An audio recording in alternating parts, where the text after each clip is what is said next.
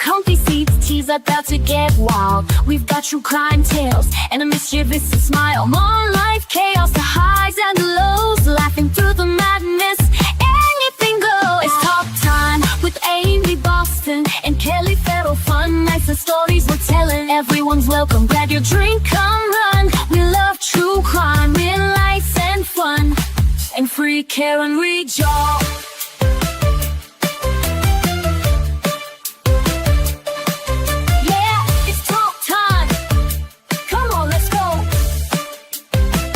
Interviews, confessions, and a little bit of sass. Laughing till we're breathless, letting troubles pass. Among squad missions to mysteries at night. Grab your crew, settle in, it's a wild ride.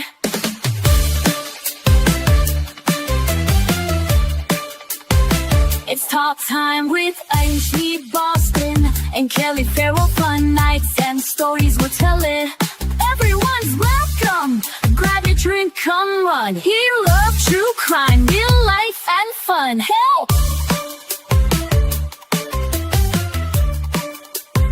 It's free care regional. Yeah, it's talk time with Amy Boston and Kelly Free Karen Reed.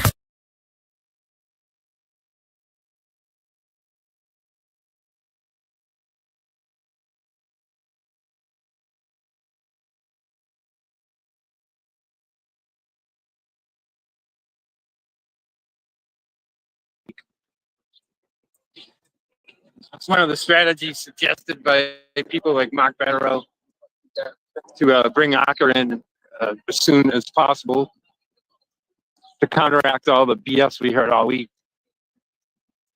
from Aperture.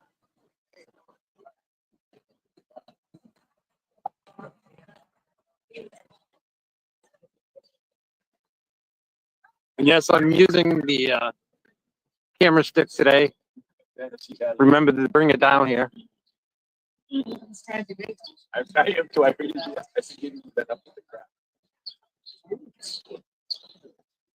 think everybody's excited to see the defense case get underway. We're curious to see how Hank Brennan's going to be on cross of the defense witnesses. So we're kind of turning a new chapter in trial 2. We expect a lot more witnesses than trial 1 for the defense, and a different strategy from the defense regarding the witnesses and what do they call them, how this will play out. It's going to be interesting. Again, I'm taking a raw feed. I cannot see the chat.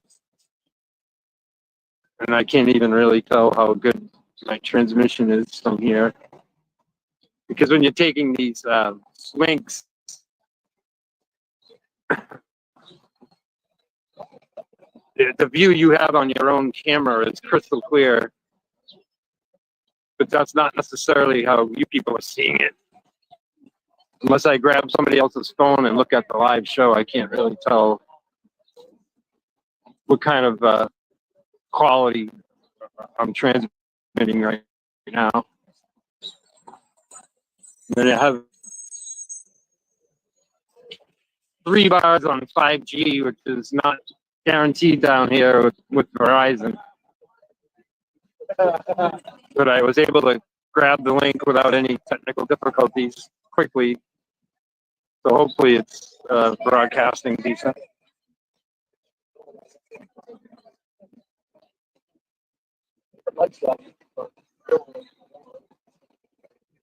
So a lot of us arrive and gather here 7 a.m. Some of us are earlier. And it just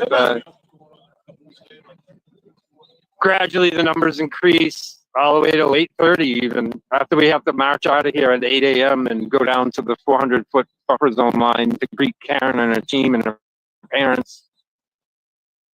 Some people don't arrive until then. They can't get here this early and they just want to be able to greet Karen driving by. We're all going to be interested to see the the attitude, I guess, or the demeanor of the defense team and Karen Reed, because I'm sure they must be excited to finally be on offense, present their witnesses, present their case, counteract, obviously the prosecution and Hank Brennan. They're first to get the ball. This was a football game. Where do we now have the ball on offense?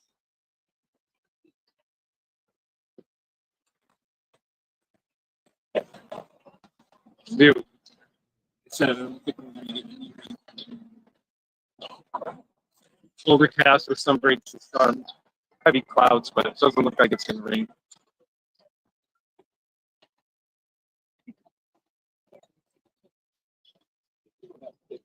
One of the discussions out here has been the latest ruling from the federal judge. Kind of convoluted. We're still not sure what we're allowed to have of signage down here. It's more things that we have to iron out with the state police cat team, i.e. Sergeant Hardman. I don't know if we have to come down here and show them a sign and say, hey, is this okay or is this not? There's no clear definition as to what's allowed for signs and clothing. It's another word salad written by a judge, if they ask me my personal opinion.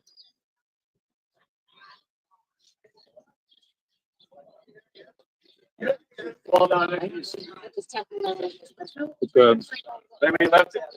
borders or parameters of the buffer zone are not going to change. There's no way Bev's moving that 400 foot back to 200 feet because it would all be back down there in front of the church green. Where we'd have public parking once again, they don't want it. But I mean, they are letting more bodies down here. As long as you don't have anything that has to do with the case as far as apparel or signage. So some people choose to be down here all day. They can wear pink and support Karen Reed and all that, but they just can't demonstrate with signs or gear that have to do with the case. Which is also ludicrous because the jury is bussed in from a secret location to the back of the building. They never see us out here. The only other argument in Judge Beverly Cannoni's decisions is that witnesses might be coming up either side of the Registry of Deeds from behind that building from the public Registry of Deeds parking lot. And they would have to walk the gauntlet of free Karen Reed boots on the ground. And I guess that's liberally interpreted as a violation of 13B, intimidation of a witness.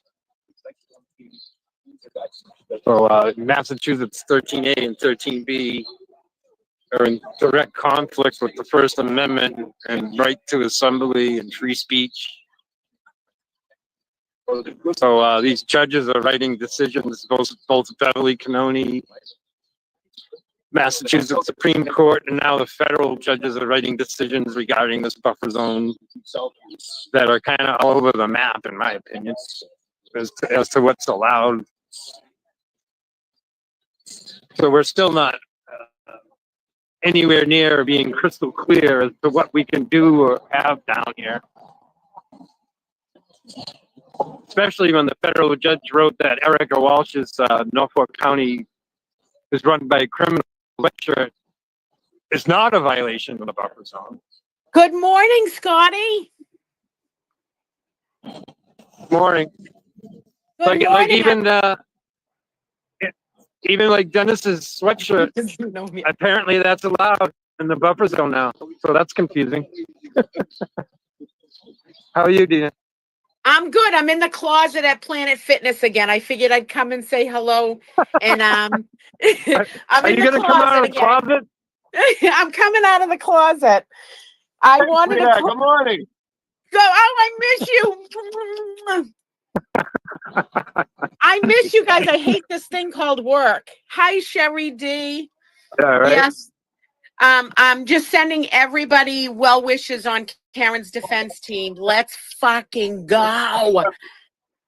I wish Right. I was Yeah, down there with you guys. that's what the vibe in the air is, this morning. Like finally we're on offense. The defense finally gets to present their case. Exactly. Today's a very powerful day for everybody. Karen's team, this movement, because I think they're just going to drop some hammers. I mean, I think we can walk around a little bit better down there, still with not the free Karen Reed stuff on, which pisses me off. But at least Erica had a bit of relief that her microdot sweater is not against the buffer zone. That was nice, Yeah, but like I was saying, we're still kind of confused as to exactly, what we can have for signs down here. I know. Like, can It's I have my DA Morrissey for federal prison sign down here? Is that going to be okay? Do I have to go up to Hardman and ask about permission for every sign I have?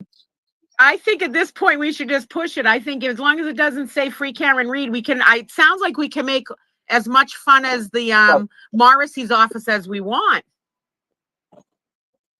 One of the reasons I stay outside the 200-foot buffer zone line down there is I want to continue to display my free Karen Reed signs, Turtle Boy signs. Exactly. But if I can come down here with a DA Meatball Morrissey as a crime boss sign, I'll do it. Exactly. And I don't think, it's not written 100%. So I think we can pick on Norfolk County DA as, I'm taking it as we can say whatever we want about that. Well, one of the reasons this buffer zone exists is because DA Morrissey hates the look. It makes his office look bad. Right. So if I can come down here with a sign disparaging his office, I'd love to do that. Just like I love to do all the protests at his DA's office. Right. Which we've done like a dozen times now. I know. We need another one of those. Morrissey hates that because he's a politician and he hates to be made to look bad. And I'm all for making him look bad. Yeah. I would give anything today to not be in here. I'd like to just paint my body completely blue and walk around touching everybody with blue paint on my hand. Did you see that parody video where the guys were all painted in blue and they were going to do the test with the Lexus? Yeah, I shared it. It was on Annie Elise, her channel. I was dying. Okay. All right, I got to get back to work, but I wanted to stop in and let everybody know that this is the day, people. The defense is just going to kill it from now on. They are going to put on and show the truth to the world. And Scotty McGinnis, I love you. I love everybody down there. I'll be thinking of you guys during prayer, but everybody have a great day. Robin G, love you. Bye from the closet. Bye, Gina. We love you. We love you. I love you too. And I got to get out of the closet now. I'm coming out. Yeah, come out of the closet, please.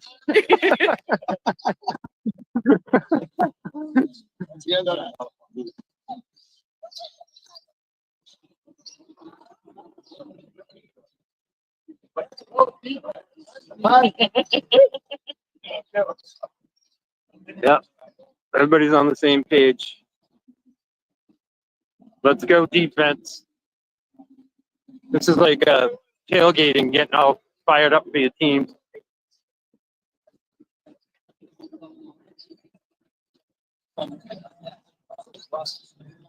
Keep track of the time here. 7:45.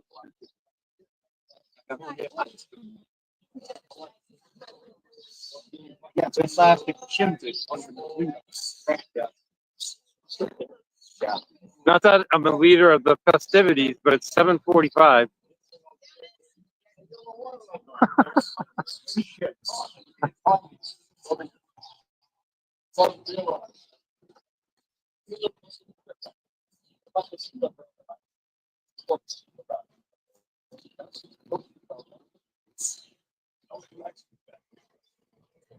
We're assembling here in a minute for the prayer and Pledge of Allegiance. A couple conversations going on at the moment, but they'll get the ball rolling here.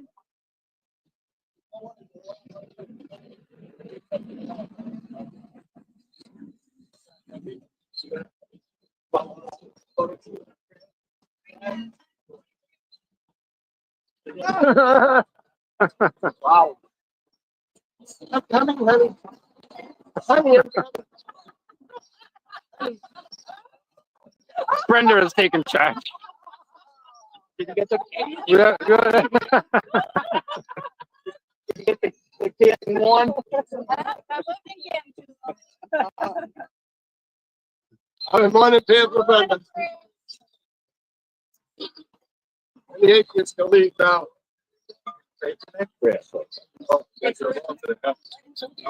No, I already answered that question. No. Our Father, in heaven, hallowed be thy name. Thy kingdom come, thy will be done. On earth as it is in heaven. Give us this day our daily bread. And give us our trespasses. And save your those who trespass against us. And lead us not into temptation. But deliver us from evil. Amen. We pledge allegiance to the flag of the United States of America, to the republic for which stands one nation under God, indivisible, with liberty, justice for all. Free Jackie!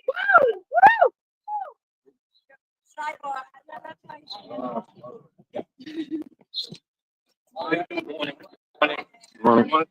Gotta get it up. Look at the fence. No, is that the head of the trial court? The guy in the suit? I'm hoping your indictment's in the bag. Yeah. Did they turn around? Did they look? They heard. Right, they'll have us in Mansfield tomorrow. Nothing close. All right.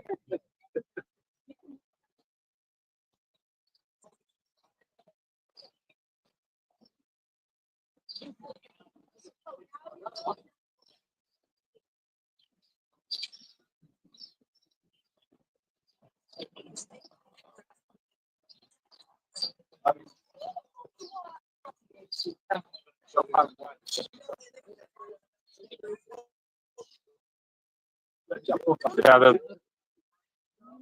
the passing dogs are always curious what this group is out here. What's going on?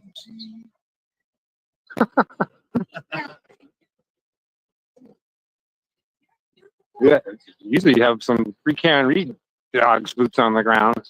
None here this morning. Not yet, anyways.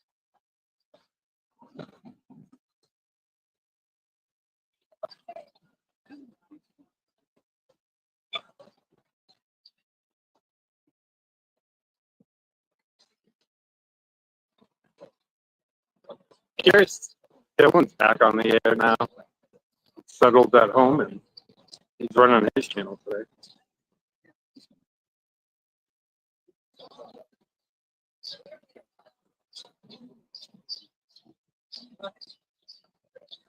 Does anybody recall what this expert witness's name is today? The phone expert? Yeah, it's tough to pronounce, right? And, he wasn't in trial one, was he? This guy? They never called him? You gotta do the black watch. This guy from North Carolina. Yes. Yeah.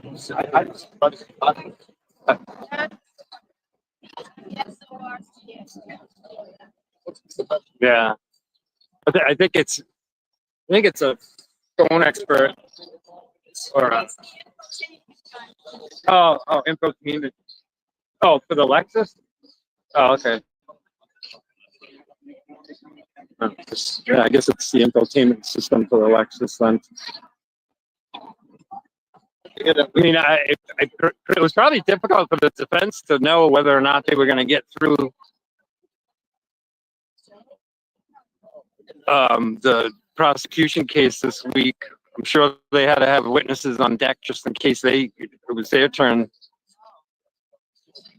But like we were talking about, we're wondering if they're going to try to get ACA here early next week and go with ACA next early, or are they going to hold ACA off later?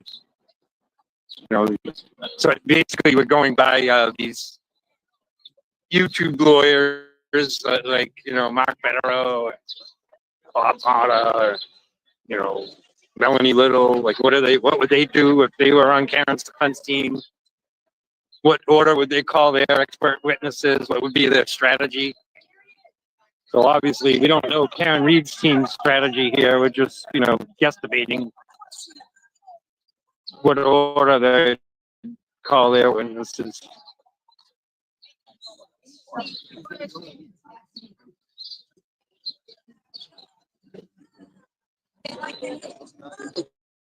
Getting brighter out here, which is nice. Even yesterday, they were predicting rain after 11 a.m. and it never happened. Even though I was watching some local meteorologists. Oh, there she is.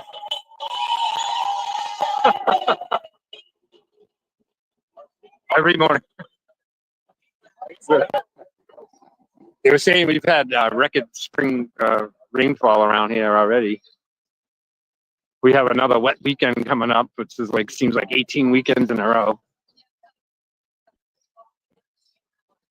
So if we can be out here, boots on the ground on trial days and not be in the rain, it's a positive.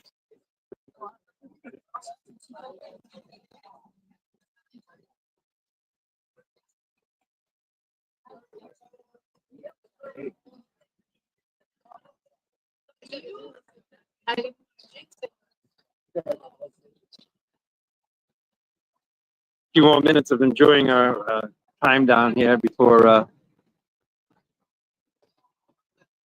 Sergeant Hardman and his state police cat team call it at 8 o'clock, and we have to vacate the buffer zone with our signs anyways. I mean, that's one thing that we've gained, is you can remain down here as long as you don't have signs or gear. But we also march out of the buffer zone to head into the 400-foot line, because that's where Karen drives by on her way in. After that, some of the people here pack up and leave. Others will come down, put away their signs and gear and come down here and hang in front of the courthouse within the buffer zone. I and others choose to go to the 200-foot line down there and continue to hold signs and wear gear outside, just outside the buffer zone.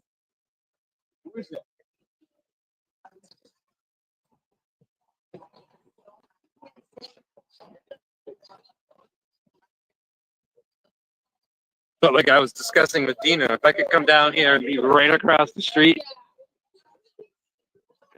with a sign regarding DA Morrissey's office, I'd do that. Otherwise, I stay outside the buffer zone with all my Karen Reed gear, Turtle Boy gear.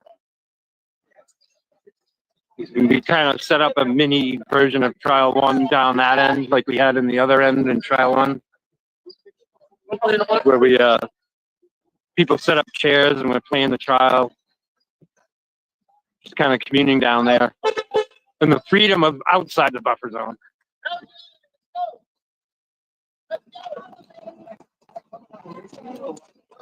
Hi, boy.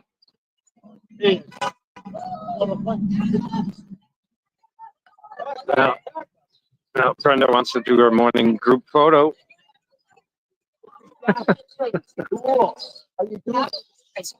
Hello. Quality. Great. Sit down in the front row. I got the book here.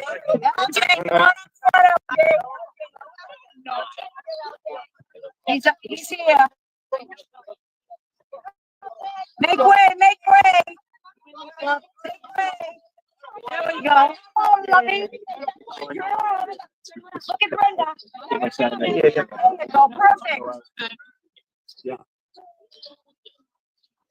Oh, you're on the wrong side there, lady. But hurry up.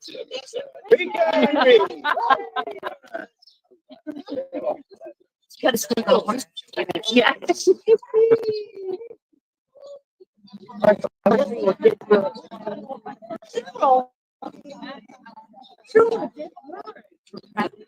don't know. I don't know. I don't want to look. I don't do no daddy. 7:56. All right. This was starting the match early. Good morning. How are you? Excellent. I need a third hand. What do you need? Somebody can carry my flag, please. To free America. Of course, anything for America.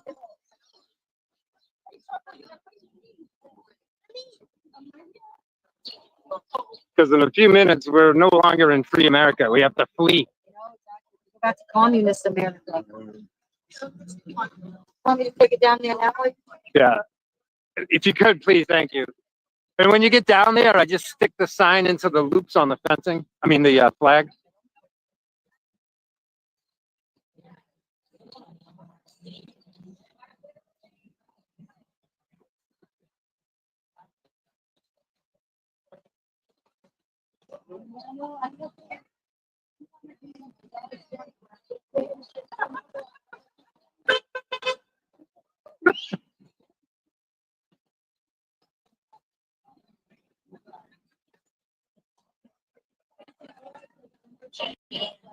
Pretty good media presence here as far as media trucks.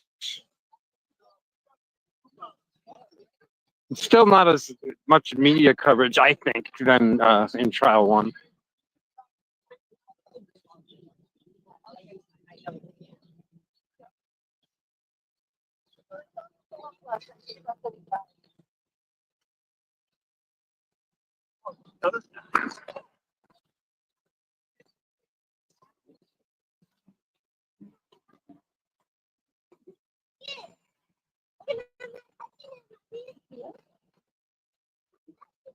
This tree definitely needs to be trimmed.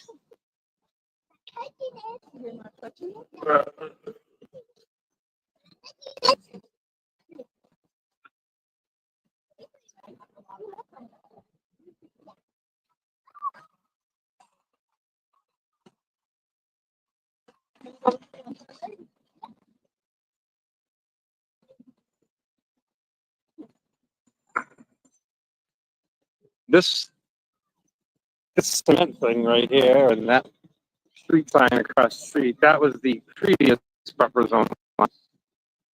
So this is the closest we could get in trial one. But we had all these public parking spots on both sides of the road. You go back and look at any footage of Free Karen Reed in trial one, this was our area where we hung out. We had all these spots. We'd take them all up as much as we could.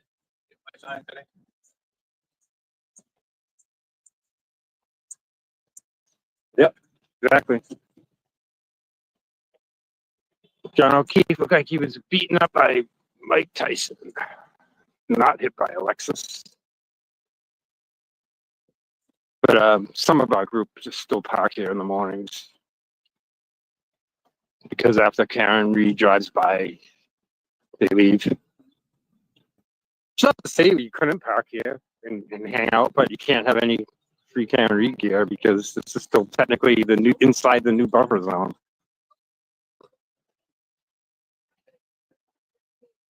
But,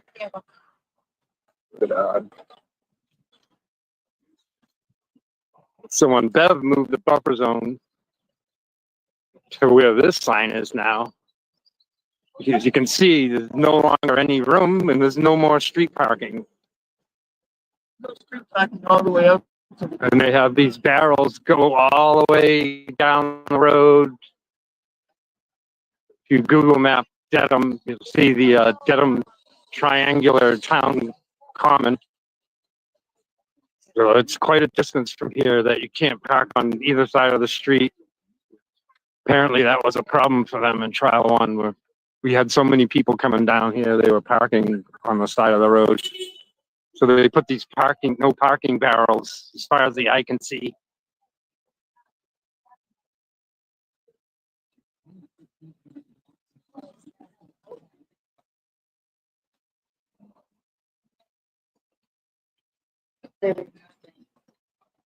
Yeah.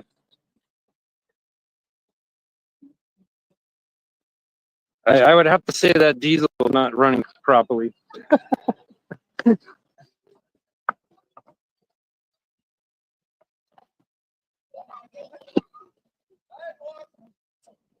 Oh. Yeah. One. Yeah.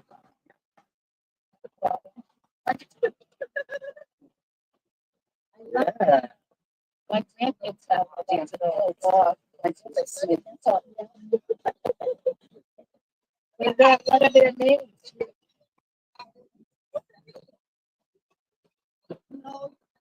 Usually by 8:30, quarter of 9, the traffic volume heading down High Street here really backs up. And that's when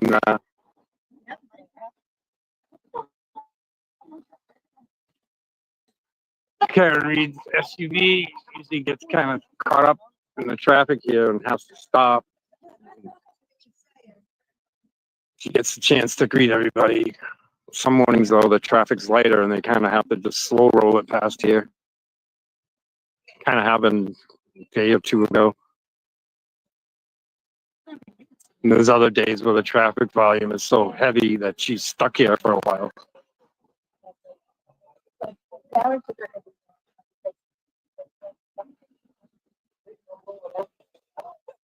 Unless I can grab somebody else's phone and look at the live broadcast, I can't see the chat, and I have no idea what kind of quality I'm broadcasting right now.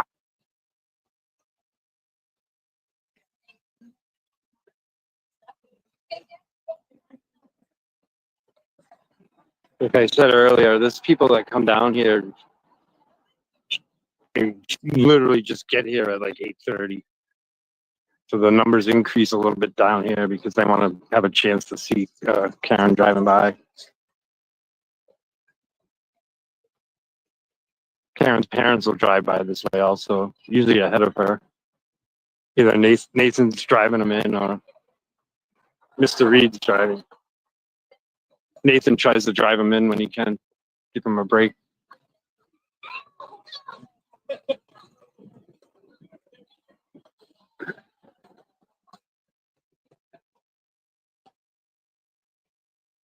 So once we're forced to move from in front of the court because the buffer zone begins at 8 a.m., we head down here outside the buffer zone at the 400-foot line. And then you have a little downtime here where everybody's just socializing and stuff for the next half hour, 40 minutes until they drive by here.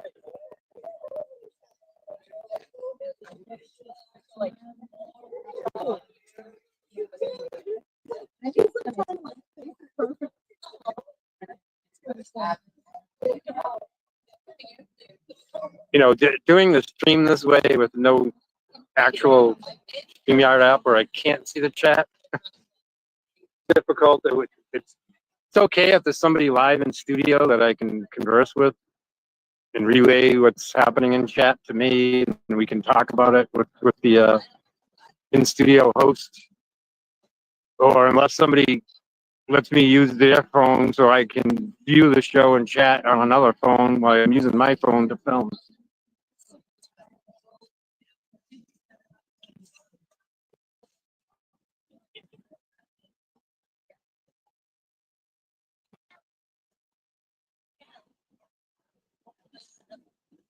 You know, that way I can interact more. There might be questions in chat, people that want to be called out and all that stuff.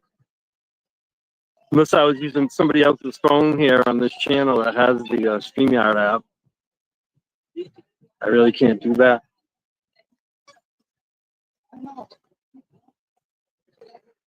Wow.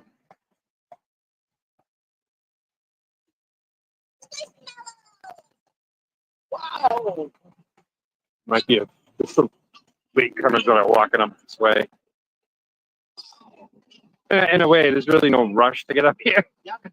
Because like I said, there's at least a half hour, 40 minutes of downtime up here just waiting for Karen to drive by.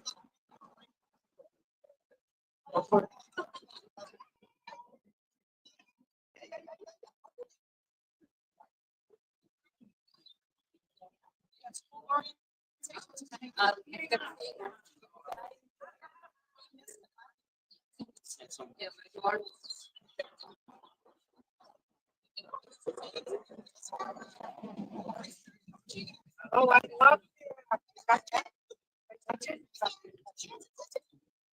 Oh, he's squishy. Hold him. Does he have a name? His name. What? I love you. Thank you.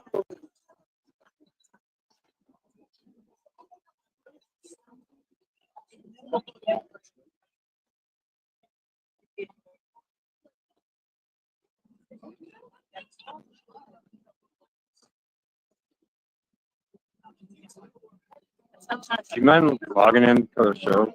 I can see what. Sweet.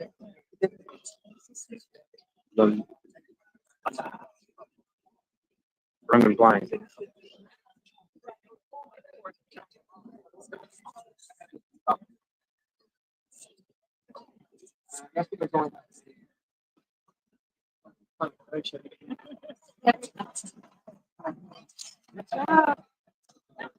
Is that a new shirt, by the way? Just, well, I bought it from Bob. But it's good. We don't like books. And I love it. I just never saw that graphic design of the lettering. Look, he just did it. Microdots is watching. All right. They're my favorite t-shirt. All right. Now I have somebody else's phone, so I can see what this looks like. Wait a second.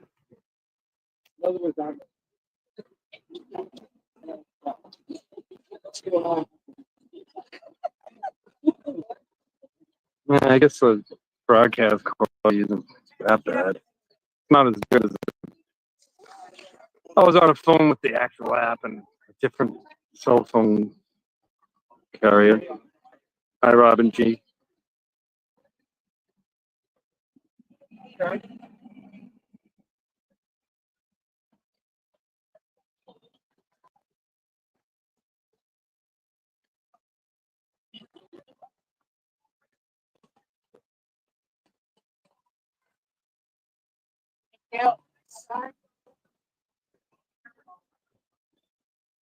I can see the chat now, everybody, if you want to ask questions or whatever.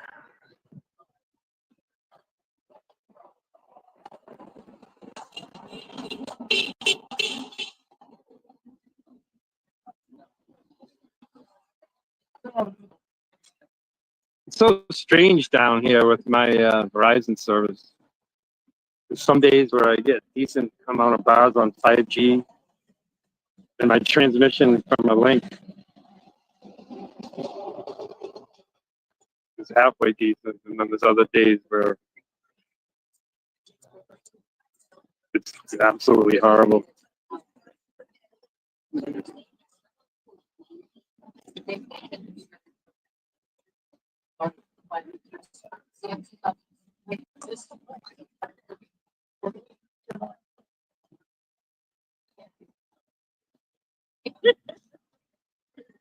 Funny, we have a lot of local residents that are always walking these sidewalks and passing through us.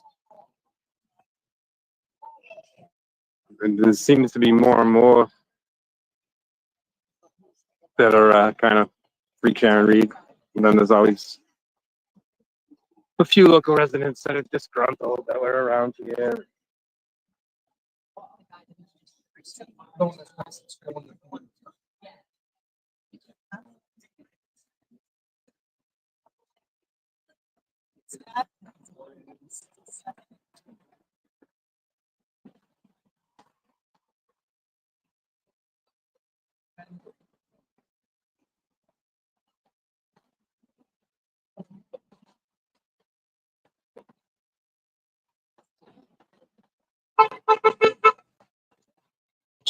Uh, um,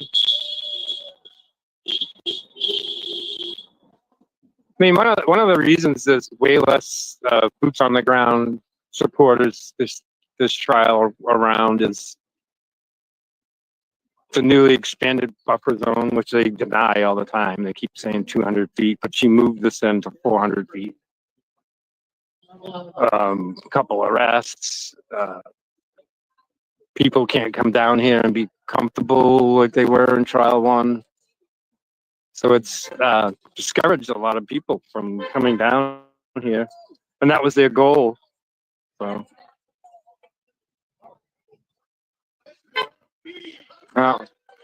there are the Reeds. Morning. How are you doing? Hi. Wow, they're early.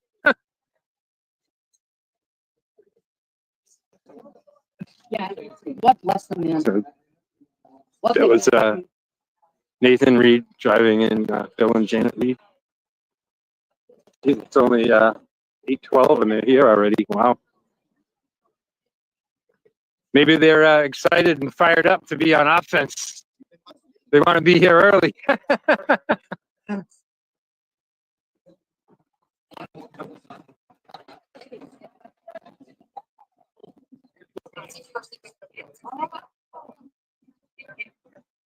I mean, I don't think Karen Reed and her parents and her defense team are like disappointed in the fewer numbers out here. They know we're out here. They know the challenges we've been facing with the fight over this expanded buffer zone.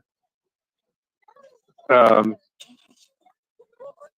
don't think they're discouraged by the lower numbers out here in trial two.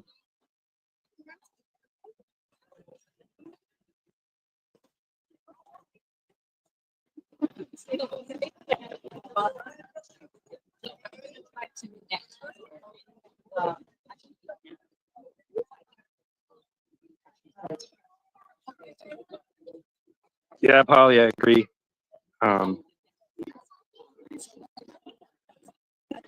Yeah. And I don't really have to expand on that.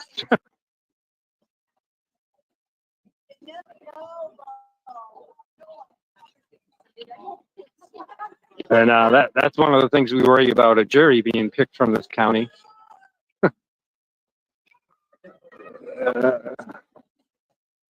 What's funny about Bev in previous trials, like the Michael Chesna unalive trial when Emmanuel Lopes was the defendant, she busted in a jury from Worcester County because she was afraid a Norfolk County jury would be too biased against the defendant.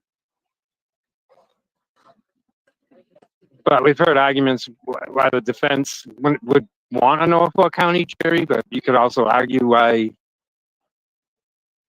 a defense team could argue why a Norfolk County jury would be biased against Karen Reed. So I don't know. But I think in the long run, it works in the defense's favor to have a Norfolk County jury. I mean,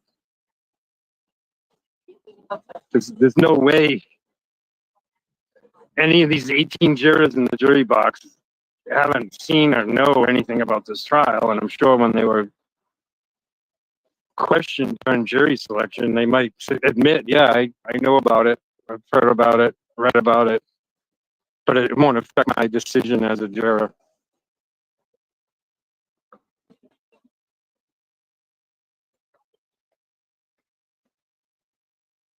You know, and in the modern times we live in with social media and the internet, I don't know how any potential juror doesn't know about a case unless they're living in a cave. I don't know. And when I think back at the genesis of the public jury system in our courts, even back then, I'm sure jurors knew what was going on when the communities were smaller and they were assembled as a jury of the defendant's peers. I mean, I present an argument where instead of this exacting and discriminatory way they pick jurors nowadays, I would be fine with 18 just random people out of the community. Don't even ask them any questions. Just grab 18 people and throw them in the jury box. Yep. Yeah. I mean, I don't know for a fact historically, but I think that's how juries were picked back then. I don't think they were put through the ringer and asked a million questions about their opinions and political beliefs or whatever. I think back then they just grabbed random from the community. Unless they came in screaming, oh, this person's a murderer or whatever, then obviously they wouldn't be allowed on the jury. But I think modern jury selection has gotten too particular.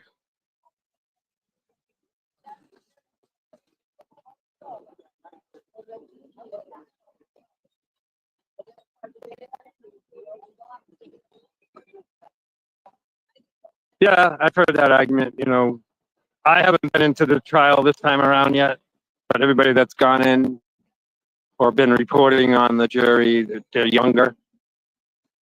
Some say that's a good thing.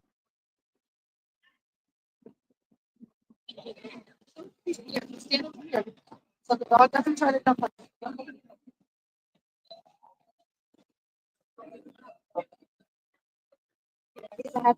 Yeah, when the sun starts coming out here and the warmer weather gathers, people are going to be looking for shade. We already got a group down there in the shade.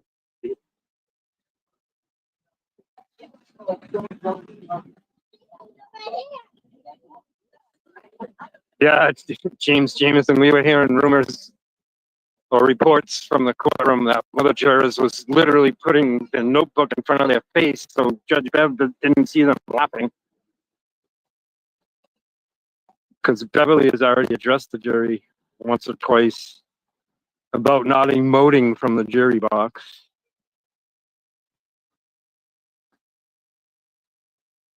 I know if I was a juror, I'd be laughing the whole time. I'd probably be one of the first people kicked out of the jury box. I mean, her excuse a week or two ago was she rearranged seating because 2 or 3 of the jurors were like too friendly with each other and, you know, horsing around. And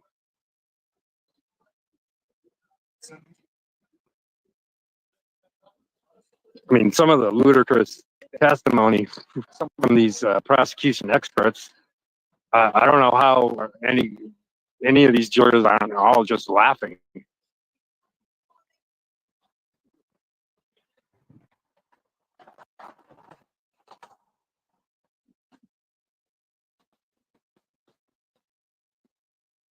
But I would go into any jury box very pessimistic of the state. My arms folded and just, yeah, prove it to me, because I don't trust any of you people type of attitude. Where you might have other jurors that are sitting there looking at the defendant table and saying, wow, this person did something, didn't they? No, I don't say that the internet your phone. No. Well, I'm watching it on another phone. It doesn't look that bad. Look at hers is all spotty. Yeah. Hey, you see me? Hi. Hello. There's a delay. I have it on the TV in the kitchen too, so if Jackie goes in for a cup of coffee, you'll see my face. Oh, hi, Cal. Hi, Cal. Hope to see you soon. Yeah. I mean, there's really nothing I can do to improve the thing. It is what it is.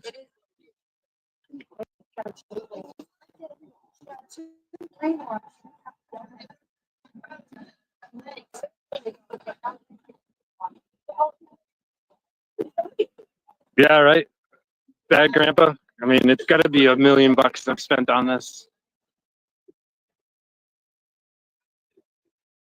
if you count what they spent prosecute first trial, well, now the pan and hanky panky version of what this Aperture company close to $500,000. All for what? Just because DA Morrissey can't drop it?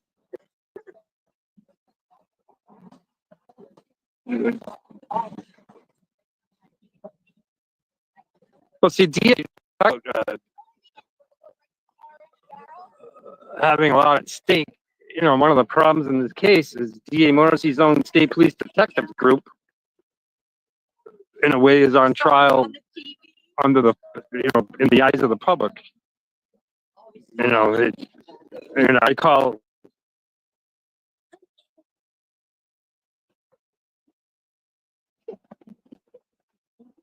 you know, these DAs in Massachusetts get to handpick their own state police detective groups.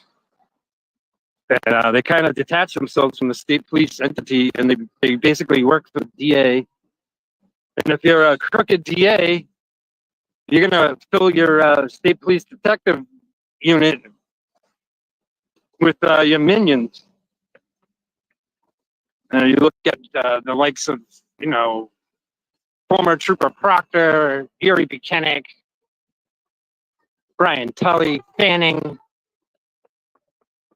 They're not just randos picked out of the whole state police organization.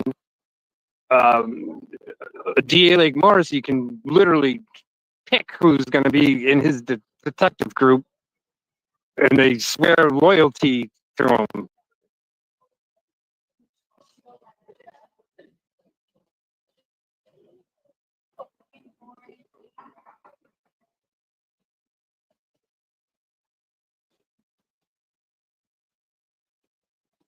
I mean, you look at any of their genesis, you know, how they got to the state police and how they got picked to be detectives and how they got picked to work at Norfolk County. They all have connections going way back. You know, the naysayers will say, oh, no, you know, the DAs don't get to pick who their state police detectives are. And I call BS on that. And Morrissey isn't the only DA in Massachusetts that assembles they all assemble their own state police detective groups, which I think is a flaw in Massachusetts. The state police detectives should not be that cozy with the DAs and work under their roofs. They should be completely separate and neutral. I know that we've, over 2 years of being free Karen Reed and watching all the YouTube shows and all the groups, there's plenty of people from other states, law enforcement people, that are flabbergasted that the DAs have their own in-house detective groups like we do here in Massachusetts. There's plenty of other states that don't do that for the very reasons that are a problem here in Massachusetts.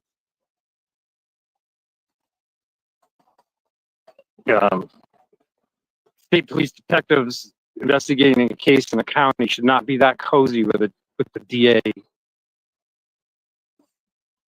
That coziness can lead to a lot of corruption and a lot of shenanigans, if you ask me.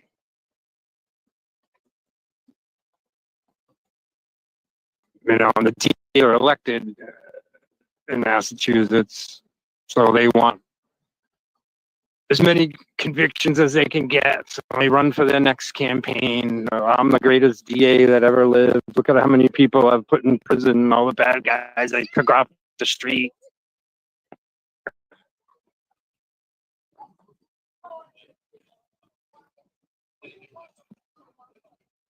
And normally this Karen Reed case, you know, I'm looking for justice for Officer John O'Keefe. We're vigorously prosecuting the suspect Karen Reed to get justice. But the problem with this Karen Reed case is what's been exposed is his corrupt troopers, one already fired, and this cover-up because it all involves police officers in his county, both local and state. Same thing with the Sandra Birchmore case and Stoughton police officer Matthew Farwell murder of her. G.A. Morrissey's detective group put the kibosh on that. Let him walk for 3.5 years until the feds had to finally arrest him. Just another example of G.A. Morrissey's corruption.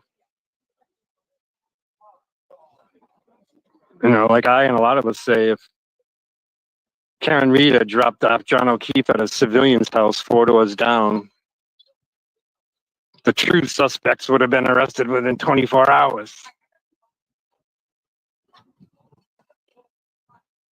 Because it's not like G.A. Morrissey's detective group was inept or incompetent. They're very capable. Unless they're investigating an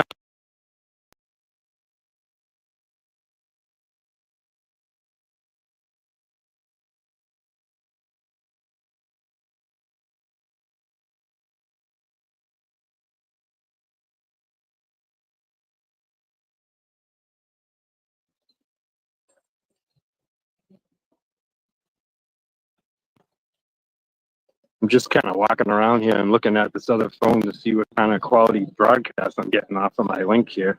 See if it makes any difference if I move around. There's been days down here where it did make a difference if I walked 10 feet.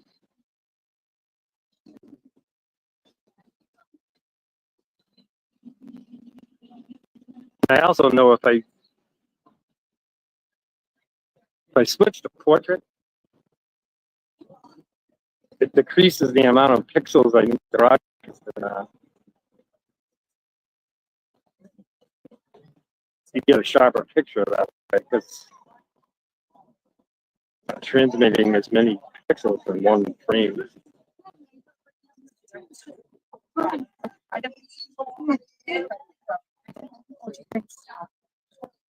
Yeah. Hi, how are you? So it would be one of those things you'd have to ask the audience. You know, do you want the portrait view with a better picture quality?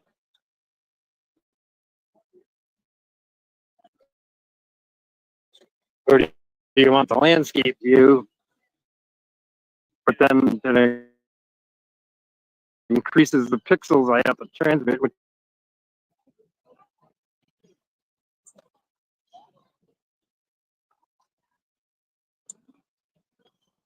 But yeah, I mean,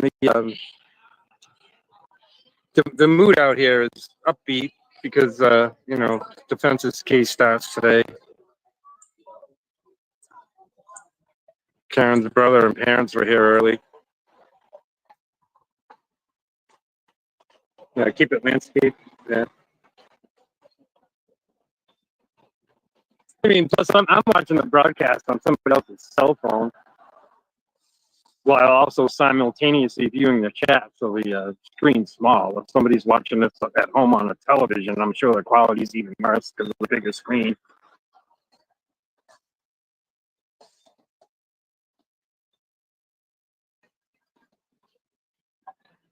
I took the shades off so I can read the chat, Lucas.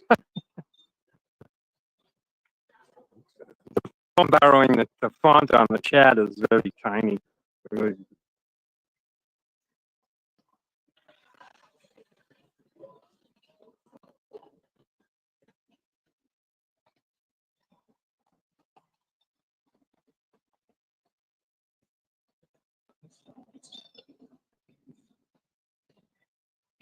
Few people, including Dennis, like to sneak on the other side of the fence. Not until the Dedham police detail arrives down here at the church. Depending who the officer is, they'll come out and police it and say, hey, on the other side of the fence.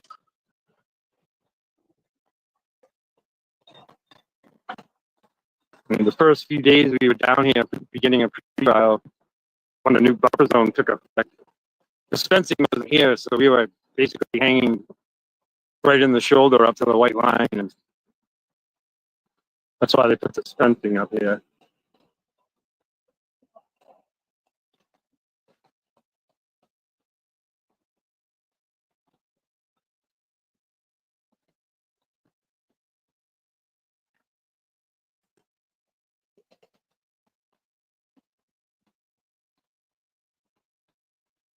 Yeah, I think we were all holding out a little more that a federal judge would really roll back this buffer zone, but reading the page ruling, not really.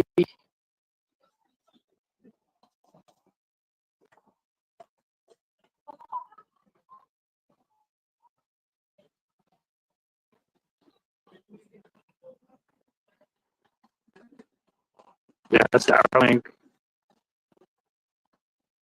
Starlink or a different phone provider, and obviously if I have it on the phone, I notice anybody broadcasting with their streaming app on the phone, broadcast quality and stuff.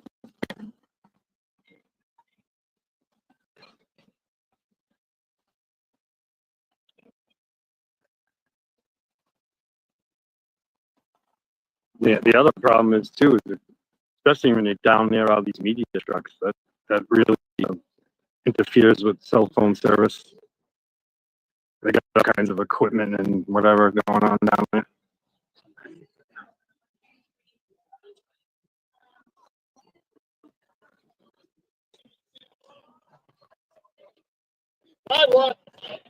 The reads have come up to join us. Interesting.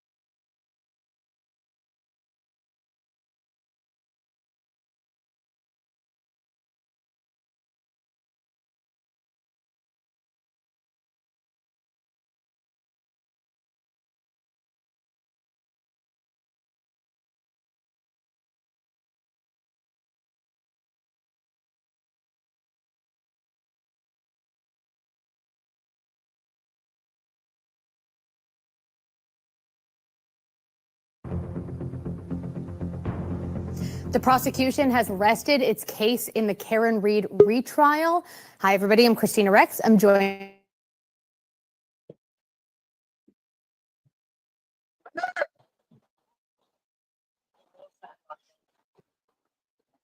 Sorry about that, everybody. My phone was in the sun too long and it overheated. And just as Nathan Bill Reed arrived to greet the crowd, that's when my phone overheated and went black. Figures. No, I gotta keep the phone out of the sun.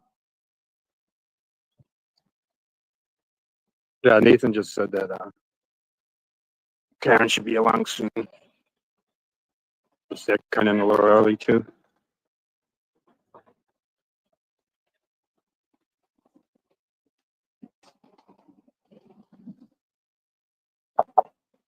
I have a heavy otter case on his phone, and if it's in the sun too long, it overheats the electronics.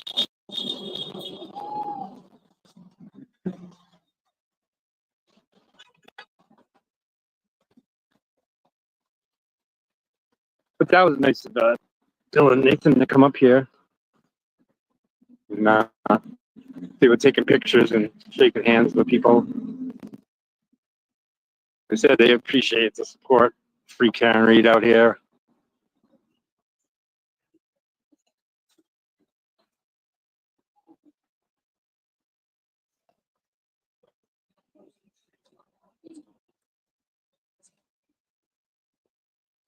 Why did you put?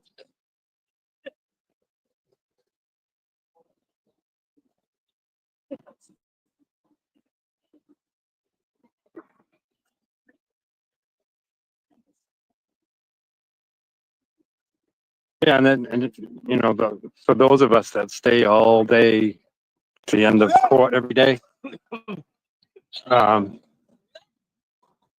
there's been days at the end of the trial where the Reeds or Kelly Reed have gone down and talked to us. Yeah. Hi, Karen. So there's a day where they're just flying by, no traffic. They looked upbeat though. I think Karen and her team and her family are just happy to be presenting their case now, starting today.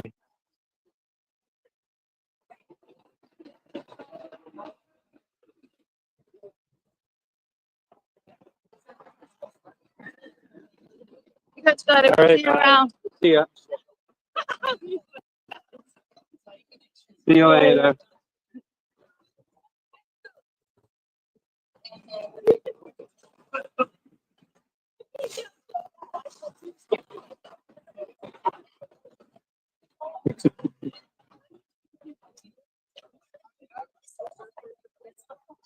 Did you not know what was up? No.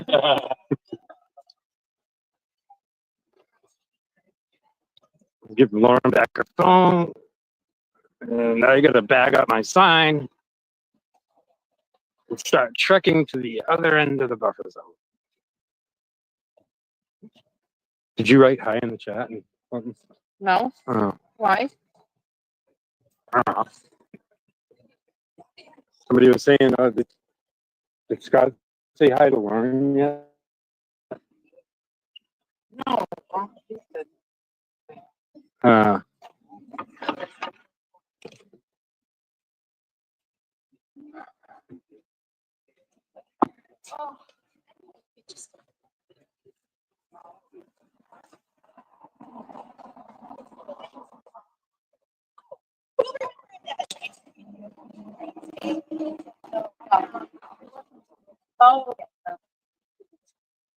Do you mind?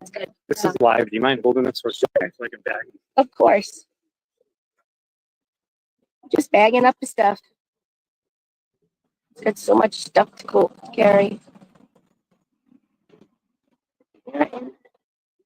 Oh.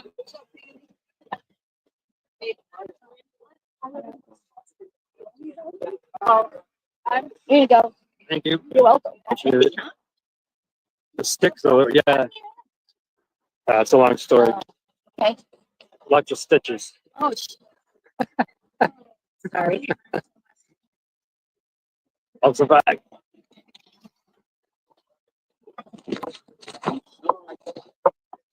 Taking your road show on the road? Yeah. Need another set of hands on. You going all the way to the other end? No. Yeah. Oh, you are? Do you mind taking the flag? Thank you. Are you walking down there? Yeah, well, yeah, my path right over there. Okay, so I'll walk down. Bye, Roger. Well, bye, Peter.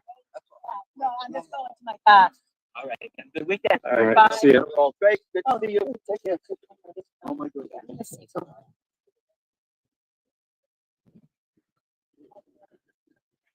I hope they come out like a. Well, I mean, if you don't have any gear on, you can be down in front of you know what? it. You can be down in front of the court. I do though. But I mean, was I think that's one of the passing reasons. Some people want to be closer to the court and see her walk into the court. through. I I mean, just you saw can do her. that. It's and I got a hug from Mr. Reed, so I'm good. Yeah. I'm good. No, I was passing through to get to this end, and Hardman was there. I'm like, can I cut through? He's like, let's see what you're wearing. I'm like, well, it's covered. It's like, let's just see it. I'm like, See, in trial one, it was easy because we were all packed right here, yes, and all you had to do was throw your sign down, because you had the truck, and then cover up your Karen Reed stuff, so that's what I'm and, like. and you could run right down here, and they would allow everybody to line up Yeah. on the sidewalk. They're afraid of us. They changed all that. So.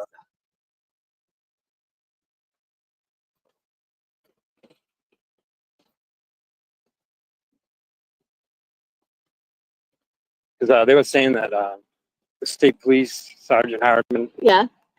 they're allowing more and more people to congregate down here as long as they don't have we can't read stuff. Mm. So No, it's bad.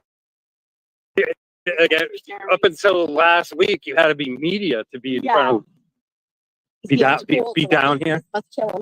So I suppose you can line up down here with the media and be really close as she walks into court.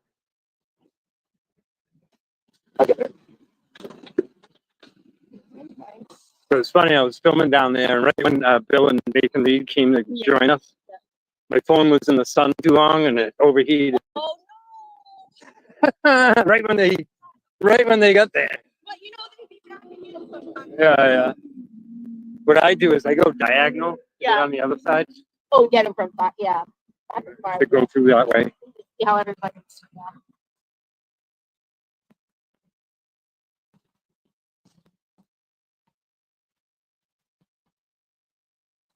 I mean, you would literally have to run down here Yeah. to be up there and catch her Yeah. down here. Yeah.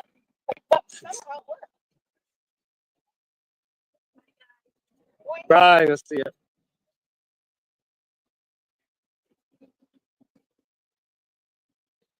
Yeah, like see all these people down here Yeah. just hanging out. Yeah. They weren't allowing that up until Yeah. a couple weeks ago.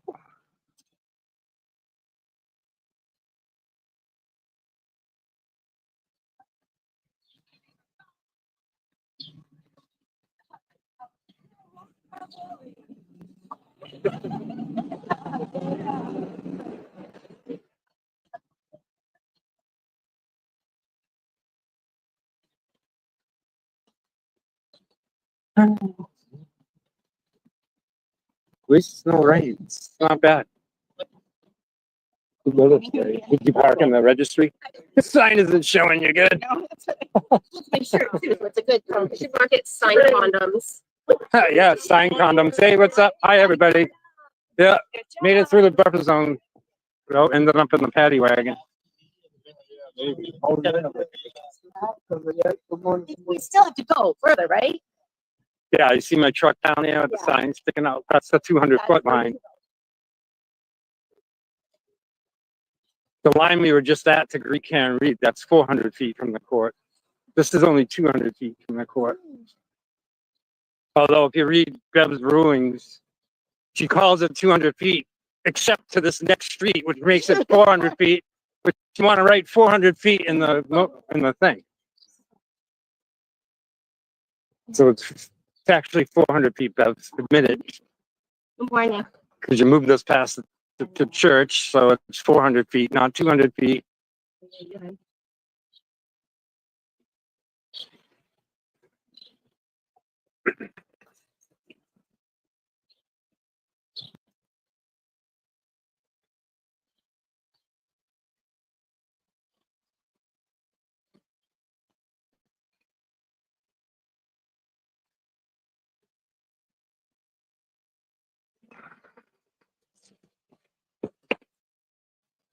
Thank you. Can we sit on over there on that wall or no?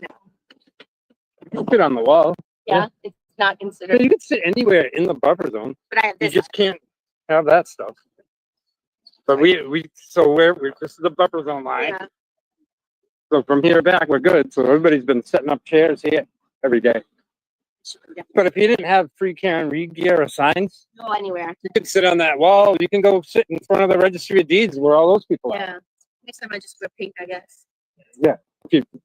If you want to hang out closer to the courthouse, you can. I don't care. I just want to not worry about getting arrested.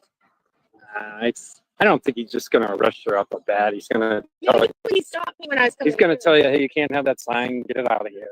Like, I was walking through like this on my way there, and he stopped me. And Excuse me. Morning. I said, "Is it okay for me to go through covered like this?" And he's like, "Well, let's see what's on underneath the shirt." I'm like, "But I'm covering it." Well, let's just. But he wasn't like being an ass about it. And I said, "Oh," so I showed him. He's like, "Yeah, you cover that up, but go ahead." He was, I mean, he was not a dick anymore. No.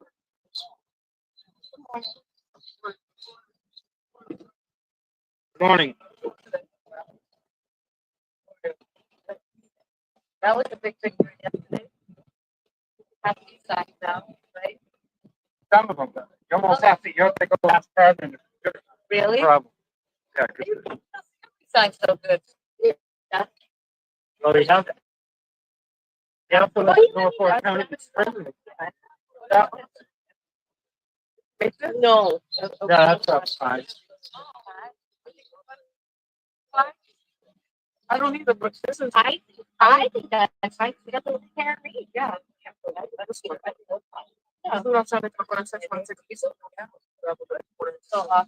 I didn't do it. No, she didn't. Whoever did that. She made a couple. I brought them down and one of them stand up. She's a fan. She's like a. Not like she doesn't sell them or anything. Okay, no, just the front. She just makes them. Yep. She has some it's so she can't really come here. So she's like, this is what I could do. Yeah. Yeah. Anybody? Yeah. Yeah. Okay. Yeah, no, she is, but she's like, really, Some, yeah, I know you do that good job, but it doesn't take much. yeah, yeah. And she like, Yeah, that's awesome. Yeah, I made it. Next time we have here, so I made it. I'll take it. Okay. And I don't mind if it's as long as you have, as long as I have. yeah.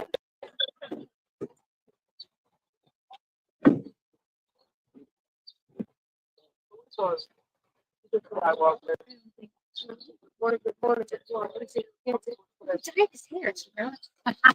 Like, What did you think that was? I thought it was Brennan. Oh, no. That's it. They escort Brennan anyways, wherever he goes. Because he'll walk by here to go to lunch, and he'll have a police escort with him.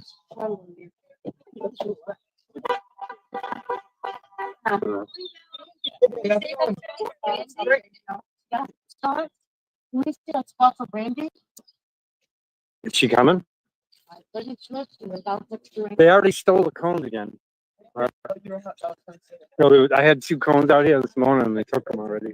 Sometimes I was gonna park here and hold the spots, but I saw the cones. So I was like, Yeah. I'll park back there then.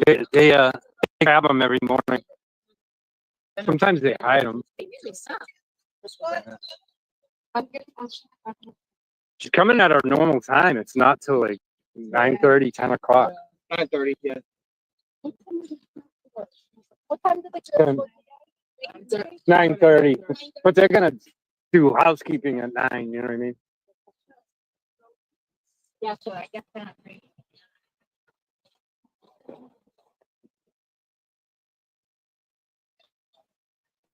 He's right.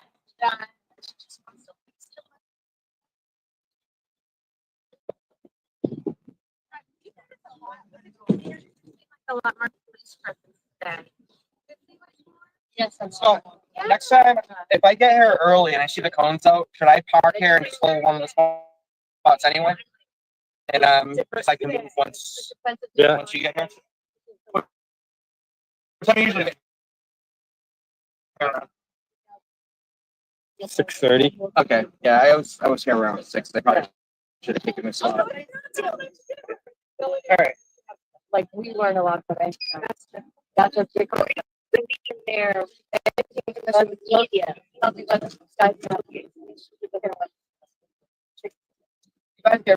this. Nope. At the very most, light sprinkle here and there. Not a little bad.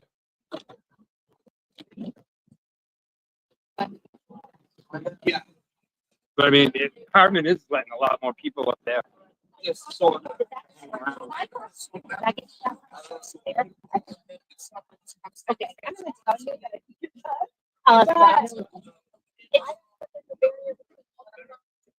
If I cut Like through, how do I get to the big lot? That's, can I cut through here and go behind?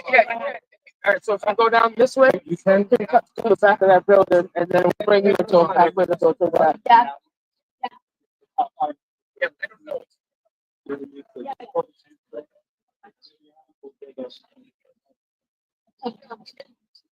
But I know about that.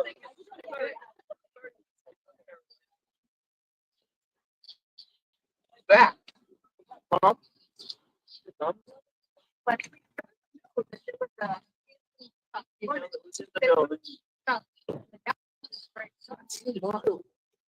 Time is Oh, that's great. I thought it was 9 south of it. all right.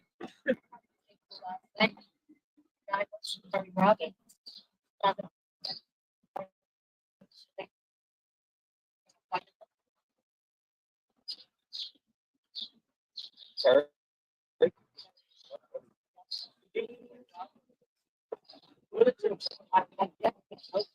Yeah, so we got a lot more people hanging down in front of the court. Well, on the registry deed side, and that's sort of a change. Because up until recently, Harmon wasn't allowing people to hang down there at all. You know, of course, as long as they don't have signs that pertain to the case directly. Signs.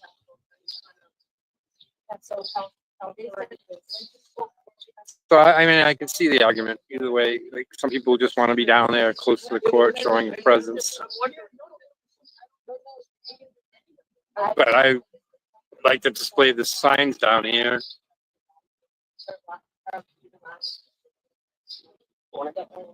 Can't do both.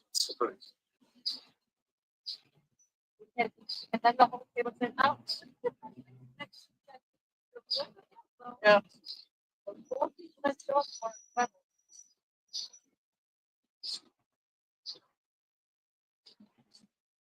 I have all my tables, not one table.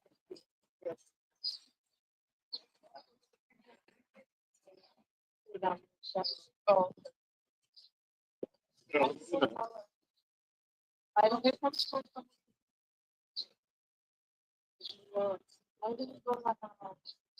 I'll go.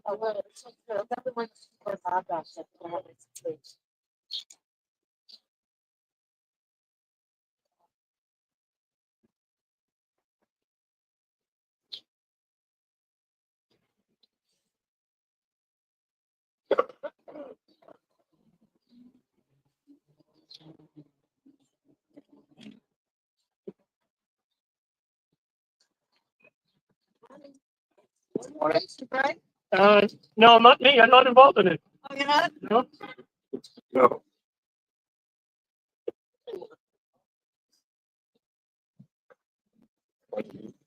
Even if I try to go for the chat, I can't see it.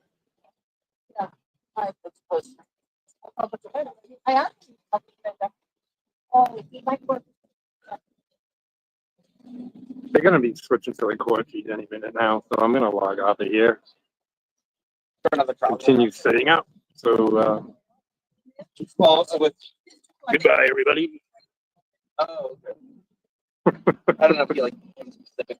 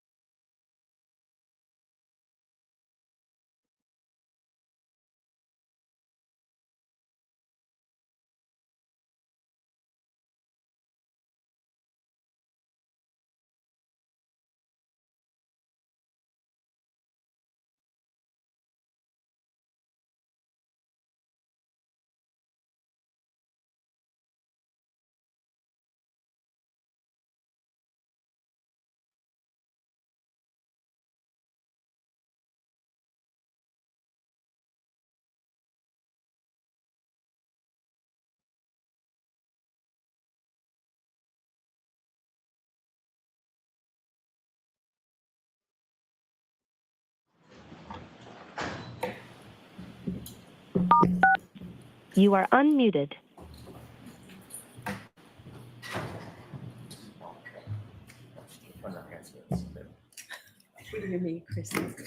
Now opening ABC.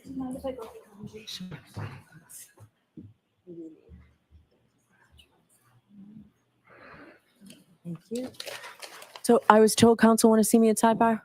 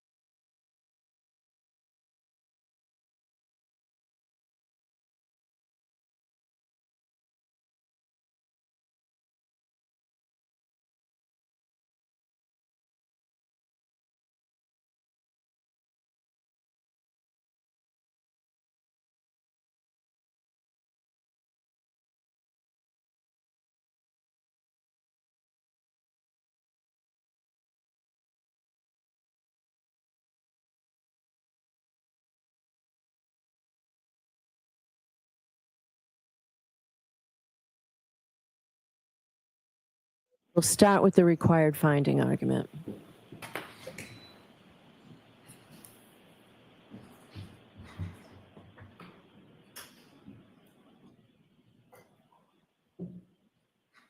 So I'll hear you whenever you're ready, Mr. Jackson. Sure. Thank you, Your Honor. We filed this morning a motion for required finding of not guilty under Massachusetts Rule of Criminal Procedure 25A. I think that's before the court. My comments will be relatively brief, but it's important, and the points that I'm going to make in the next couple of seconds or next couple of minutes are equally important. It comes down to the following. The Commonwealth has simply not proven, even in a light most favorable to them, that there was a collision on January 29th, 2022 at 34 Fairview in Canton, Massachusetts. There was no collision proven to have occurred. There was no eyewitness presented. There was no video evidence, no audio evidence, no evidence in the form of physical evidence at the scene by searches that were done by officers on the morning of January 29th, 2022. The Commonwealth, through suspect experts based on circumstantial technical data, only sought to prove a backing event, and that's important. They sought to prove that at 34 Fairview, the SUV went backward. They did not prove, and every single one of their experts was asked this question, they did not prove that there was actually a collision associated with that backing event. The Commonwealth experts said at best that the car went in reverse, and it was suspect whether it went in reverse at 34 Fairview or some other place, time, or date. The Commonwealth also put on an expert who said that she found no injuries, none, mind you, indicative of a vehicle strike on John O'Keefe's body.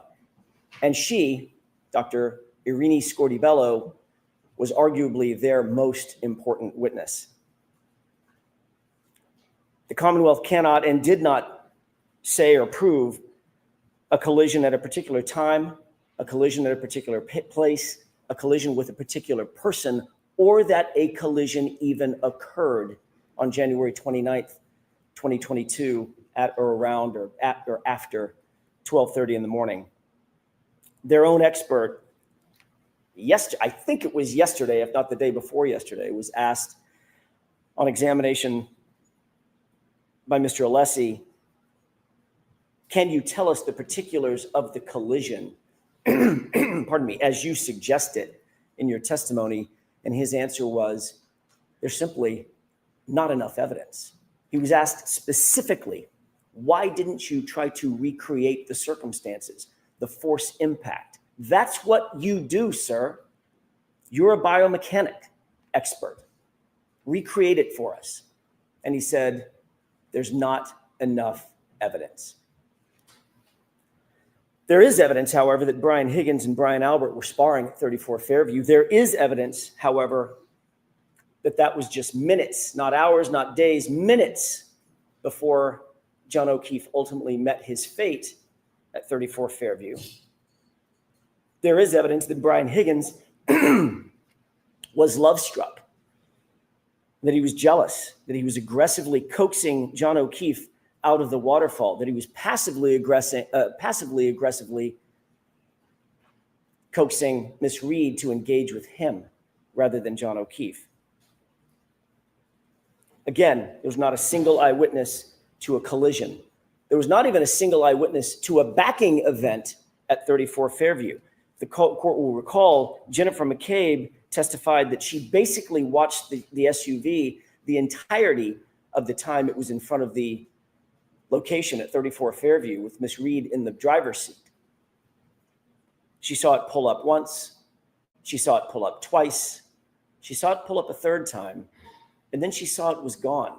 And at no time did she ever see the car go in reverse. She certainly didn't see the SUV go in reverse at a high speed. And she darn sure didn't see the car go in reverse at a high speed and strike a pedestrian.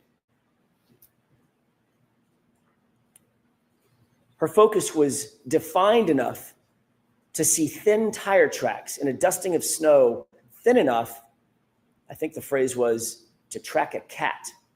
That's how detailed she was in her observations, yet she did not see John O'Keefe hit by an SUV. She did not see John O'Keefe's body in the snow, in the yard, laying prostrate, a 216-pound, 6'1" man in the snow, directly in front of the SUV she was tracking the entire time.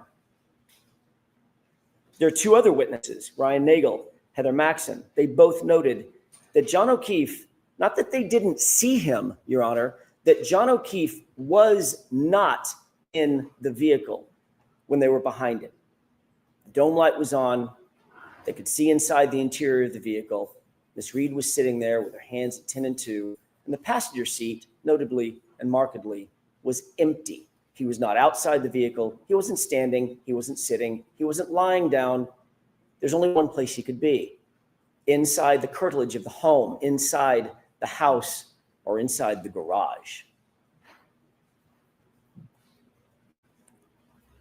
Not one witness that was inside the house, not one passerby, not one neighbor, not one plow driver ever saw John O'Keefe's body laying prostrate in the snow that morning. Not one. Not until Karen Reed found Mr. O'Keefe at about 6:03. And again, the Commonwealth's chief medical expert, Dr. Scortibello, their medical examiner, who's the only person that the court heard from or will ever hear from who actually investigated John O'Keefe's physical body, the only person to have physical access to John O'Keefe, testified he did not have any injuries consistent with being struck by a vehicle. But she did indicate that the injuries, as did the firefighters, the first responders, indicate that he had injuries consistent with a physical altercation. And certainly, as to counts 1 and 3, no evidence has been presented or proffered whatsoever by the Commonwealth that Karen Reed intended to run over and harm John O'Keefe in any way, shape, form, or fashion. Hearken to the video at C.F. McCarthy's. Hearken to the video at the waterfall. Every witness confirmed what our eyes could see. That night, John O'Keefe, Karen Reed were loving, caring, affectionate. There's absolutely no evidence that Karen Reed had an intent to harm John O'Keefe, or that she that after the fact, that she intended to leave him for dead, because there was no fact to be after. There was no collision in the first place. The Commonwealth's case, certainly on counts 1 and 3, taken separate from count 2, because of the mens rea associated with counts 1 and 3, fails miserably. The Commonwealth, at the end of the day, has presented their best case. They've done their best. Some would say they've done their worst. And their case has failed. No reasonable jury, hearkening back to the standard under Rule 25, no reasonable jury could find Karen Reed guilty of count 1, count 2, or count 3. But taking count 1 and 3 aside, those are separate counts because of the mens rea required and the high burden that's required, even taken in the light most favorable to the Commonwealth. What evidence have they proven that Karen Reed intended to kill or harm John O'Keefe, or that she intended to leave him for dead in the snow? The answer is none, 0. No reasonable jury could find Karen Reed guilty. This case never should have been brought in the first place.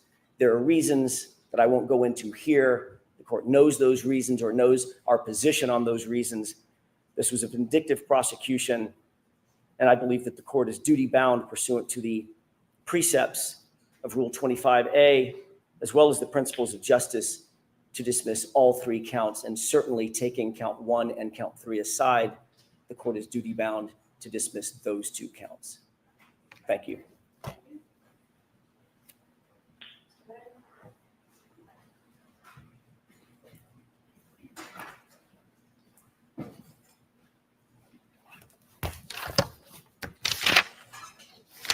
In a light most favorable to the Commonwealth, the first issue the court should look to is intoxication.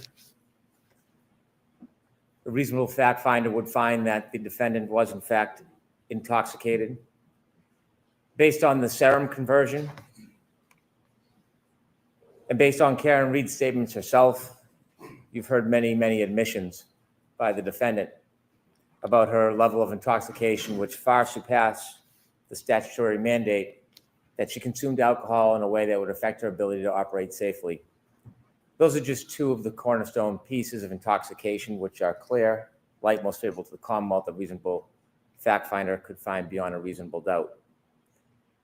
The evidence of collision is abundant. I do not want to go through an entire closing argument or rhetoric, but suffice to say there are taillight fragments from the defendant's own Lexus, from her shattered right taillight, that are found in Mr. O'Keefe's clothes. Mr. O'Keefe is left at the very spot where she expects to find him, according to her statements, where her car does a backing maneuver at least 24 miles per hour. He is left with injuries on his arm consistent with the damage to her Lexus right rear taillight. The scientific data is substantial. Telestream data, Apple Healthcare data, battery temperature data. And again, Ms. Reed's statements herself about clipping, hitting. The evidence of a collision in this case is overwhelming. It is a public way. Lieutenant Gallagher told us about Fairview as being a public way. And so as to the operating under the influence of alcohol manslaughter, the conduct of driving in that forward and backing maneuver after being intoxicated meets clearly the standard for OUI manslaughter. Regarding second-degree murder, as highlighted in my opening statement, the defendant engaged in intentional conduct that was her maneuver of driving forward, stopping, and then driving back to Mr. O'Keefe on January 29, 2022. Under the conditions that night after being intoxicated, that conduct was intentional, and any reasonable person could find that her conduct that night created a plain and strong likelihood of death. There is no predicate of intending to kill or even intending to hit. There is clearly a plain and strong likelihood of death driving a 6,000-pound SUV forward and then back. In addition to state of mind, again, the defendant tells us herself. Through firefighter Becker, they're arguing, they're upset. We see the text messages, evidence of attempted breakup, and we hear the words of Karen Reed when she leaves numerous voicemails that night, and you can hear her voice. There are statements, I do not want to go through a summary of all of them, but statements from the defendant herself where she acknowledges an injury to Mr. O'Keefe. She's the last one with him, where to find him, and her hypothesis about hitting and clipping him. As to leaving the scene, again, the defendant tells us that when she leaves, he doesn't look mortally wounded. She leaves him, makes dozens and dozens of calls, but never goes back to help him and leaves him to die. And we heard from Dr. Wolf about the life-saving procedures that could have been initiated. The chance of survival was never given to John O'Keefe. All of those facts suffice under Lattimore, a light most favorable to the government, that a reasonable fact finder would find beyond a reasonable doubt, or could find beyond a reasonable doubt, each and every element of each and every one of these charges. All right, thank you. So the motion is denied as to all three indictments. On the other topic that we were discussing at sidebar, I don't need to hear argument on that right now, Ms. Giannetti. I'd prefer to get started. I would like you and Mr. Brennan to talk to see about proposal. So are we ready to bring the jury in? I did not ask you at sidebar. Are you ready for this witness, Mr. Brennan? Mr. I'm Du- ready. Okay, so, Thank you. all right, so we'll bring the jury in. That will take 5 minutes, Paul. All right, so we'll take the recess. All right, please.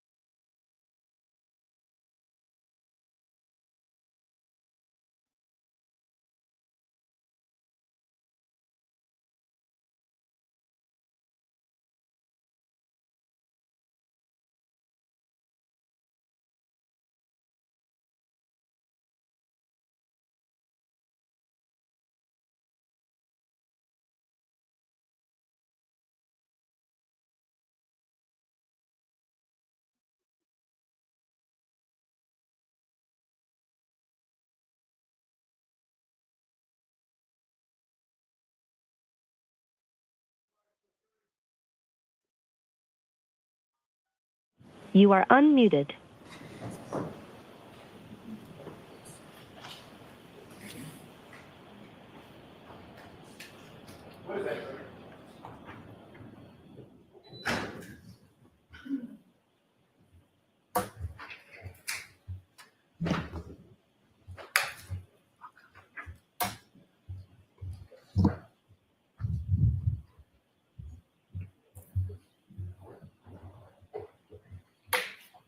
Hear. All persons have any business before the Honorable Beverly Kenobi, Justice of the Norfolk Superior Court, and for the country of Norfolk. Draw near, give your attendance, and you shall be heard. God save the Commonwealth of Massachusetts. This court is now open. You may be seated. Good morning again, council. Good morning again, Ms. Reed. Good morning, jurors. Happy Friday. So I do have to ask you those 3 questions. Were you all able to follow my instructions and refrain from discussing this case with anyone since we left yesterday? Everyone said yes or nodded affirmatively. Were you also able to follow the instructions and refrain from doing any independent research or investigation into this case? Yes. Everyone said yes or nodded affirmatively. Did anyone happen to see, hear, or read anything about this case since we left yesterday? No. As you know, yesterday the Commonwealth rested, and as you know, the defendant has absolutely no burden of proof in this case. Does not have to put on a case, but I hear that you are. So your first witness, please, Mr. Jackson. Thank you, Your Honor. With the court's permission, we would ask that Matthew DeSober join us. Okay.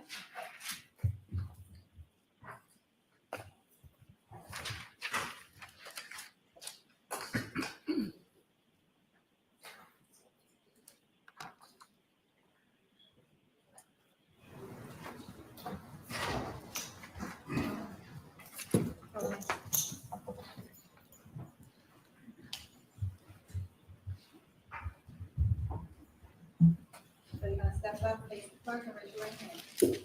You solemnly swear the evidence you give to the court and jury in the case down here is the truth, the whole truth, and nothing but the truth, so help you God. Yes, I do. Thank you.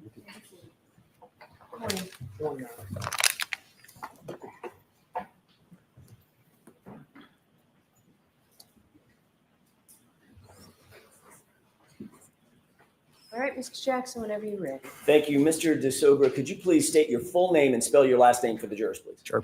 Matthew DeSogra, last name Disogra. What do you do for a living, sir?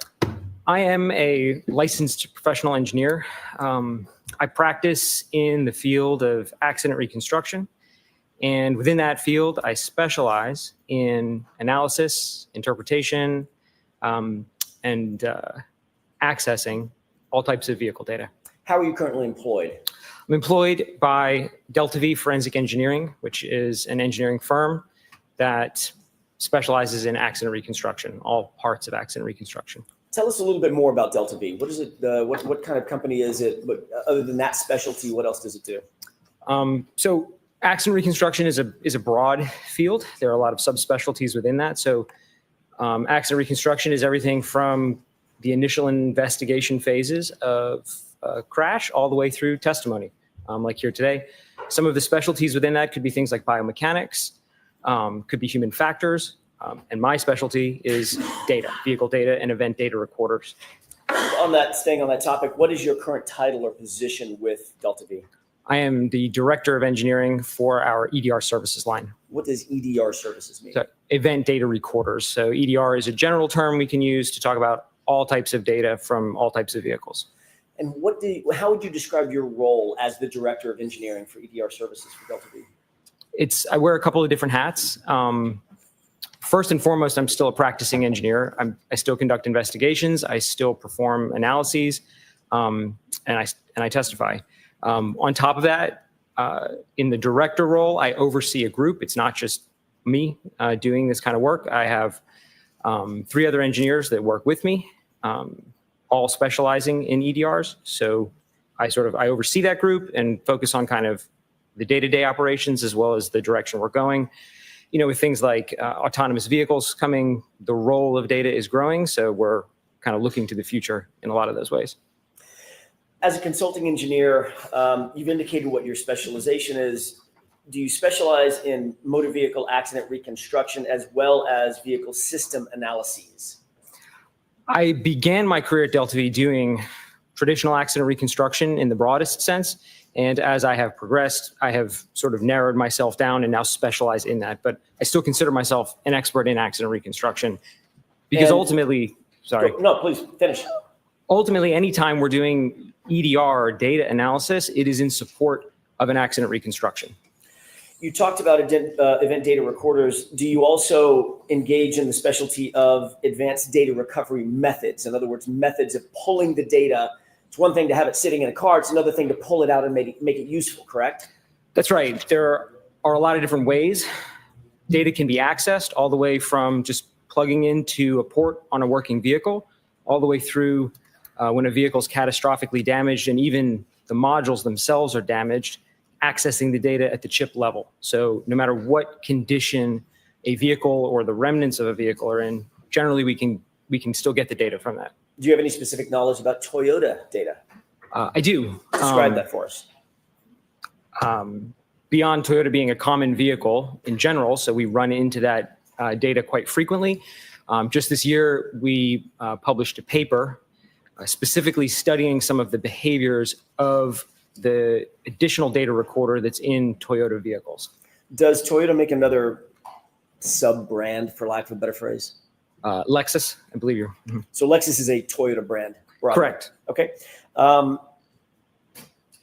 What is infotainment? It's kind of a combination of a couple of words, information and entertainment. What is infotainment data as it relates to vehicles, modern vehicles?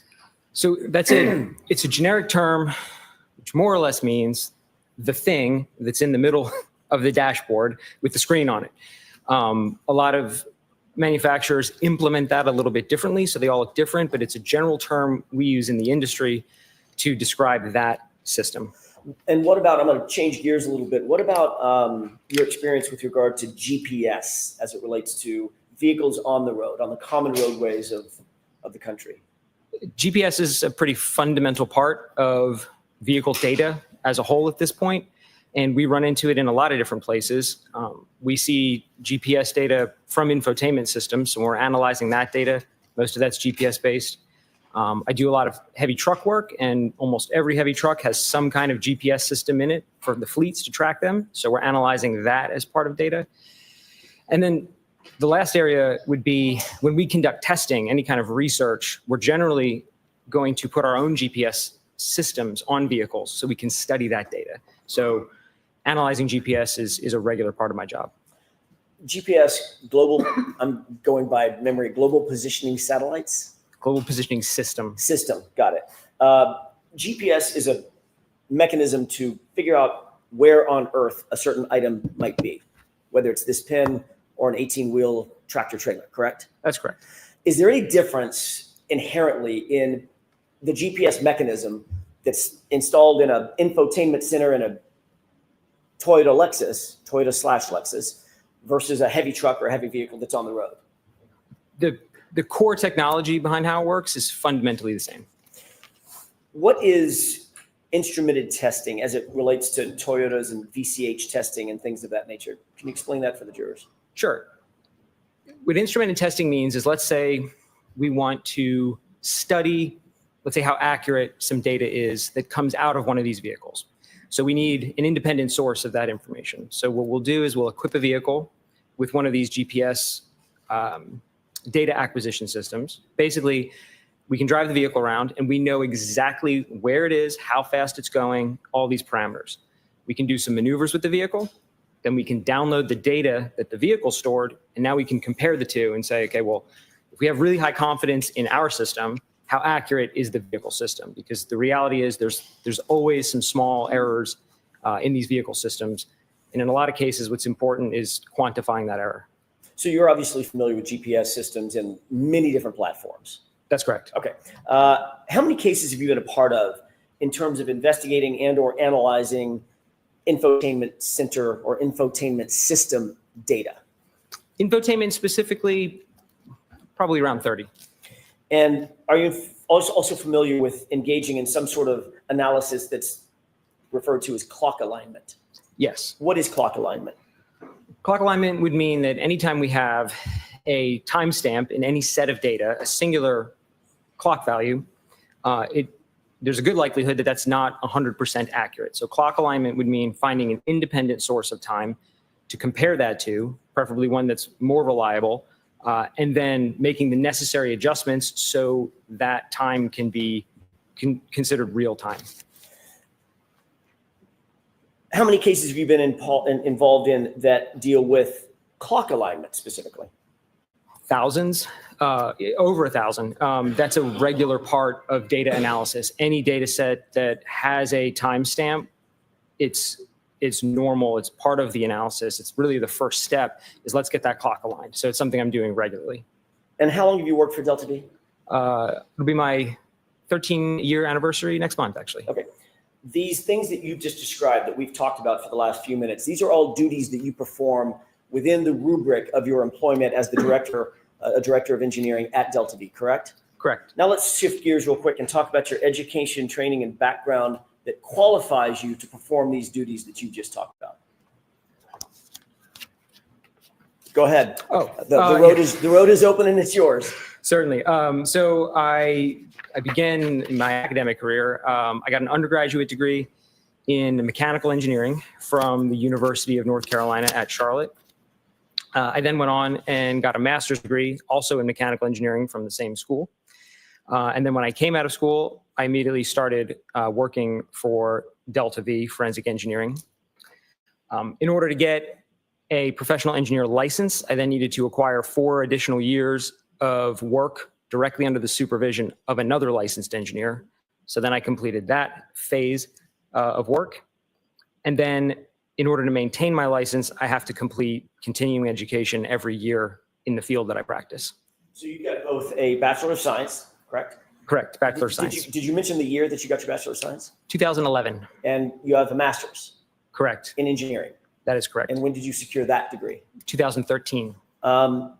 You just mentioned engaging in continuing education. What is continuing education in terms of the engineering field or the reconstruction field in your world? So in the state that I'm licensed, in North Carolina, they define that really as any activity you're participating in that's keeping you abreast with the field, keeping you up to date with what's going on. So taking formal classes counts for continuing education, but also some of the other work that I do, like publishing research in peer-reviewed journals, also counts as continuing education. Do you regularly attend symposiums or symposia, I guess is the right Yes. word? Have you attended symposia related to EDR research and training? Yes. How about advanced applications of heavy vehicle EDR data? Correct. Yeah, I attend. There's a couple of regular conferences in our industry specifically tailored to EDRs as a whole for passenger vehicles and heavy trucks. I'm a regular attendee of those. I'm also a regular speaker at most of those. And I'm usually presenting some of the new research that we have for that year. So not only do you attend, you actually teach. Correct.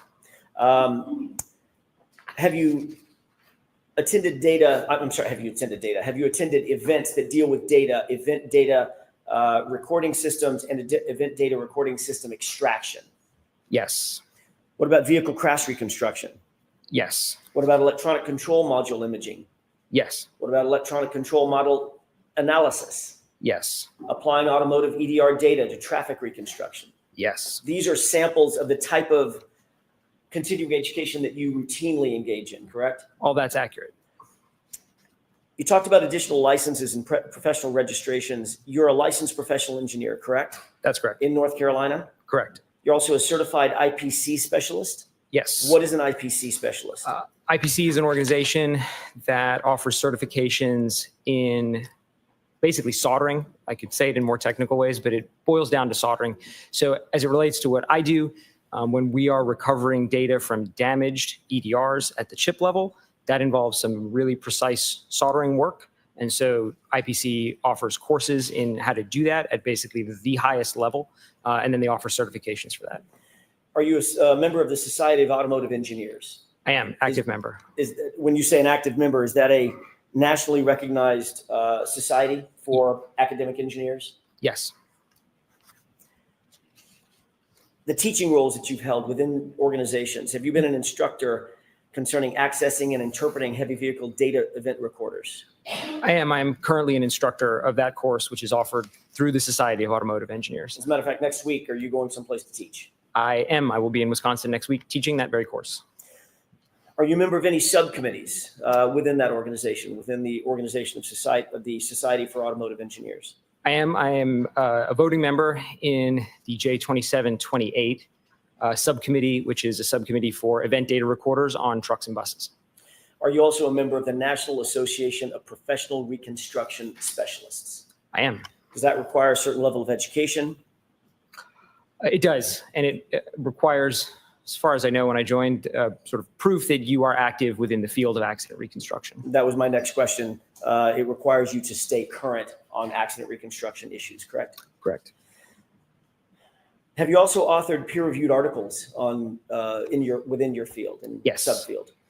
Is it fair to say that you've authored or co-authored a number of peer-reviewed papers in the field of accident reconstruction specifically, as well as EDR data retrieval? That's correct. Have any of your peer-reviewed articles that you've either authored or co-authored specifically focused on Toyota vehicles?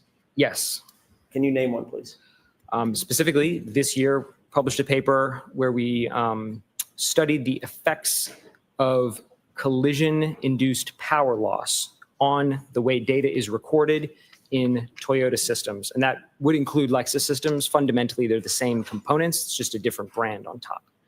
In January 2025, did you co-author a publication entitled Simulation of Vehicle Speed Sensor Data for Use in Heavy Vehicle Event Data Recording Testing? Mr. Jackson, you're going to have to repeat that. Of course. Sorry. In January 2025, did you co-author a publication entitled Simulation of Vehicle Speed Sensor Data for Use in Heavy Vehicle Event Data Recorder Testing? Yes, I was the lead author on that paper. When you're dealing with retrieving data from a vehicle, an EDR, an event data recorder, Toyota paper, whatever it might be, and that's a term of art, Toyota paper, correct? Sure. Does it matter if the vehicle is a heavy vehicle, a small vehicle, a passenger vehicle, a moped, or a skateboard if they happen to have a infotainment center on it? There are differences, of course, between the data that comes out of passenger vehicles and the data that comes out of heavy trucks, but there are also a lot of fundamental similarities to those. Like, for example, they all record vehicle speed. They all have accelerator pedals. They all have brake pedals. So a lot of the core data we're analyzing is very similar. In January 2020, did you co-author a publication entitled Chip and Board Level Digital Forensics of Cummins Heavy Vehicle Data Event Recorders? Yes, I did. Okay. And what was the fundamental, without getting into the granular details, the fundamental aspect of that paper? So, in that research, we introduced a new technique for getting data out of damaged modules. So, they're either burned, they've been submerged in the water, they're crushed physically from impact. We demonstrated a new method to be able to get data less invasively, but still at the chip level. And we also demonstrated that we could translate that data from the chips outside of the software that was provided. So you could use the software and get the data that way. We demonstrated we could basically do it ourselves if we wanted to. Mr. DeSogra, have you been qualified in other courts to testify as an expert in the area of accident reconstruction, EDR data retrieval? Yes. How many times? Once. When was that? In New York. You were deemed qualified as an expert in that court in this field that you're talking about today? Specifically with as it relates to data, yes. I want to talk a little bit about what you were asked to do in this case. We asked to undertake a review of certain work performed by a person by the name of Shannon Burgess with Aperture LLC. Yes. Are you familiar with Aperture? Yes. Before you were asked to undertake that review, were you familiar with Aperture? Yes. Were you familiar specifically with Shannon Burgess? Yes. Were you asked to engage in any original analysis in this case? All of my analysis is fundamentally based on all of the data and the numbers provided in the Aperture reports. So more or less the answer to your question is no. So you were asked specifically to give the court and the jurors clarity on data that Shannon Burgess had analyzed and provided a report about, correct? Correct. And that dealt with data obtained from Miss Reed's SUV, Karen Reed's SUV, correct? Correct. Did you in fact review Shannon Burgess's report summarizing his findings and conclusions regarding clock drift? That report was dated in January of 2025. Yes. And what did you do in that regard? I analyzed the methods that Mr. Burgess proposed for aligning the clocks in that report. Were you also asked at some point to review Judson Welcher's report and PowerPoint presentation regarding the timing of the text stream event known as 1162-2, 1162-2? Yes. Did you determine whether Dr. Welcher had based his report on Shannon Burgess's analysis? Yes. Before we get into that, I want to ask you a couple of questions about text stream events. So we're all talking sort of with the same vocabulary if we could. When I say text stream event, have you ever heard that called a trigger event? Yes. Are those sort of synonymous? The event, in order to be generated, has to be triggered by something. So, yes. You became aware in your analysis, I'm assuming, that Dr. Welcher reported a trigger event at a particular time or span of time, correct? Correct. What span of time was that? I should say, what time was that? For which event? For the 1162-2 event, sorry. Do you mind if I reference the slide? Because I don't have the number committed. With the court's permission. Go ahead. Do you have a copy of it in front of you? I do, Your Honor.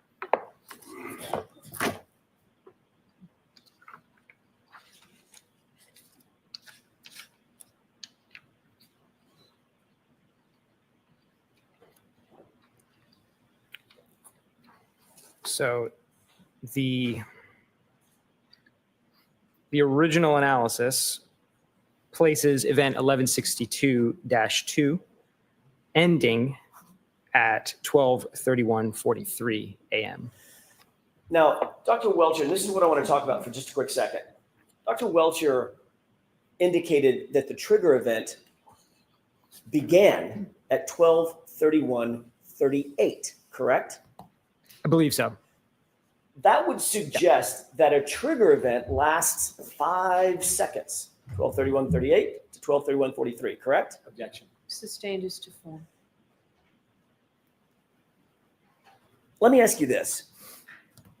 Does a trigger event or does a text stream event last 5 seconds or 10 seconds?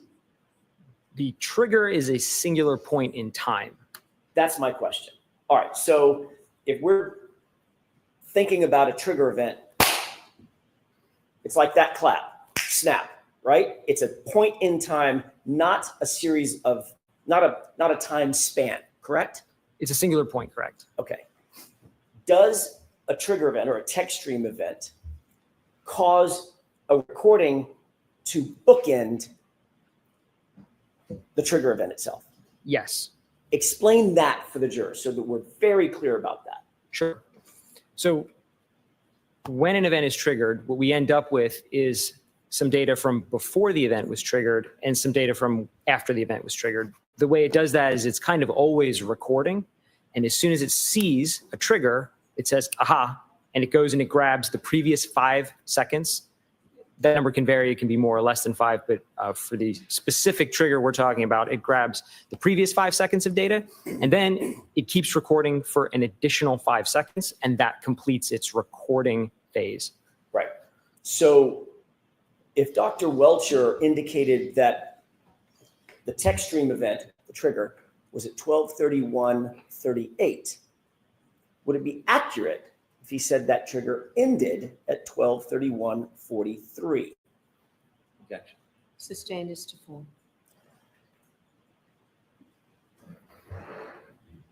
Is there any, if a trigger event is one point in time, one snap in time, Would it be accurate to say that the trigger event itself lasted 5 seconds and ended 5 seconds later? It wouldn't be accurate to say the trigger lasted that long. That's my question. The event lasts that long, but the trigger is only one point within the event. The recording lasts that long. Right. Correct? Correct. So in other words, it captures, or does it? Let me ask you this. Does it capture 5 seconds before and 5 seconds after? But the trigger event is the singular point right in the middle. That's correct. Okay.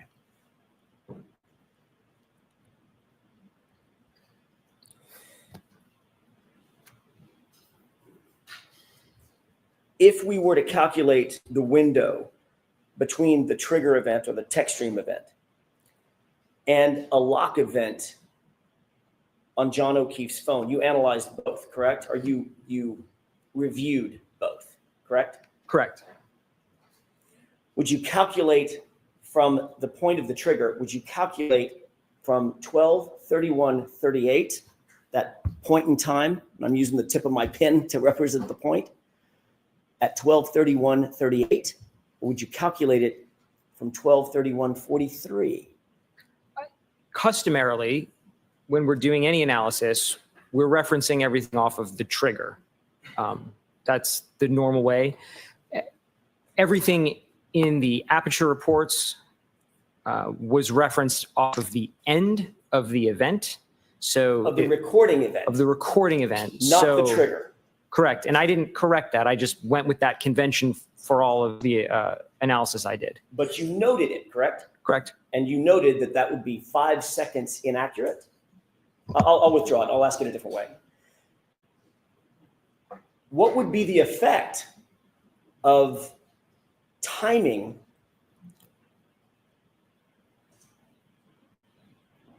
if you were to start at the trigger event, 12:31:38, versus timing the event if you were to start at 12:31:43? There'd be approximately 5 second difference in every subsequent calculation. And if, in fact, there was a lock event, which you reviewed, at 12:32:09, how long would the actual window be from the trigger event to 12:32:09? It would be larger by 5 seconds, approximately. So it would actually be 31 seconds, correct? Did I do my math right? You did. Let's get back, if we can, to the offsets that you identified in Shannon Burgess's, the time offsets that you identified in Shannon Burgess's report. When you applied the potential offsets identified by Mr. Burgess to the text stream event at 1162-2, what opinions or conclusions did you come to with regard to that analysis or that question? Sustained, ask it to. Did you apply the potential offsets identified by Mr. Burgess in his January 2025 report to the text stream event 1162-2? Yes. Did you also apply Dr. Welcher's analysis based on that same Shannon Burgess analysis to reach an opinion or a conclusion? Yes. And what was your opinion or conclusion with regard to that event and the timing following that event? Based on all of the data in those two original reports, regardless of what adjustment is made or which 2 points are used to try to correct the clock, the phone lock event always occurs after the end of the event, using their convention of referencing off the end of the event, not the trigger, but it always occurs after. And that was based on Shannon Burgess's January 2025 report, correct? Correct. Sustained. What was that based on? Which report? We're dealing with two different reports, May and January. I want to make sure we differentiate. Which report are you just now talking about? I'm talking about the January report. Now, did Mr. Burgess, were you supplied with a supplemental report by Mr. Burgess? Yes, I was. When was that? Slightly after he issued it, but I don't know the exact date. Say that again? It was issued on, his report was dated May 8th, and I think I was provided it a couple days after that. I don't Okay. remember the exact date. So after, well, do you know when this trial started? No, I don't know the exact date. I know you're not watching the trial, but it was in the middle of this trial, correct? Sustained. I'll ask a different question. With regard to the original report, the January 2025 report, was there any circumstance in which Mr. Burgess and Mr. Welcher could conclude that the lock event on John O'Keefe's phone, that lock event, occurred before the trigger event? Objection. Sustained. Ask it differently, Mr. Jackson. What is your opinion about whether or not there was any analysis done by Mr. Burgess or Mr. Welcher that put the lock event occurring before the trigger? Objection. Sustained.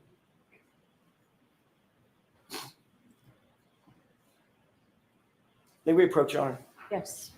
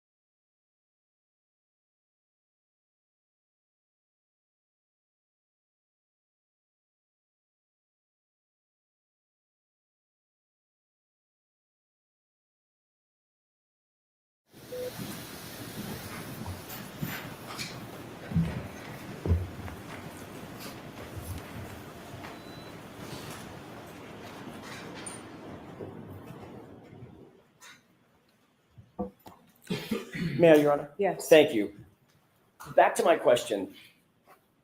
Was there any circumstance based on your review that if the text stream event occurred at 12:31:38, that there was any circumstance that the lock event occurred before that trigger event? There was not.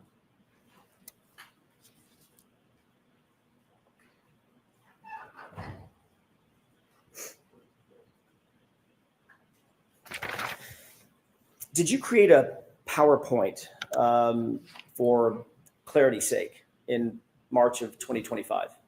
Yes, Did you provide that to us? I did.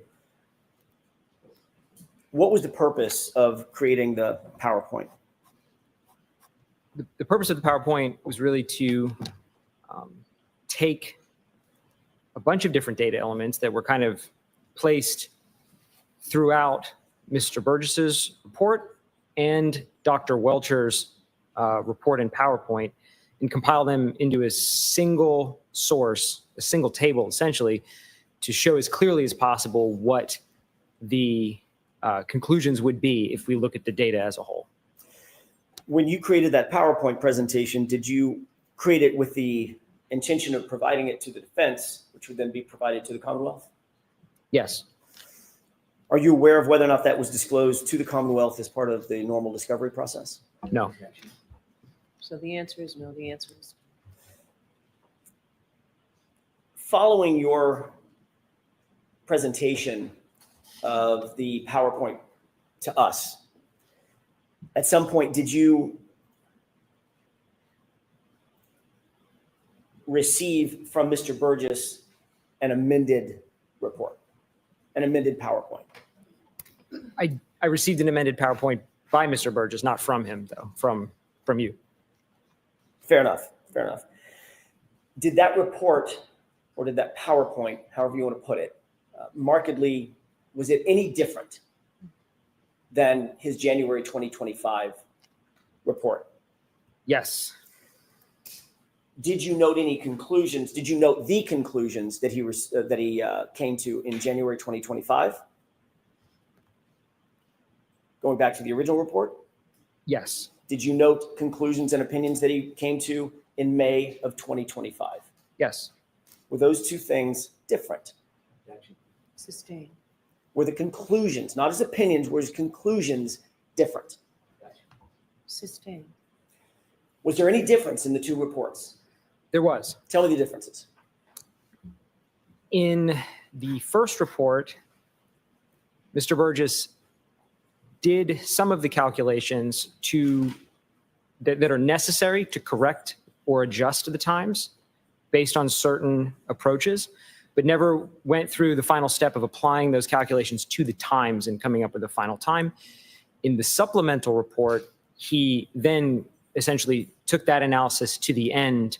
He approached it in a new way, a different way than he had previously laid out in the first report, but then he also took it all the way to the end by applying those calculations to the times. What were the main differences? Explain for the court and for the jurors, what were the main differences that he changed in the May 2025 report? Contrasting it with the original report. In the original report, he laid out some methodologies for correcting the clock using phone calls that were shared between the vehicle and Mr. O'Keefe's phone. And in the supplemental report, he moved away from the phone call analysis and moved to attempting to align the clocks using a shared maneuver between the vehicle and the phone. What was the shared maneuver? It was a 3-point turn. Was that the same analysis that he had in January 2025? He did not have that analysis in the January 2025 report. Thank you. Based on the new information in the May 2025 report, what was the effect, as you see it, regarding the possible scenarios? So I did the exact same process I did using the supplemental report as I did on the first report. And when I ran all those numbers and those calculations, it turned out there are now some scenarios in which the phone lock occurs after the end of the event. There's some scenarios where the phone lock occurs simultaneously, like literally at the same second. And there are some scenarios where it occurs before. So now there's a range. So Mr. Burgess's report, his new report, his amended report, widened that gap to allow him to opine that there were scenarios that occurred after the phone lock event, correct? Objection. The objection sustained. Did you prepare a PowerPoint presentation in furtherance of clarifying Mr. Burgess's analysis? Objection. Sustained. Did you seek to clarify Mr. Burgess's analysis? Objection. Sustained. Your Honor, may we approach? Yes.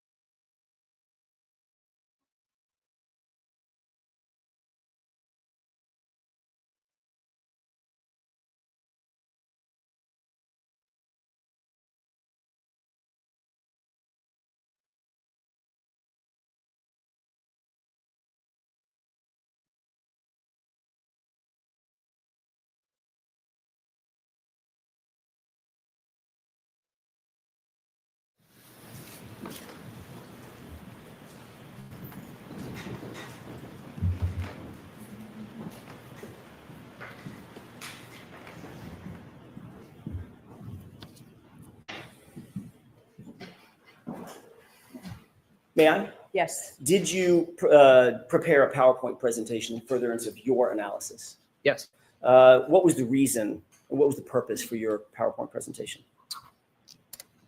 I needed to include in my analysis the approach and the conclusions from the supplemental report by Mr. Burgess. May I have a moment, Your Honor? Yes. May I approach? Yes. If you wouldn't mind taking a look at that document, it's a multi-page document I just handed you, and just flip through it and let me know once you've familiarized yourself with it.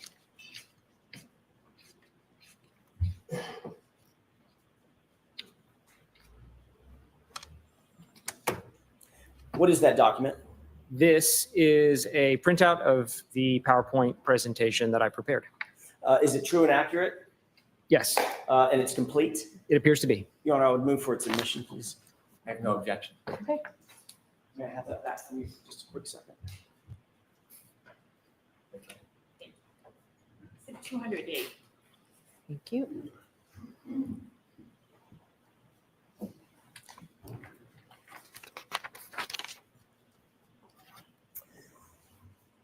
Your Honor, permission to display the PowerPoint presentation? Okay. Mr. DeSobra, can you still see with the lights off sufficient to see what's on the screen and what's in front of you? Yes. Okay. Do you recognize what's on the screen? Yes. What is that? That is the title page of the PowerPoint that I prepared. And what is how would you describe the PowerPoint? So this PowerPoint is largely identical to the first PowerPoint I prepared in that it seeks to take all of the different approaches between the initial Burgess report, the supplemental Burgess report, and Dr. Welcher's report, lay out all of those approaches in one kind of coherent fashion so we can look at what conclusions we can draw from all of that data. With court's permission, can we go to slide 2? Yes. Mr. Jackson, you can just use this PowerPoint. It's in evidence. You don't have to ask slide to slide. Thank you, Your Honor. Taking a look at this next slide, what is this? What are we looking at? This is a slide from Dr. Welcher's presentation that I was provided. Specifically, this is his slide number 33. And what does it show? This is where he introduces the first, acknowledgement that there's a difference between the time that Aperture calculated for the end of event 1162-2 and the lock event on Mr. O'Keefe's cell phone. Is there anything in this slide that you disagree with in Mr. Welcher's presentation that you disagree with? It's up on the... I added the 2 green boxes and the text, the word after. That's not Dr. Welcher's. And I added that because it's stated here that the event occurred within 26 seconds. But if we do the math, and he actually does the math, he really means after. It means the phone lock event occurred 26 seconds after the end of the vehicle event as calculated. That's right. No, I'm going to allow it. The phone interaction happens how many seconds after the text stream event? Based on this slide, 26 seconds. Thank you. And the text stream event that we're talking about is what number? 1162-2.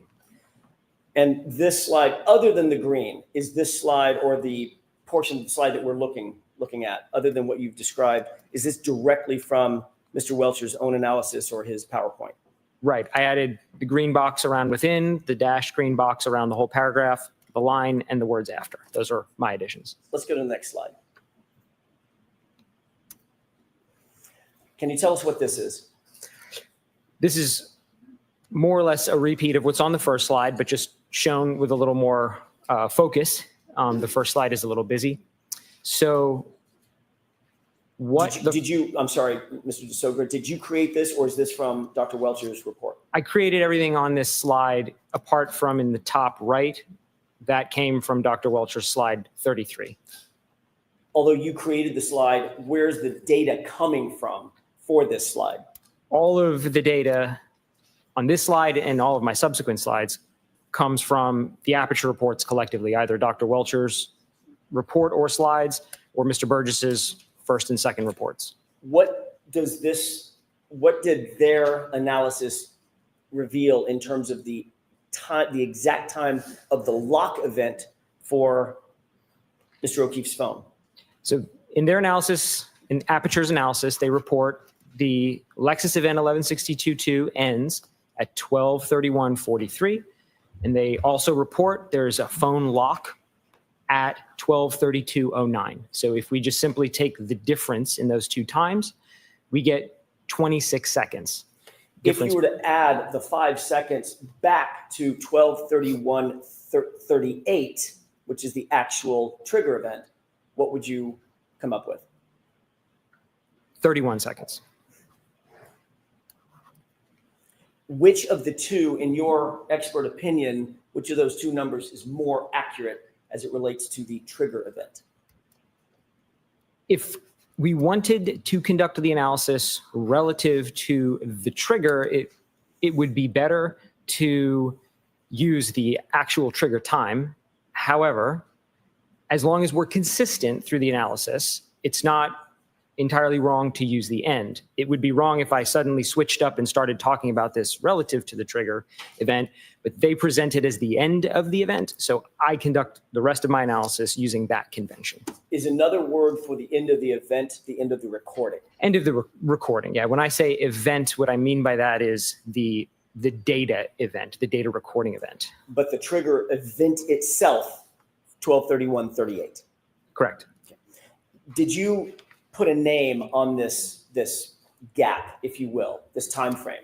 Yes, I did. For the sake of the rest of the analysis that I'm going to do, I thought it would be helpful to just refer to this difference in time as John's interaction window.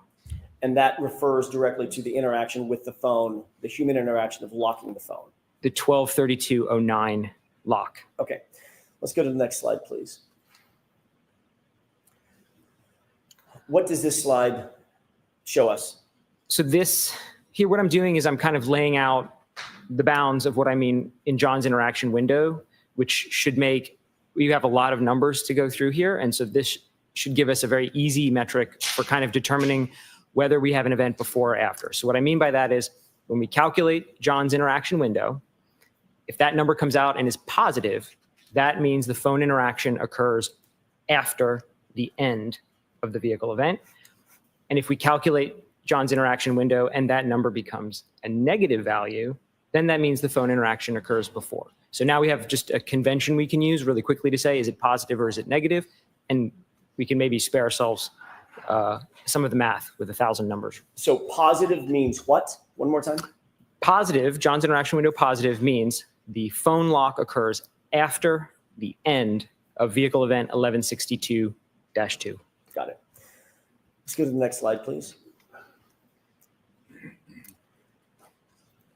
What does this slide show us?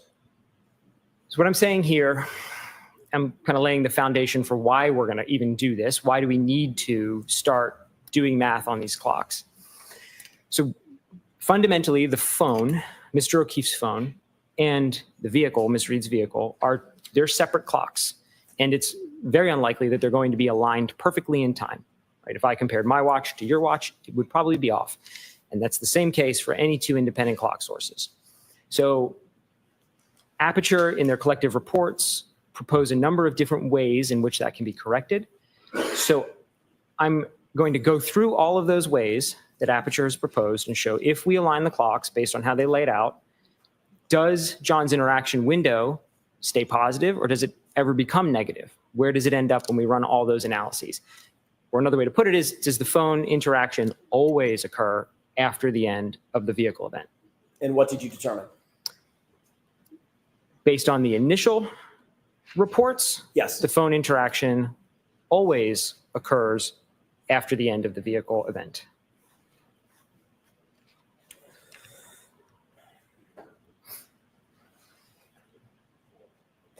Did all of the information that's on this slide come from the same source or multiple sources, meaning Mr. Burgess and Dr. Welcher?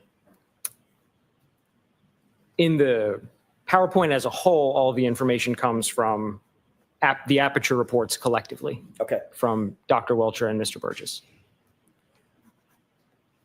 Did Mr. Burgess make any adjustments from his original report to his subsequent report in May of 2025? Yes. Let's go to slide 6, please. Tell me about this slide. Yeah, so this is the first adjustment we're going to talk about and this one comes from Mr. Burgess's original report. And to summarize this adjustment, this is a key on timing adjustment. And we're going to show that the key on, the actual turning of the vehicle on, occurs about 3 seconds before that time gets registered in the infotainment. So the time we see is basically stale by 3 seconds. We're all familiar with how computers turn on. When you say key on, do you mean a physical key, or could it be the push button to turn the car on? In this case, it's a button. I refer to key on because generally that event is considered the key on in vehicle parlance, regardless of whether there's a physical key or it's a push button. So those 3 seconds mean what? What's the difference between pushing that button and the 3 seconds later that you just described? It means that when we're trying to use the timestamps that were recovered from the infotainment system that show when the vehicle was keyed on or turned on, that the vehicle was actually or likely turned on 3 seconds before that. Do you know where the 3 second conclusion came from in Mr. Burgess's report? That came from the testing that Aperture conducted with the exemplar Lexus that they purchased. Was there anything in the report that indicated testing, this type of exact testing on Miss Reed's actual Lexus? No. Do you have an opinion as to whether or not all Lexuses, at least of this make and model and year, would have the exact same 3 second delay? Or could that be different? It could be different. In their testing, they only tested one exemplar vehicle. So I think there was a solid foundation that the exemplar that was used exhibited this 3 second delay. It was a very close match in terms of part numbers and software versions to Ms. Reed's Lexus, but without any kind of testing of, let's say, a second vehicle, a second exemplar, we wouldn't know, we wouldn't have any basis to say it must be 3. We could test a second vehicle and it could be 5. So we say, well, there's a delay, but it varies vehicle to vehicle. They could have tested a second vehicle and found it's also 3. And then you start to build some confidence that maybe it is 3 across every vehicle. But with only testing one and not testing the subject vehicle, it is difficult to say with absolute certainty it would be 3 seconds. What is your opinion about best practices with regard to trying to create this gap for purposes of coming to an opinion or an analysis? So because we don't know whether or not this specifically would apply to Ms. Reed's vehicle, the best way to conduct that analysis would be to do the entire thing with the key switch adjustment at 3 seconds. Because if we're going to use a value, 3 is the most reasonable one because that's the one shown in testing. But we should also do the entire analysis without it in case we feel that that's the most appropriate. So in fact, that's what I do and will show is I ran the analysis both ways, with and without, to be as conservative as possible. Did your review of Mr. Burgess's report indicate that he ran the analysis both ways? He did not. Let's go to slide 7. What are we looking at here? This is an excerpt from Mr. Burgess's original report,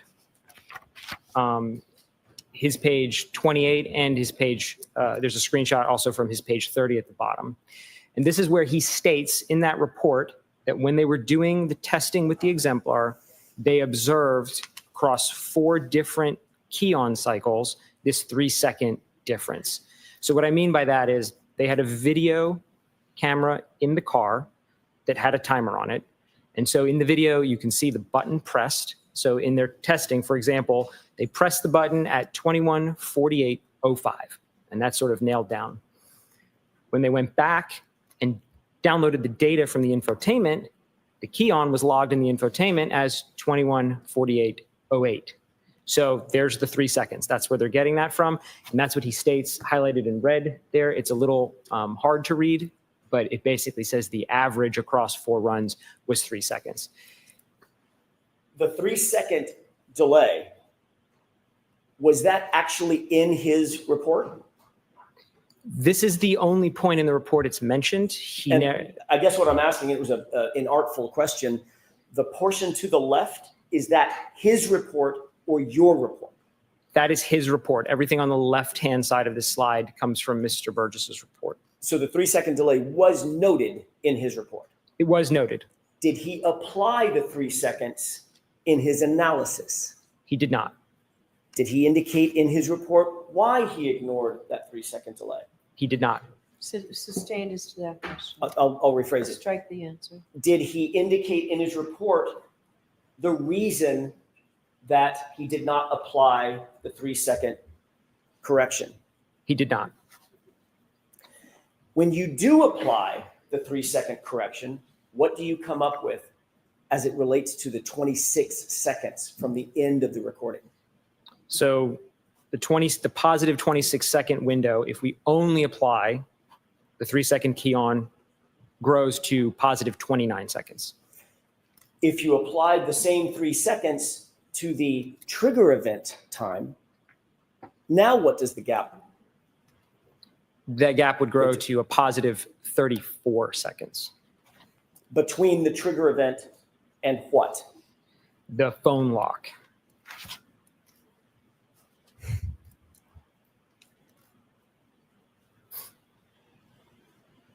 In your opinion, was it best practice to not account for that 3-second delay between the on switch and the data coming on? Sustained, ask it to. What, in your opinion, would be the best practice in terms of this 3 seconds that was noted in the exemplar vehicle? The best practice would be to run the analysis with that adjustment included and without that adjustment included. Because like I stated, without testing of an additional vehicle, we really don't know if the 3 seconds is just a specific behavior of that exemplar or if it's representative of all Lexuses of this type. Let's go to slide 8, please. Tell us what we're looking at in this slide. So now we're going to get into the next adjustments. That first adjustment we just talked about was really a vehicle-to-vehicle adjustment. We haven't talked about the phone yet. We're going to get into the phone now and talk about aligning that. But we had to get through the internal adjustment that has to get done first. Now we're going to look on the subsequent slides here at all of the different ways the Aperture reports compared the vehicle to Mr. O'Keefe's phone. Is there any additional adjustment that you believe should be made?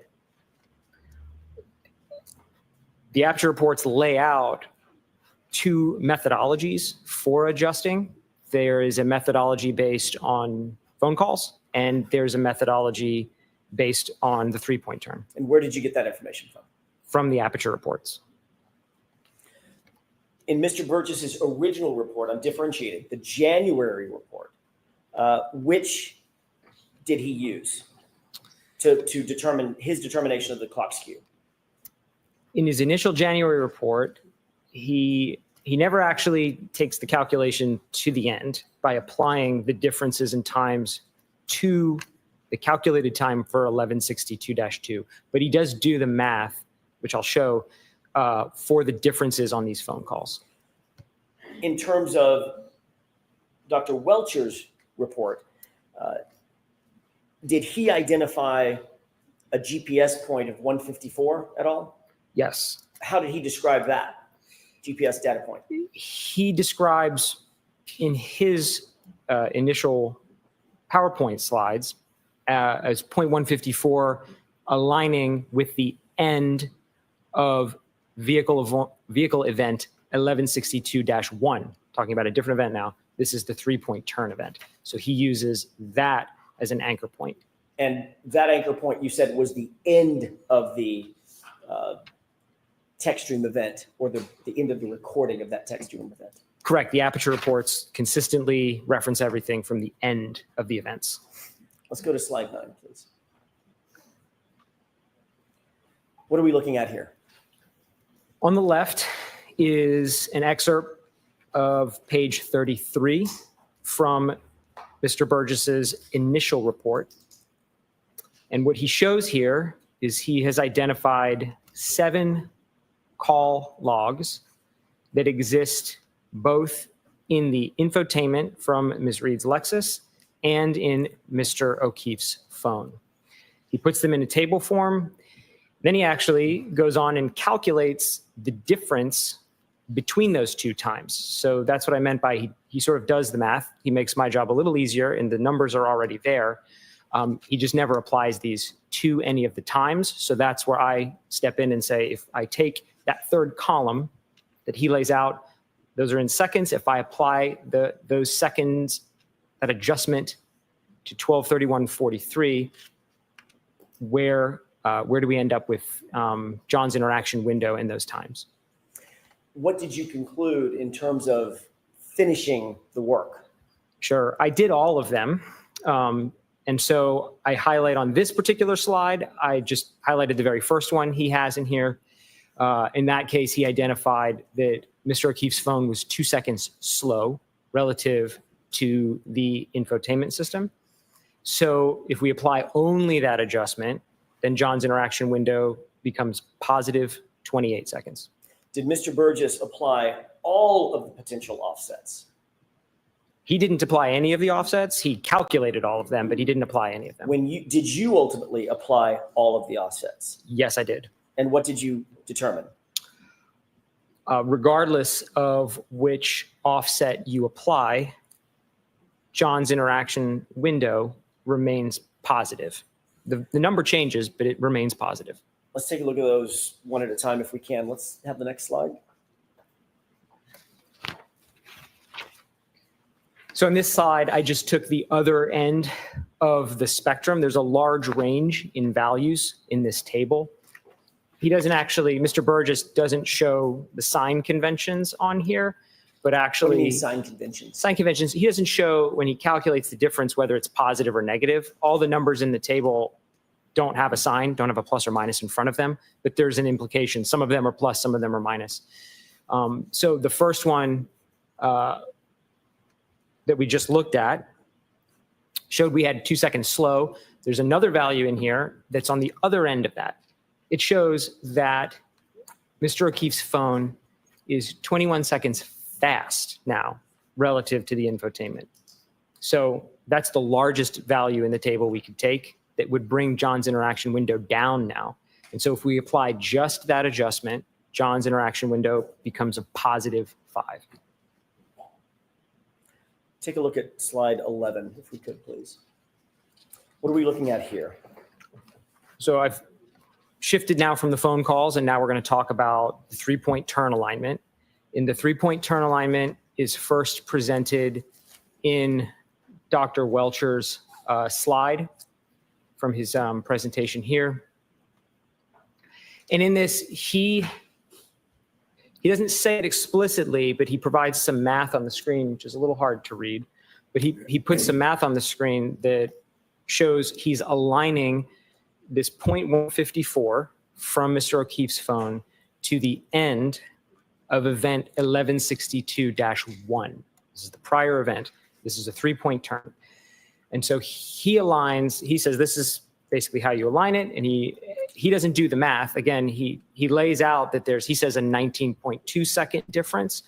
I actually just adjusted that to 20, which is the most conservative way to interpret that. I don't think we have the accuracy here to talk about tenths of a second.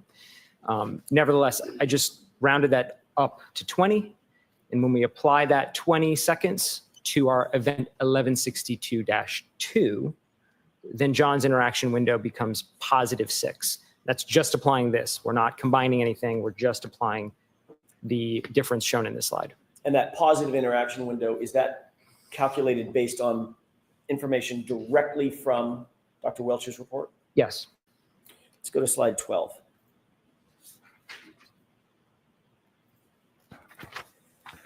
What are we looking at here? What is this table? This is a table I made.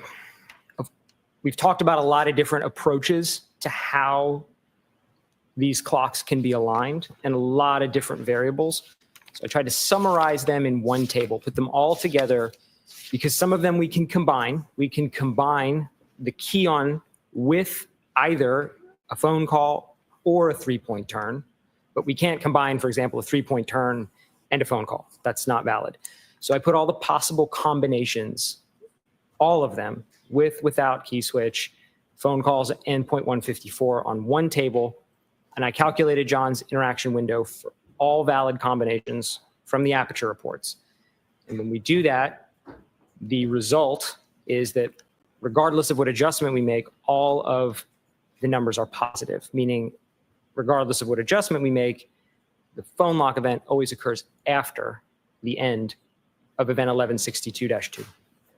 Did Mr. Burgess, in your review of his report in January of 2025, did he ever undertake all possible offset calculations? No.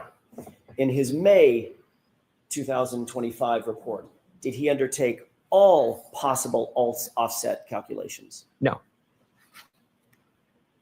What is your opinion in terms of best practices regarding calculations of this sort? I think if there's sufficient data, if there's testing or research or literature that in a specific case supports there is a best path or a best method, then we should use that. In this case, I don't think there is a best practice. There isn't any literature I'm aware of that would specify exactly the best path to align all of these. So in the absence of any external data to support one path, the most valid approach is look at all of them as a whole and then draw the conclusion from the totality of that data, rather than cherry picking a single point. Can you testify to a reasonable degree of scientific certainty whether all potential offsets that were described in Aperture's original report, January of 2025, result in a positive interaction window? Yes. And what is that opinion? Regardless of what adjustment or combination of adjustments we make from the original reports, John's interaction window remains positive. Does the positive interaction window mean the lock event occurred after or before the text stream event? It means the lock event occurs after the end of the text stream event, 1162-2.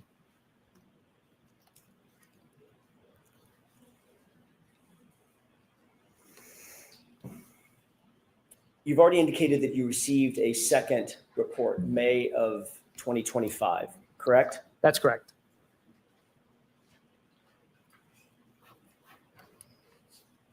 In that report, is there the same clock skew alignment or a different clock skew alignment that Mr. Burgess now undertakes? Mr. Burgess undertakes a different alignment in that report. Let's go to slide 13. Describe what we're looking at in this slide. So what I have here on the left is a screenshot of page 42 from Mr. Burgess's supplemental report. And so now he's done two things new here. He's identified a new method for aligning the data based on the 3-point turn. So now he's kind of following where Dr. Welcher started, but he's approaching it a little differently. And secondly, he is now calculating the actual time. He's doing the difference calculation and he's applying that to the time. So now he's taking the calculation all the way through, which is a little different from the prior reports. And so when he does that, he makes my job really easy because I didn't have to do really any math now.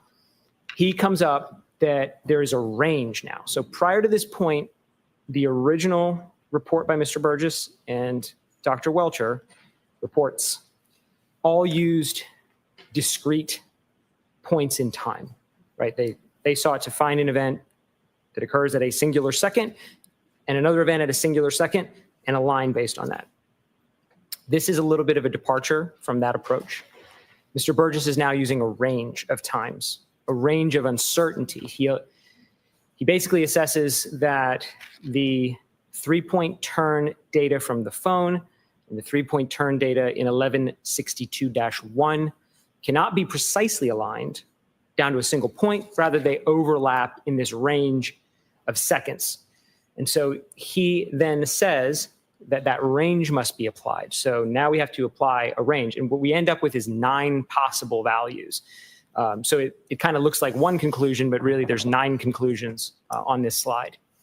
And so if we just applying the math he has in the supplemental report, John's interaction window now has a range of 9 possible values. And that range spans from +5 now to -3. So we have 5 positive values. We have 1 value that's 0, and the 0 would mean it's simultaneous. And then we have 3 negative values. Does Mr. Burgess indicate in his report that any one of those values is more likely than any of the other values? He does not provide any data or analysis to support 1 point being preferential over the other 8. And are there more or fewer positive results in his analysis than negative? There are more positive numbers in that range of 9 than there are negative numbers. Does Mr. Burgess's new data indicate anything about Dr. Welcher's analysis about the GPS data point 154 being at the end of the 3-point turn? He opines in that aligning the 3-point turn on a singular point is not, and I'm paraphrasing because I don't know the exact way he states it, but not the preferred method. Is Mr. Burgess's analysis consistent or inconsistent with Mr. Welcher's determination that GPS point 154 was at the end of the text stream event? Objection. Sustained. Does Mr. Burgess in his report indicate whether he agrees or disagrees with Dr. Welcher's analysis? I don't remember specifically.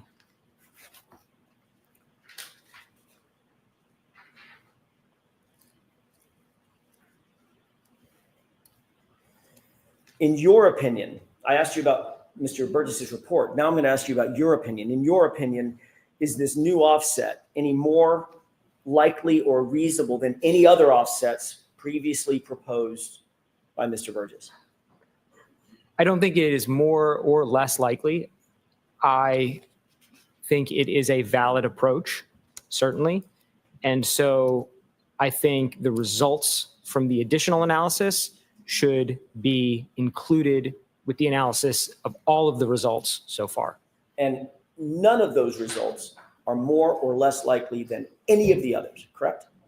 Sustained. Are any of the results, in your opinion, to a reasonable degree of scientific certainty, are any of the results any more or less likely than any of the others? It's my opinion they're all equally weighted. Did Mr. Burgess account for the 3-second offset that we talked about earlier in his May 2025 report, his new report? I did not see any mention of that in his supplemental report, and certainly the 3 seconds isn't present in his math. I don't see it there. Let's go on to slide 14, please. Describe what we're looking at here in this table. This is very similar to the table we looked at previously, where I look at all possible combinations. Now, however, I just have a lot more data points to show, so I've had to break the table into 2 tables. So we're going to look at this, and then we'll look at slide 15 next, which is the second table. I just couldn't cram 30 lines onto one slide. Let's move to the next slide then.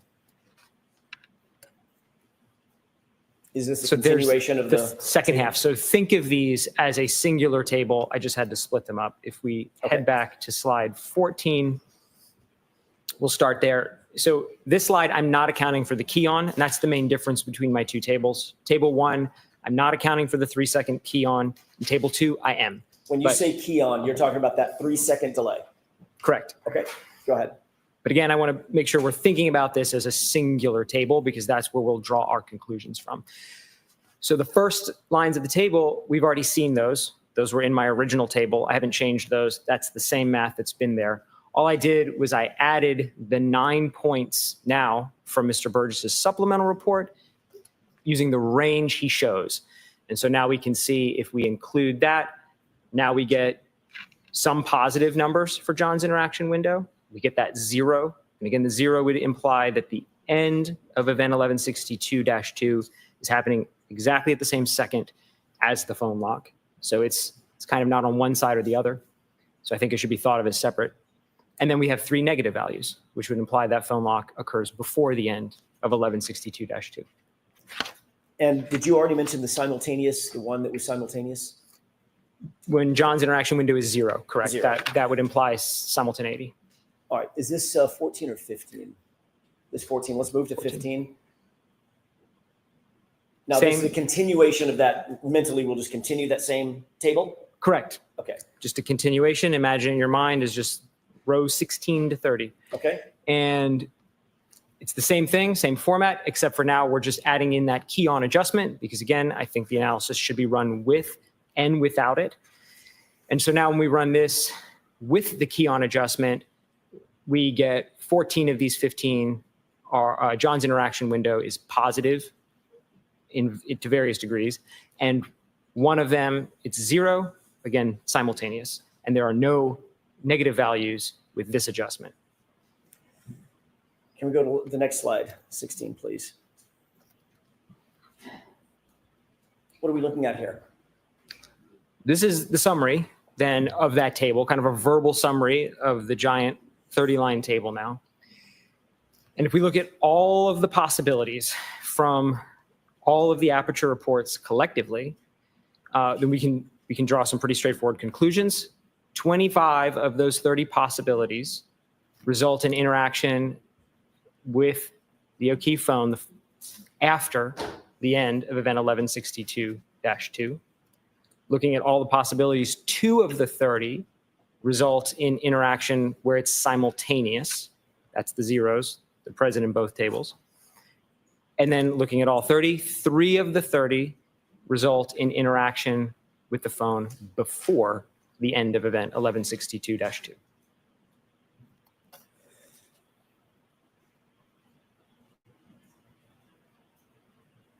Do you have an opinion as to which of these particular offsets that you've described, these 30 possibilities, should be applied in this case?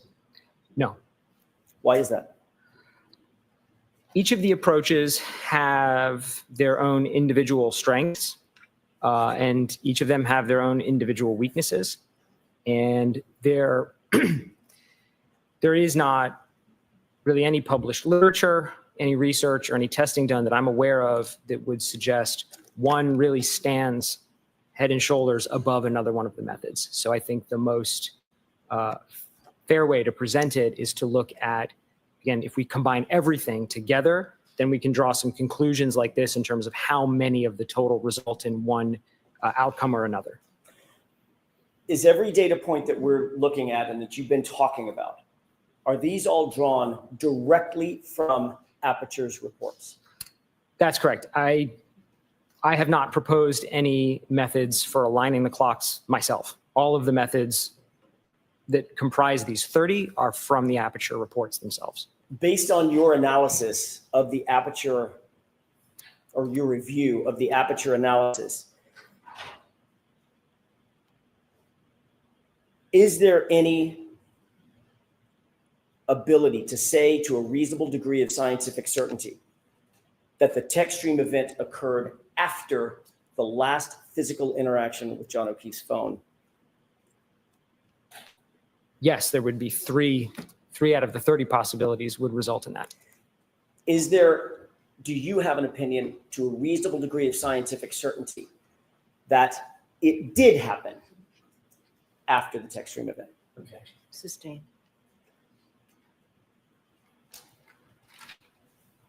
Of the 30, what's the percentage of possible events that occurred,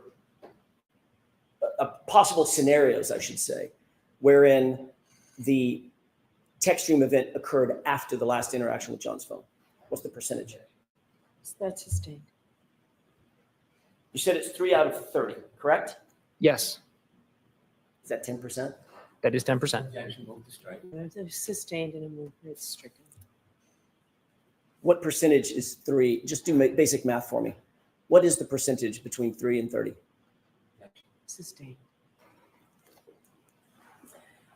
If I told you hypothetically, Objection. I'm going to see your sidebar for a second.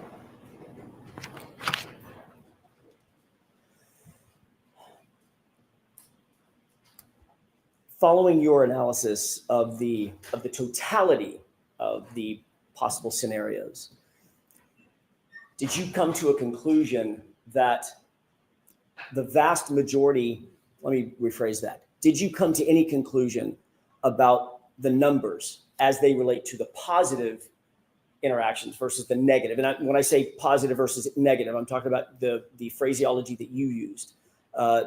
John's phone interaction being in the positive side versus John's phone interaction being in the negative side. Yes. And what were those? Of the 30 possibilities, 25 of them, it's a positive. John's interaction window is positive for 25 of them. And only 3 were negative? Correct. Only 3 were of the 30 were negative. Okay, we can take that slide down. Is there a data recorder on the Toyota SUV that we've been talking about, that 2021 Toyota SUV 570, that's designed to record impact? Yes, What is that? What is that mechanism? that would be the airbag control module, The ACM? ACM. Did you Correct. look at that? I was provided a copy of the download from the ACM. What did the data recorder indicate, if anything, related to any impact on January 29th, 2022? There were no recorded events whatsoever on the ACM. Did the vehicle control history record whether there was any history of a collision on that car, ever? No. What does the vehicle control history record specifically? It records a lot of operational parameters about the vehicle. What I mean by that is it records things like what the driver is doing, for example, steering wheel angle, accelerator pedal position, whether the brake is being pressed. It also records what the vehicle is doing, for example, speed or the engine RPM or the accelerations of it. Does the TechStream data event indicate that there's a, and I'm talking about very specifically the TechStream data, does that indicate whether or not there's a collision in the car? No. Does the TechStream data event mean that if you find a TechStream data event or a trigger event, does that mean that the airbags are deployed? No. Does it mean that the vehicle impacted with something solid? No. Does it mean that the vehicle impacted with a pedestrian? No.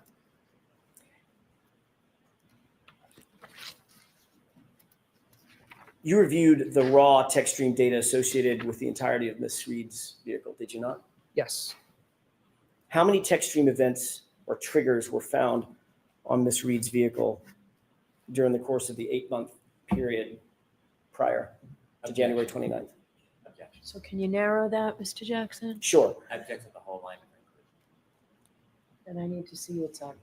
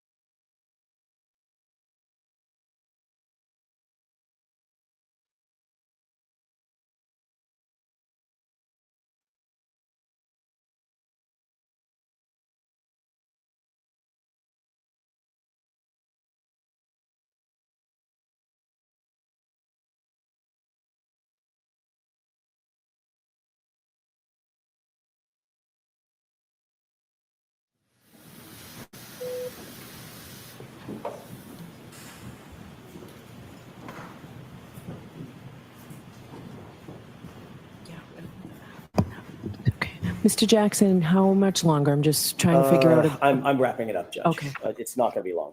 A few more questions. I'm not curbing you in any way. We just. Understand. Respectfully, it won't be very much longer. You reviewed the text stream data, otherwise known as the triggers, for the entirety of Ms. Reed's vehicle, correct? Yes. How many trigger events did you find in the life of the car? Not counting 1162-2. Let's stop there. Right. Prior to 1162-2, there were 19 prior events. And 19 total events, correct? Correct. And how many collisions were clocked by any recorder on that car? None of the events were triggered by a collision.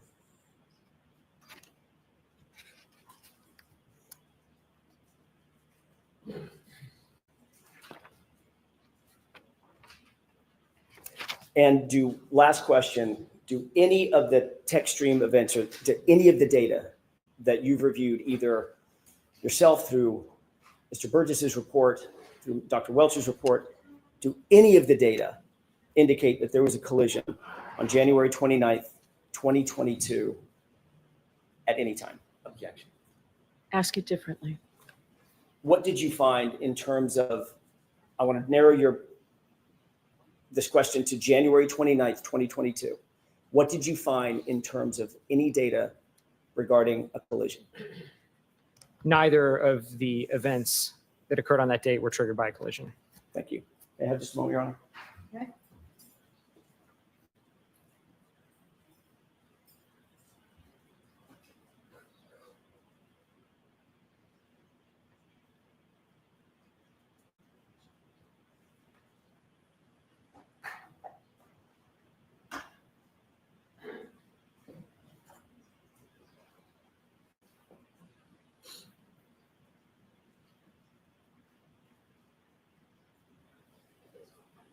That's all I have. Thank you. Okay. Jurors, we're going to take the morning recess. There's some things that we need to do with the lawyers. We'll have you come back at 12. Question, jury.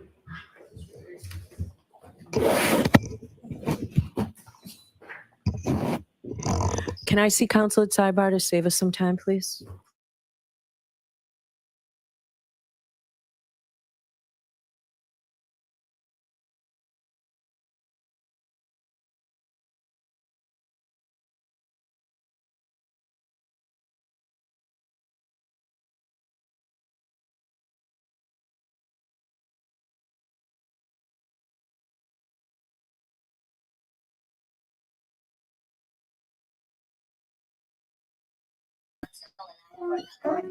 Hello, my friends.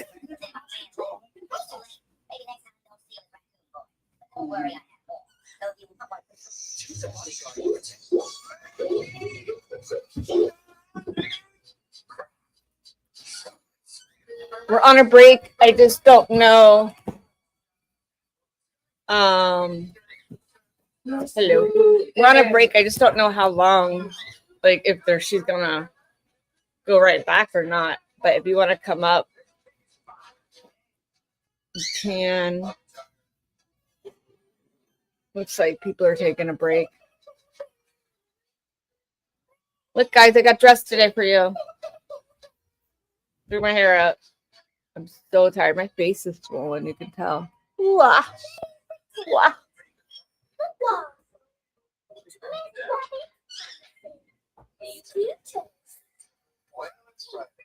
Like, Hank is fighting over 3%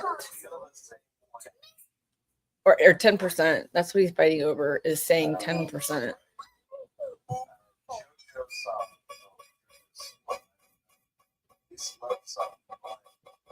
It's 40 minutes? Is that what she said?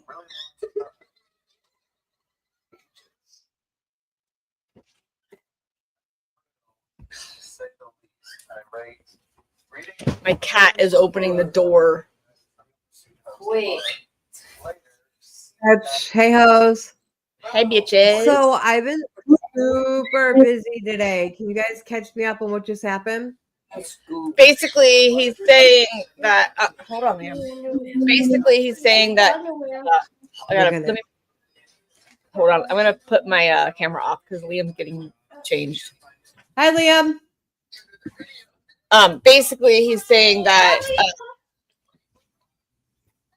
Burgess, his report, he accounted for some of the things. All right, say hi. Hi, Amy. Hi, honey bunny. He like my microphone. Hey, Kevin. What's going on? Kevin. What's up? Hello. What? So what do you speed me up? Like, what's happening? I'm not going backwards. So Basically, he's saying that he put the stuff on there, like certain slides that he put where it's like 3 seconds off, but he didn't actually do it in the math, so it makes it look different. And they're actually the positive would be before the lock, and negative would be after the lock.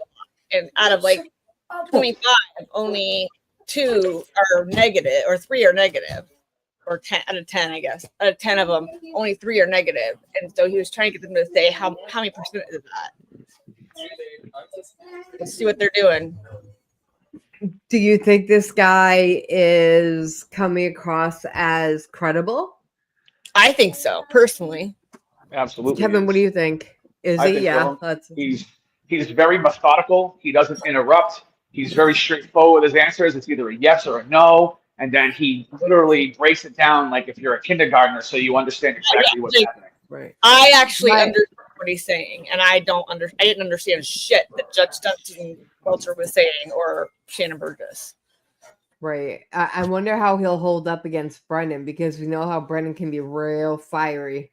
I think, you know what? I feel like hold on, baby. You can go to bed in just a minute. I feel like he'll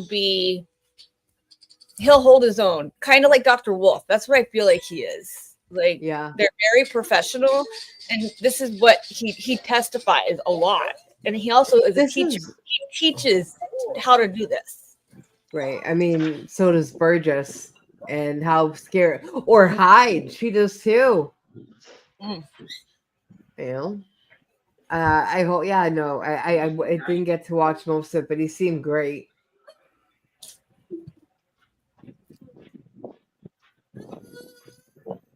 Right, Lucas. I agree. And he looks at the jury, not to be condescending to them, but like he's having a conversation with them to explain it to them. You know what I mean? You're good like this because you have nothing to hide. The other experts for the Commonwealth had everything to hide, and it comes through. You know, half of likability is being a likable person. They did not come across as likable or credible whatsoever. And this guy is pretty good. I mean, you can tell he has nothing to hide. Well, and he did all of his data based off all of his analysis based off of their data that they pulled. Right. He's just showing how they didn't do the math, or they did the math to make it look like what they wanted it to say. Kevin, who do you think their next witness is? I think it's going to be the second guy from this company. Oh, okay. I want Arca.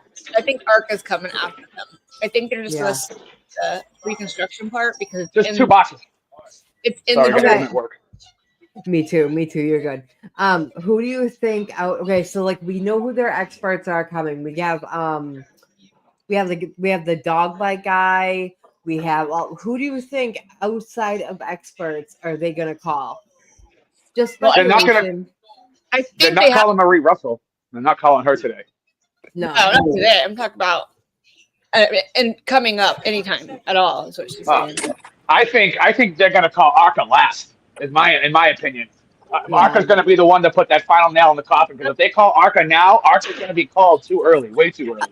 I think you may be right, That's a good call. Yeah, I was hoping that they would start with Arca, but now you saying that, it will be the last thing left in their mind is Arca, and that's what they need. Yeah, good call. Somebody wants to interrupt real quick. Hi, Knick-knack. Hey, babe. How you doing? I'm taking, sorry. He's faking. Listen, Sorry. listen, I will fight Amy.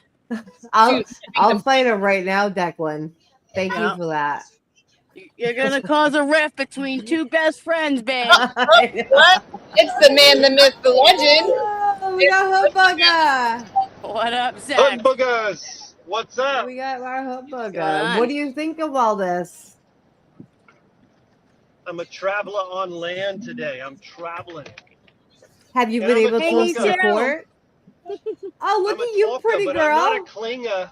I'm not a stage 4 clinger. I'm just a traveler and a talker. Yo, You're a liar. that that Laura Owens shit is fucking wild. Yeah, I y'all said, getting into that. well, she's still fighting the appeal. Yeah, she's fucking wild. Hold on, let's see what Lucas says here.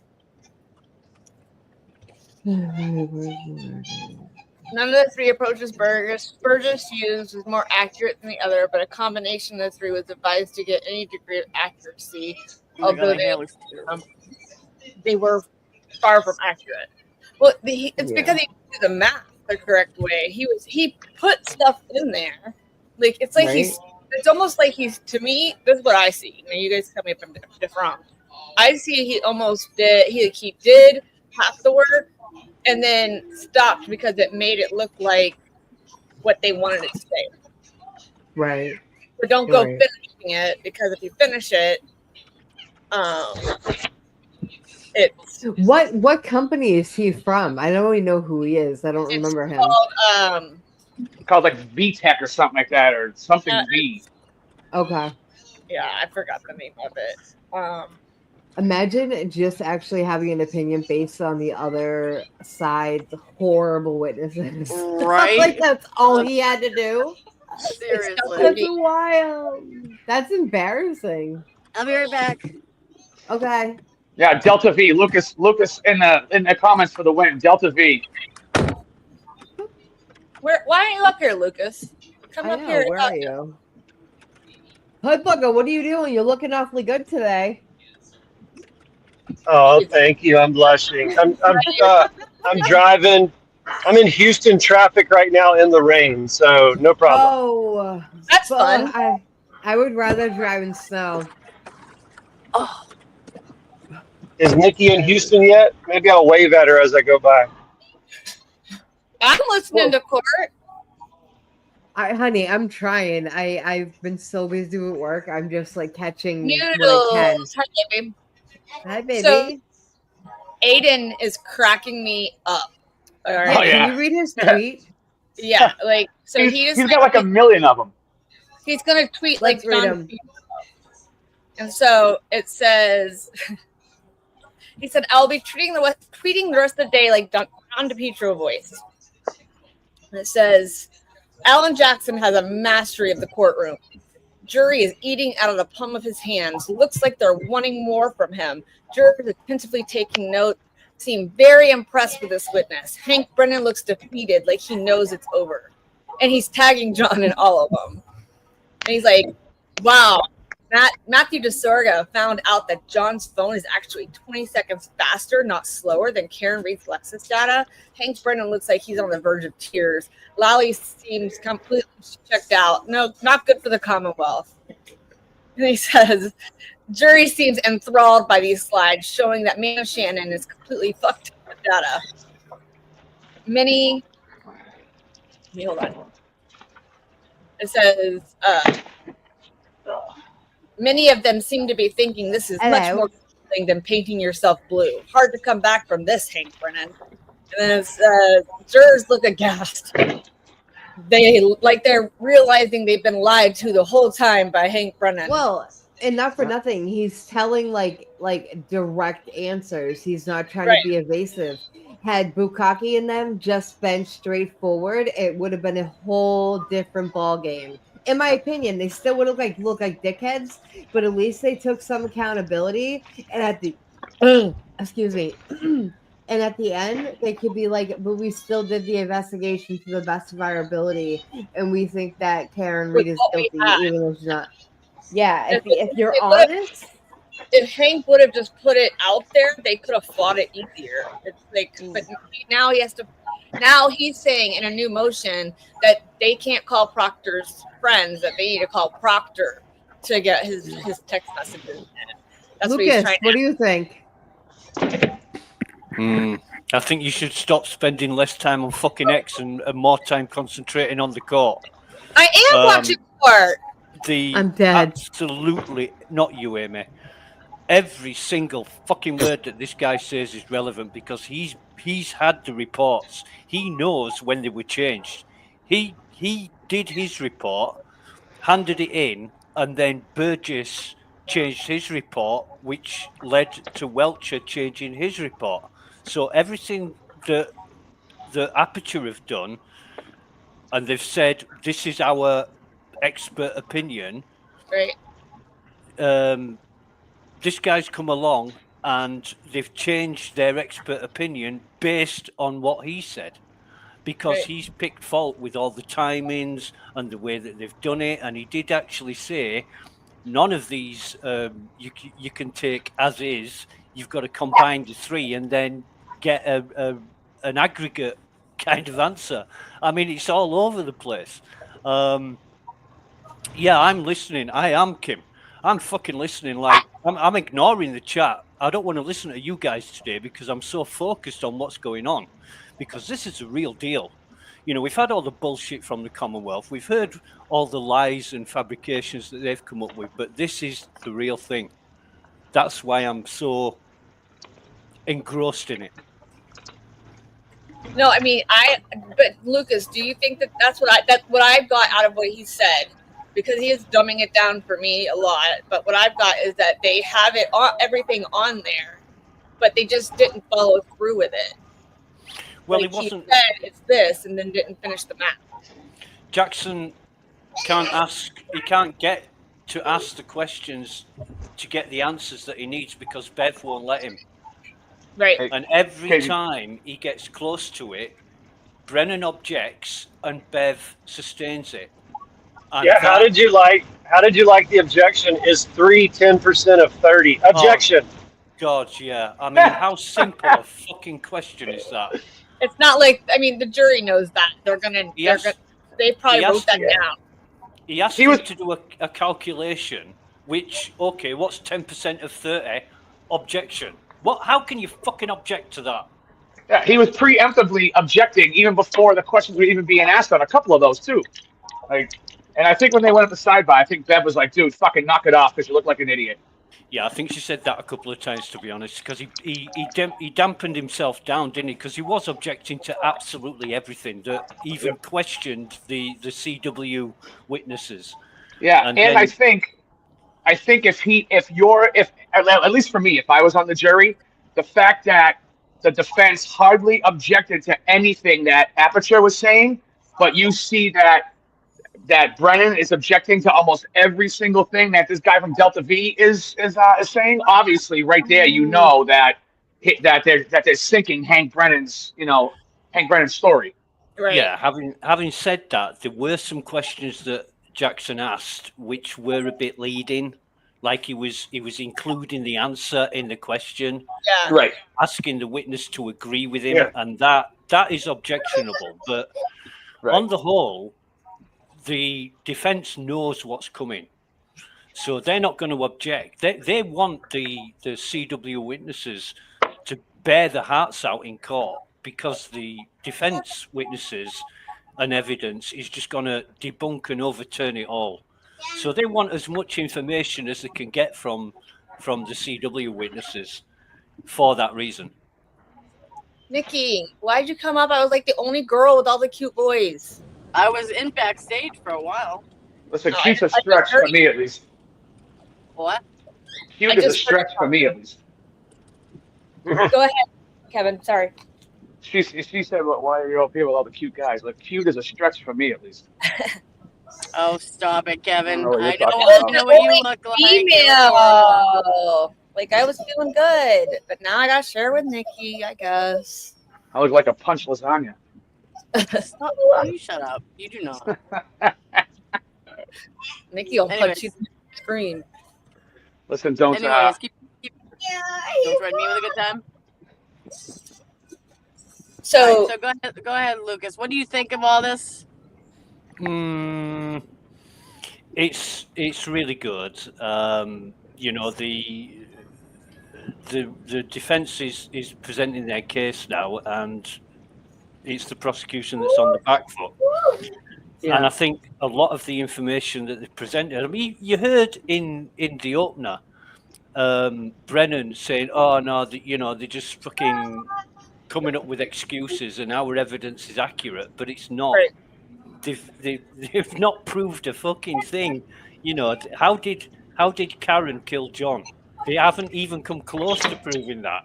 they all said that they could not determine if and when it happened. But that Alexis can go to space. Well, no, it did happen though, because remember, Julie Nagel saw a black blob, so that's all we need. Well, that's Hold on, another guys. thing. I'm getting a coffee. Hold on. That's another thing. They haven't called anybody else that was in the house. The actual what eyewitnesses have they called? Except for they called Sarah Jen Left. McCabe. And Jen Jen McCabe was the only eyewitness, yeah, besides Sarah Levinson and not Sarah Levinson, but Ryan Nagel what was and Heather Maxson. yeah, there you go. Yep, those two. They called all of them, but they didn't call anybody else. So basically, from what I got from that motion that he filed today, Hank did, is that because it says they have to call Proctor to get the text messages in. That's what he wants the defense to call Proctor. Right. Well, it's because of the fact that they can't question him the way that they did the last time when the prosecution called him. That's the reason why they were making the defense call him, because they can't question him like they did the last time. So right, it's going to be harder. It's going to be harder for them to be able to get his text messages admitted into this. So that's the reason why they didn't call him. So I mean, there is a way, but who knows what Bev's going to say? Well, that's why they subpoenaed his friends that are in the text messages, and that's Right. what he's complaining about. That's what he's fighting. It's not fair. It's not fair. It's damaging. It's devastating to my case. It's trial by ambush. Nothing is God. fair in the Commonwealth, okay? Jesus Christ! I can smell him menstruating from here. Serious. He is Jesus. Nasty. he is a pain in the butt. This is nasty, Kev. Nasty. Sorry. I mean, I really like this guy, and I feel like for me, if I were on the jury after what I've seen with the other two, and of course I have to say I'm biased, but Liam, turn it down, please. Sorry, you guys are listening to Mickey Mouse. So, because I missed a lot of it because I was in the shower and stuff getting ready. So, I mean, he basically null and voided everything that fucking what's his nuts said, right? Yeah, he went off of his data. He used his data. But in a second, I'll take you to bed. Just 1 minute, buddy. Now my child's asking to go tonight. Hold on, Liam. I gotta get you medicine. He's used the same data that Burgess had, but I feel like with everything that he's used, he's showing where the math was not finished or the math was not done. Right, and then some of the wording he said that one of the text stream things, he didn't say that it happened at the beginning or the end.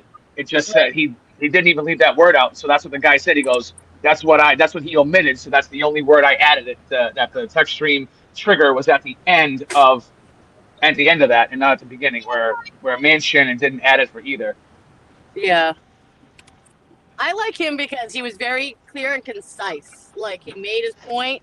He didn't use super big words to try to explain it. Like, it was very easy to understand.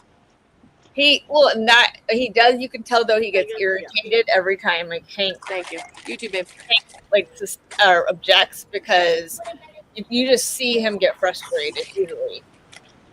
Yeah, but he's not showing it like as we see it because he's on the camera. I don't think the jury can see that close to his face to see that he's that frustrated. But I mean, he's good at waiting. He's good at waiting for the objection and not answering. At least, he's not trying to throw an answer out there that isn't supposed to be out there, Go to bed. Right. All right, you guys take over. My child is begging to go to bed, so I'm going to put it to bed. Okay. What the fuck is Lucas still up here? He's not. Nah, All Lucas right. dropped. He said he had to drop. Oh, okay. You don't gotta yell at me, Kev. I'm not yelling, lady. I'm kidding. What's up, Hoodbugger? What are you doing? I'm driving through Houston. Yeah, you are? I'm actually literally I am. heading to Katy. I'm heading to Katy, Texas, as we speak. I just drove through Katy. Yeah, I'm heading to Katy. Are you in right Houston now. or flying there right now? I'm in Seabrook. Okay. Yeah. Yeah. So. Cool. So are you moved to Houston or are you just visiting? No.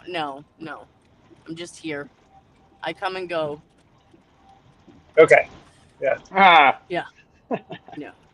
It's a nice rainy day, isn't it? I followed the rain all the way from my house this disgusting. morning. Was it humid out there now, Nick Nack? It's not really. It is a little bit, but I got a Yeah. hoodie on just because it's comfy. Because I get also the AC. Are you gonna let me in, you fuckface? I'm sorry. Yeah, no, it's raining. And my hair gets all squirrely if it gets wet. So. Oh, good. At least it doesn't feel like Yeah. you're sitting inside of a mouth then. Oh, it will. Don't worry. Yeah. Funny. Oh, Lucas is on the phone, he says. Okay, Lucas. Yeah, so. All right, It gets hotter than Satan's crotch here by August. I can take over. I'm not looking forward to it. To be Who's honest. taking over? Who was taking over? Kelly's son. What's up, buddy? I just can't wait. I just can't wait till the Batwing comes back during the summer for me and for all of us men. The bat wings. Stop it. I never see a guy shaking his leg. It's the Batwing. Oh god, the old bat wing. Yeah, it's like the bingo wing on women. So I missed this the end. Like, was it just the morning break? Yeah. Yeah. Declan, say hi. Say hi.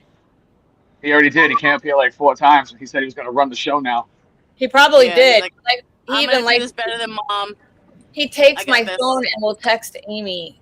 I'm like, all of a sudden I'll come back and there's a text to Amy and she's responded and I'm like, what? Listen, What he is ain't that stupid. He's smart. Yeah. Crazy child. That's my favorite thing is getting someone else's phone and just texting people randomly from it. That is so much fun.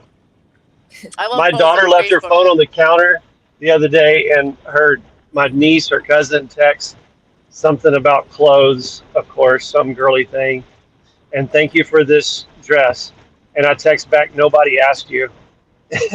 And I just started being really mean. She's like, what is going on? I'm like, this is so much fun. Declan left that. Get Yeah, to be mean I go right to incognito. the Facebook app and I make a status. Yeah, either I do that or I take obligatory pictures of stuff that you shouldn't probably take pictures of. Yeah, that's good too. That's not fun. I change people's profile pictures too all the time. Now that's fun. Changing people's profile pictures, that's funny. Oh, hell yeah. Or making like a random post on their Facebook or something. Yep, saying that I have like explosive diarrhea or something like that. That's always awesome. That's funny.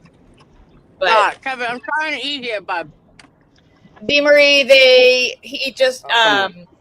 he really is just dismantling the Commonwealth's time for the non-collision collision event, and pretty much showed that they're not doing their math the correct way. He showed him that the collision was actually a dog bite. Yeah. The math ain't mathin'. The Lexus did grow teeth and it did bite him, but its name was Chloe. Cora. Is it Cora? Cora. Yeah, Cora had a sex change too while she was at it. Yeah, Cora is a male dachshund, but trust us, bro, it's really Chloe. Yeah, really.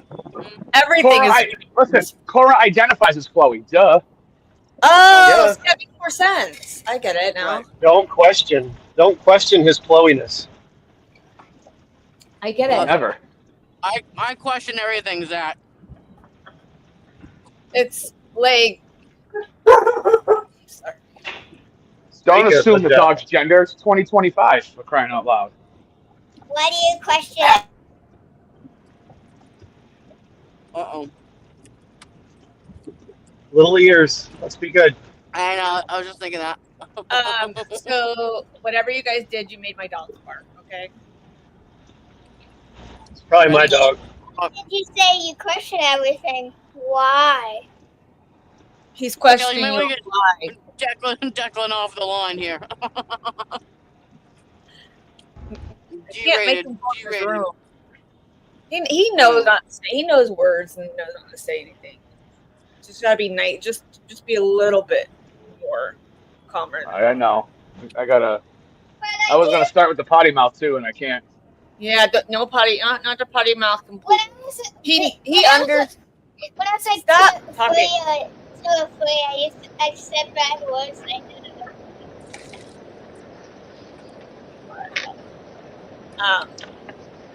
Summer is fun already. Zach, I was in Houston last night. Have you seen the Maine Brothers? Or not the brothers. They're called Cousins Maine Lobster. They run Shark Tank. Oh no, I hadn't been there. Yeah, I had them last night. I was a little hesitant because I do not like lobster down here in the South. It's terrible. Yeah, it's just like Any Chinese seafood. food. And Yeah, Chinese any food is seafood, terrible really. too. Mhm. So but it's Hey, honest to God, do you like it's seafood? legit. It was wicked good. I totally just Okay. wiped myself right out Do of you it. like seafood in general? I Yeah, do. I love Yeah. Cajun style seafood? Listen, I'm sure you've Cajun done Papa anything Do's, but is there's a place is called a hit or a miss with me. Yes. Well, Papa Do's is good for a big chain, but Rupor, there's 3 or 4 of them around Houston area. One of them I've down toward heard. Memorial City. It's called Rup. That is my favorite Cajun food in Houston. It is so Yeah, good. I have actually heard about them, so I do want to check them out. Lucas, did you want me to add you to the stage, or are you still on the phone? I think that's one thing I'm gonna miss when I move out from Massachusetts down south. Is I'm gonna miss the Chinese food and the Where are you moving? Asian food. Florida. That's where I am. Where are you moving in Florida? Yep. I'll be right outside of Tampa. Oh, so You can hang out with Kelly. you're about an hour and a half away from me. All right. Well, we'll have to go party then. Well, I don't know how much I party anymore. I'm old. You're not older than me. I don't like to party anymore. I don't even like to drink anymore because I don't want to wake up with a hangover. I'm that much of a wimp. Yeah, Kelly's 56, so. Yeah. I'm just kidding. Old woman. 48 is just close enough. Oh, then you are older than I am. Today is my sister's birthday, actually. She turned 53 today. Good for her. That goat. You put her out in the pasture yet? Yay. Happy birthday, Sissy. And my sissy doesn't look anything like, you know, when you were younger and you pictured what 53 was like, you're like, oh, wow, 53 is old. And now I look at my sister and I'm like, she turned 53, and I'm like, she looks nothing like she's 53 to what I envisioned it to be. I got the hairline of a 53-year-old. Yes, you do, Kev. Yes, you do. Yeah. I love you, though. How's the gym going, man? Oh, gym every day. Run 4 miles every morning. Every morning. Good for you. Yeah. I'm happy for you. Well, listen, I'm in shape, right? They said round is a shape, right? That They didn't it say is. what shape you needed to be. Listen, I don't run even if a freaking mass killer is trying to chase after me. I got some big boobies that they just don't allow runnage. It's not back yet, Amy. It's not back yet. Yes, I am, Amy, but that's okay. Thanks for the love. Amy's like, get these people off now. I just, yeah, like, I don't know, like, I really like him, and I think this guy is going to make a presence with the jury. I think they're going to like him a lot better than they like Burgess or Vulture. Yeah, well, that's what Aiden's been tweeting. Aiden's been tweeting that they've been, very interactive with him. They've been taking a lot of notes. They're really like, in tune with what he's saying. And then he said that there was that one guy who's not taking any notes, but he's just been smiling the whole time, and he's been smiling towards the defense table. Yeah. So. A lot of They good gotta know. jury right there. They gotta see right through this bullshit. I hope so. I What really else? do, because I'll tell you that yesterday I felt afterwards, I was like, just even knowing that court ended so early, like I'm stressed for Karen. Right. So, I mean, I don't know how you guys feel, but this is kind of how I felt about the whole thing. So I think that Man Shannon was basically Aperture's version of Trooper Paul. And I actually kind of felt bad for him at the end of all this. Like, just, you see his face, like he was like so defeated, like he had nothing to say. He couldn't come back. He had nothing witty to say. Like, I actually felt bad for him. Because made to look like the clown that he is. That's why. Yeah, it was kind of like, I think he was kind of like the guy they wanted to get rid of anyways, and they're like, hey, let's just throw him out to the wolves, and then that'll be a good excuse to fire him. Oh yeah. Yeah. Oh yeah. Exactly. And They were like, they threw him right to the wolves. Yeah. He's the type of guy that would get fired from the M&M factory for throwing away W's.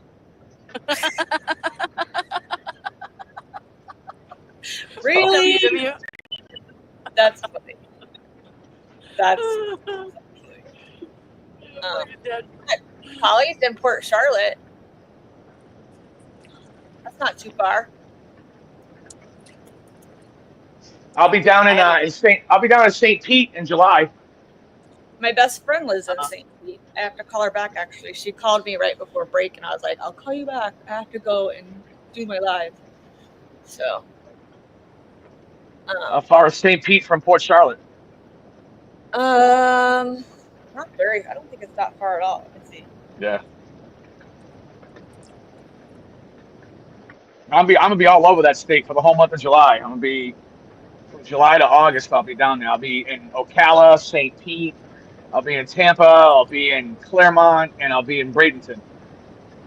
Why didn't you tell me you were going on tour? Yeah, I can't. Yeah, it's a. We're 25 minutes from each other.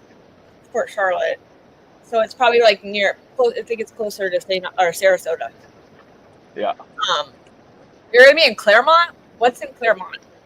One of my friends that used to work up here, her and her husband moved down to Claremont. That's like 30 minutes from me. Yeah. You just have to go the back way and not through I-4 with the tourist traps and all that stuff, because that's where you get stuck. Oh, you kidding me? I want to go stop at the villages and see if I can go and find me some old ladies. I was there 2 days ago. I was in Ocala. Well, I drove through Ocala. We stopped in the villages area. I grew up in Ocala, which is right outside of the village. Ocala, the horse capital of the world. Ocala is nothing but nothing, and I get the worst service there ever. It sucks. I'm like, in traffic in Ocala, if you hit I-75 at the wrong time, you're screwed. So, yeah, I drove 6 hours the other day. I drove 3 hours. Yeah, that's ridiculous. Our appointment, we drive 3 hours back. That's ridiculous. Can you guys hear wicked noise, road noise?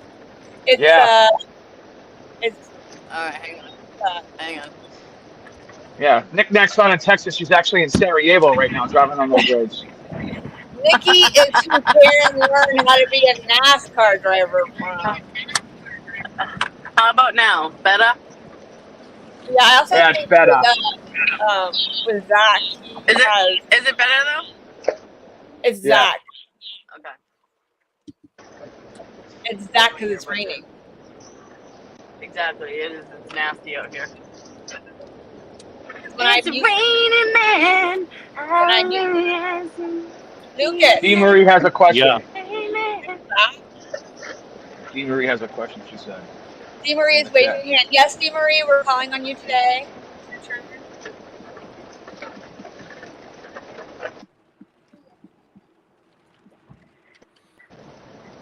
Better. Is that better? If I say better, is it better? Machetta's better. I'm trying to wait for Dee Marie's question. Sound like a fucking You have to be up here. Well, here, hold on. I'll get you. I have to be Share up the there. link I will. because I think I will wait till lunch. I think Cliff's coming back soon. Yeah, so they say. Half an hour ago, we're on a 10-minute break. Well, Jay said it was a 40-minute break. Yeah, I thought I read 40. I don't even know. 40. I thought I But read why? 40. Why 40 minutes? It's only supposed to be the morning break. Like, what are we doing here, Beth? Come on. Can you guys hear me? Yes. All right. So yeah, my questions are never short. So I was thinking, well, first of all, do you guys think that they're gonna call former trooper pussy guy, you know? I think they're trying not to by calling his friends, but if Hank wins that motion, they're gonna have to. Okay, because my next question was, I wonder if they are gonna call Jeff. I'm sorry. Gay Jeff? You know, Colonel Noble. I'm sorry. No, they won't call him. They won't call Colonel Noble. Of like Not a why chance. he fired him. Like I didn't know if it was going to be that deep. No, I was they thinking can't. about it. 'Cause No, I can't because- talk to his wife about anything because she's not allowed to talk to me about it.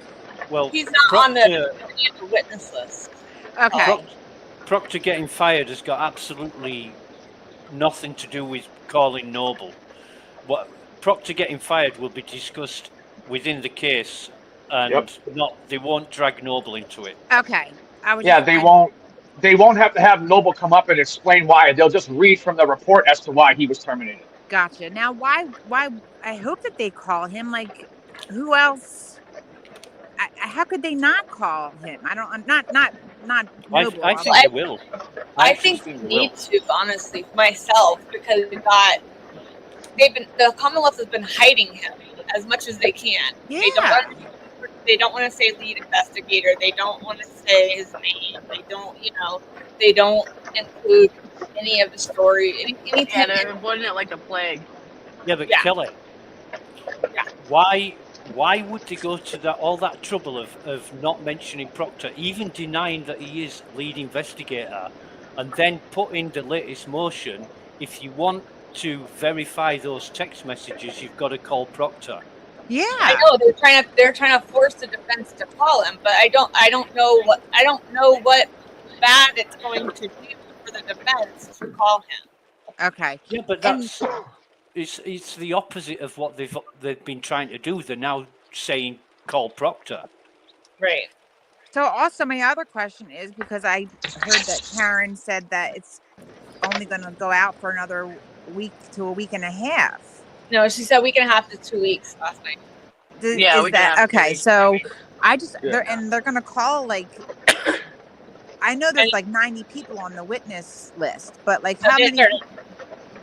Yeah, but that doesn't mean they're going to call everybody. No, I know. I'm asking you guys, like, your poll or your opinion. Like, who do you Well, think? I mean, we know they're going to call Dr. Russell. They're going to call Richard Green. They're going to call Garrett Wing. Arca.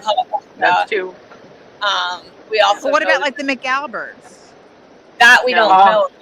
I will bet you right now that they absolutely 100% call Brian Higgins. Absolutely, no doubt in my mind. Definitely, they're calling Higgins. I guarantee they're probably calling Trooper Paul. Right. Yes. And they'll call Trooper Paul right around the same time that they call Arca, because I think what's going to happen is, like I said, they're going to have Arca come towards the end. But I think what's going to happen too is Garrett Wing is going to be towards the end too, because that's how they're going to tie everything in. So I think Higgins, Wing, and Arca are all going to be towards the end, or some combination of those three, because that's how they're going to close the case and be able to show that John was attacked inside the home and he was not hit by the car. Yes. Right. Boom. Love it. I wanted to get your thoughts. All right, guys. I love you, and I'll see you in chat. Hey, love you. Bye. Bye. Yeah, Kevin. One thing that they didn't cover was John's clothes, and Welcher went on so much about the tailor causing the marks on his arm, and I'm thinking he was wearing clothes. Why weren't there any rips and tears on his clothes? They were just holes that poke out. They didn't mention that. Yeah. Yeah, I that's mean- it. Yeah, you're absolutely correct. Absolutely correct. And if did you guys watch some people were slowing down his video and on like X, and you can see when the car is coming towards him, he moves his arm down a little bit more so that it does hit right where he wants it to hit. You can see his shoulder come down. Yeah, but it does it at 2 miles an hour. Yeah, I mean, it does it fucking 2 miles an hour when it was 28 Right. miles. If you're gonna 22 recreate it, you need miles to an hour. recreate it somehow, Yeah, exactly. like with a Nikki. test dummy or a bat or something Yeah. to the equivalent. You Yeah. can't you can't half-ass recreate something and say it's legit. well, that's what Karen said. Karen It's not said recreation. she wanted to see them do a recreation with a crash test dummy to show exactly what happened instead of, JB Blue Man Group guy coming in there and, All right. getting pushed around. I think they're going to prove that the 1162 is not the right key cycle. That it's actually going to be 11 because 1164 is when Trooper Paul says he has them. Right, and that's when that's going to happen. I think that is when they're going to put in there that it's 1160. That it was not the right time. That they have their key cycles off. But even if they used a crash test dummy, there's so many different permutations of positioning and everything else that they don't know about. They can't effectively use any means or method. Here we go, coming back. They're back. They're coming back.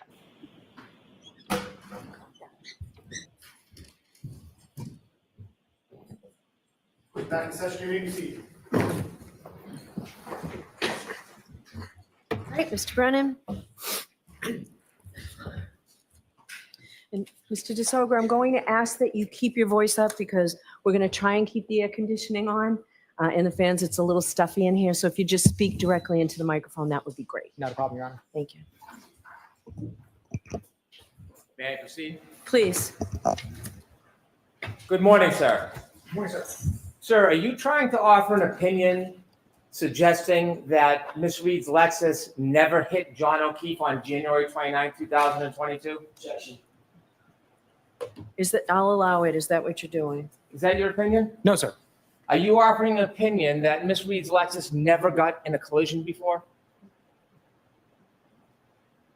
The way I stated it was none of the prior events were triggered by a collision.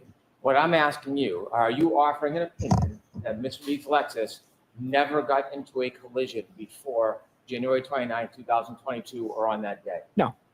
So when you were talking about collisions to the jury, you weren't making any suggestion that that Lexus was not in a collision, are you? I think you threw a double negative in there. Can you just clarify what you meant? Yeah. You are not suggesting to this jury that Ms. Reed's Lexus did not ever get in a collision before? No. Okay. You're just saying that there's no data on the text string to suggest a collision. Specifically, none of the events were triggered by a collision. Right. That's text stream data can be triggered by a number of different things other than a collision. Isn't that true? Correct. And in fact, when you talk about text stream data, you know that text stream data does not record a collision. You know that. A collision is not one of the triggers. That's correct. Right. So when you were saying it wasn't triggered by a collision, it's never going to be triggered by a collision ever on text stream data. Not the collision in and of itself, correct? Right. Mm-hmm. Right. So there's other things that will trigger text stream data. Correct. Like sudden acceleration. The only acceleration trigger that I'm aware of on text stream is if there's a large acceleration during what Lexus calls a PCS or a pre-collision safety event. But a large acceleration on its own, I do not believe is one of the triggers. Are you sure you know a lot about text stream data? Yes. Sustained. Do you know a lot about text stream data? Yes. And you're saying that if a car accelerates over 30%, in and of itself wouldn't initiate a trigger? I'm not sure I understand.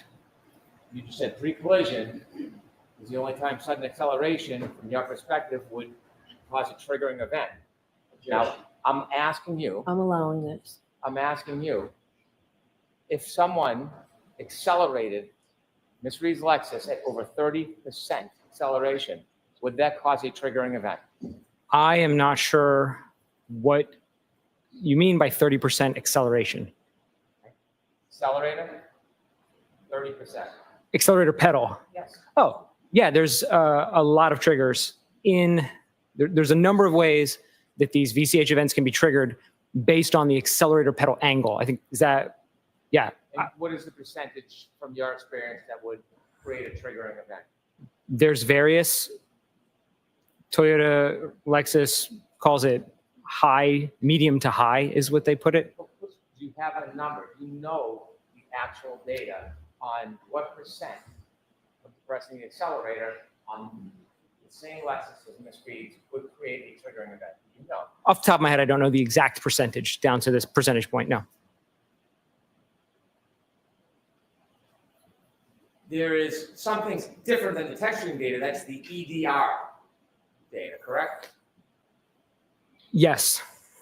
You would not expect, it would be abnormal for the EDR to register data based on a side swipe between a 6,000-pound Lexus and a 216-pound person, wouldn't it? Objection. I'll allow it. That would be abnormal to register that data in the EDR, wouldn't it? I don't know if I would use the word abnormal, but I would state it that there's a minimum threshold to record in the EDR, and a pedestrian impact generally wouldn't meet that. I'm sorry. A pedestrian impact generally wouldn't meet that, but I don't want to make a blanket statement as if it's always the case. You're saying it would meet that? Would not. Would not.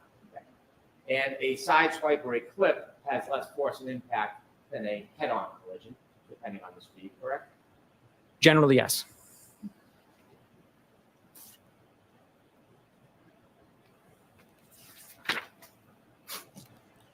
When you are discussing the triggering event, that is the moment that something registers to the car to capture data in the text stream, correct? Correct. So if I was to suggest 30% of depressing the accelerator pedal would cause a triggering event, would the triggering event be when it reaches 30%? Yes. The event data captures potentially part of an event, doesn't it? I think we're into semantics a little bit, and I think it depends on what you mean by event. Exactly. Because previously we'd been talking about an event as the data, but event can mean a lot of other things. If an event's only 3 seconds long and 10 seconds of data is captured, then the data will capture more than the event, correct? Correct. If the event is longer, 15 seconds, 20, 25 seconds, and the data is only captured for 10, the text stream data only captures part of the event. Correct. Fair to say? Very fair. So when you're looking at the data, it doesn't tell you about the entire event, correct? The data only tells us about a window of time the data captures. There's no way to know beyond that from the data. All of your equations and pluses and minuses and graphs you're talking about deal with the 10-second text stream data that was captured, correct?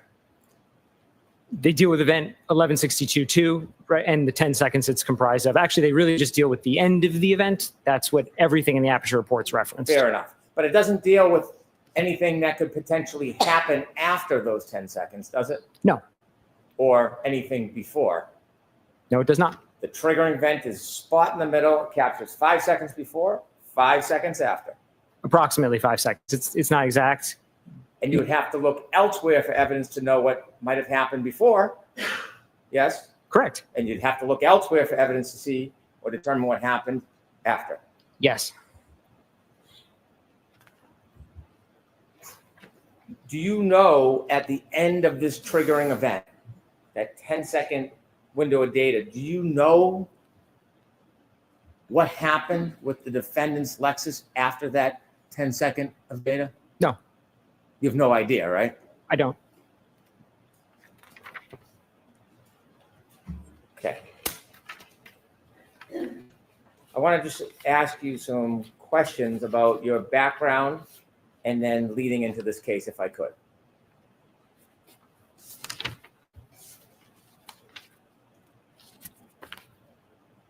You have a bachelor's degree and a master's degree. That's correct. You've worked for your company for some time. Coming up on 13 years next month, correct. You've advanced through the company. Yes. You presently are the director of engineering. Yes. Are you ACTAR certified? No. What is ACTAR? ACTAR is a body that basically offers a certification in accident reconstruction. Do you offer services as an accident reconstructionist? Sometimes. And you have been hired and come into court and offer opinions as an accident reconstructionist? In the singular time I've testified in court, it was not specifically for accident reconstruction, it was data analysis. Okay. You continue your education and you go to a number of different trainings and seminars as well as teach, correct? Regularly. And when you regularly go to continuing education, you have quite a bit of continuing education that you've been through, haven't you? Sorry? You've been through quite a bit of continuing education. Yes. You focus as part of your specialty on EDRs, don't you? That's correct. Event data recorders? Correct. In fact, when you promote your services, that's one of your real specialty, isn't it? Correct. And it's something that not only are you schooled on and you go through continuing education, you're well published, aren't you? That's correct. And in your publications, you speak primarily about EDR type information. Yes. And that's something you are well skilled in, isn't it? Yes. Now, forensics or data forensics is a wide field, isn't it? It is. And you can do some things or many things in it. But oftentimes people specialize in parts of data forensics, don't they? Generally, yes. Well, speaking of you, you specialize in EDRs, true? Yes. There is a difference in different subspecialties, isn't there? In general? Yes. Yes. Okay. Now, are cell phones, is that a subspecialty in digital forensics?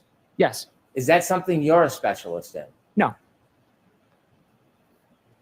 iPhones, are you a specialist in iPhones? No. Have you ever taken any specific training on mobile forensics? No. Have you ever written any papers on mobile forensics? No. Hey, have you ever promoted yourself of having any type of subspecialty as an expert in mobile forensics? Never. In any of your continuing education, and you have a vast amount, have you ever taken any classes or seminars in mobile forensics? No.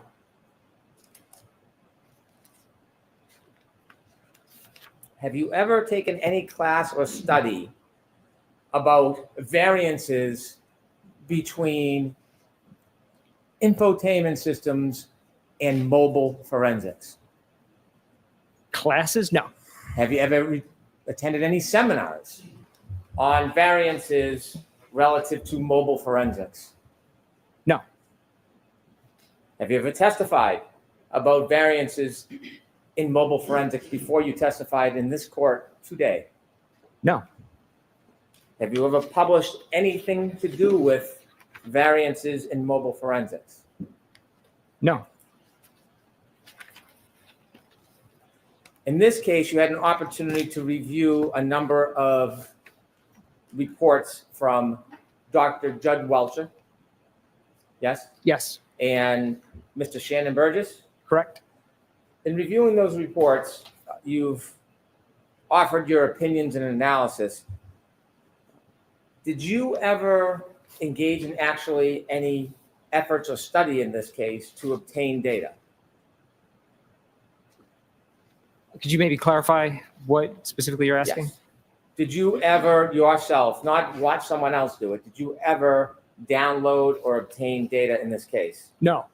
Did you ever test Miss Reed's car? No. Did you ever get an exemplar vehicle to run any tests? I did not. Did you ever do any actual testing in this case? No. And so your role is to look at other people's work and offer opinions and criticisms, basically. And provide some clarity to the work, but generally, yes.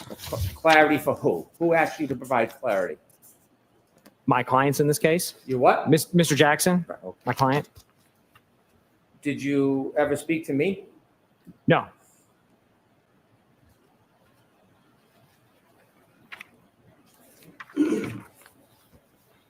As an expert, when you analyze data, whether you actively got it yourself or not, do you ever give an opinion in paper called a report? You ever write a report?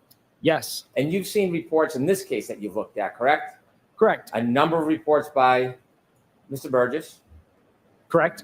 Report by Dr. Welcher. Also correct. Reports that you're critiquing, right? Correct. Did you see Ian Whiffin's reports? I did not. How about Jessica Hyde? Did you see her reports? I did not. You were asked to consider information from Mr. Whiffin's report. No. Well, you were asked to assume that the last user interaction on John O'Keefe's cell phone was 12/32/09. That was stated in Dr. Welcher's report, so I started my analysis at that level. So none of the information did you actually personally go and vet or analyze or make any determinations about? You're just critiquing written reports. Correct. Oh. Well, as an expert coming into court and testifying and having opinions, you put together a PowerPoint, didn't you? Yes. Why didn't you ever put together a report to share the basis of your opinions and the process you went through to arrive at your opinions before you came into court? Primarily, I wasn't asked to, so I didn't do it. I wouldn't commission work without being asked to do it. And number two, the extent of my work beyond building the PowerPoint was just basic addition, just adding numbers together that already existed in the Aperture reports. So there wasn't a tremendous amount of complexity to what I engaged in. What about your work product and your calculations? Did you do all this in your head, or did you type it out and go through a computer program? How did you do it? I used a calculator for most of it, and the tables in my PowerPoint were generated in Excel, which has some calculation capabilities. Were you ever asked not to write a report? No. You had provided an initial PowerPoint. Yes. And then you received information from Mr. Burgess. Yes. And then you added new slides to your PowerPoint. That's correct. Mr. Burgess's report was May 8th? Yes. You provided your PowerPoint on May 25th? Correct. Okay. Did it take you that long for the calculations between when you got the report and May 25th to put together the new presentation? No, it didn't. Why did you wait until May 25th to provide the new information? That's when I was asked to do it. What do you mean by that? I just want to see what the date is today. Today's the 30th. When you finished your PowerPoint on May 25th, did you send it to the defense on May 25th? Yes, I did. So they had a copy of your PowerPoint on May 25th. Don't be shy. No, I'm pretty sure it was the 25th. So it's sustained.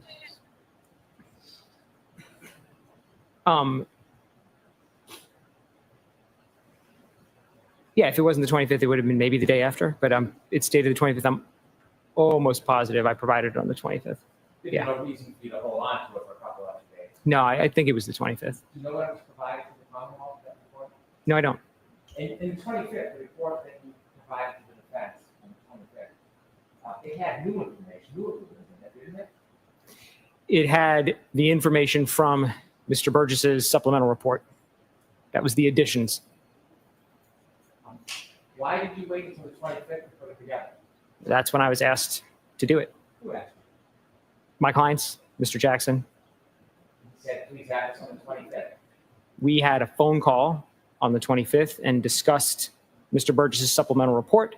During that phone call, he asked me to update the presentation, and I did so and then provided it. How did the date of the 25th come about? Why the 25th was the date provided? That's when he requested it. I think it was a Sunday, actually.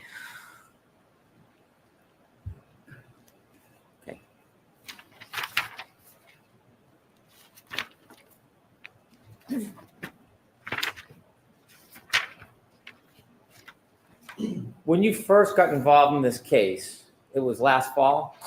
Correct.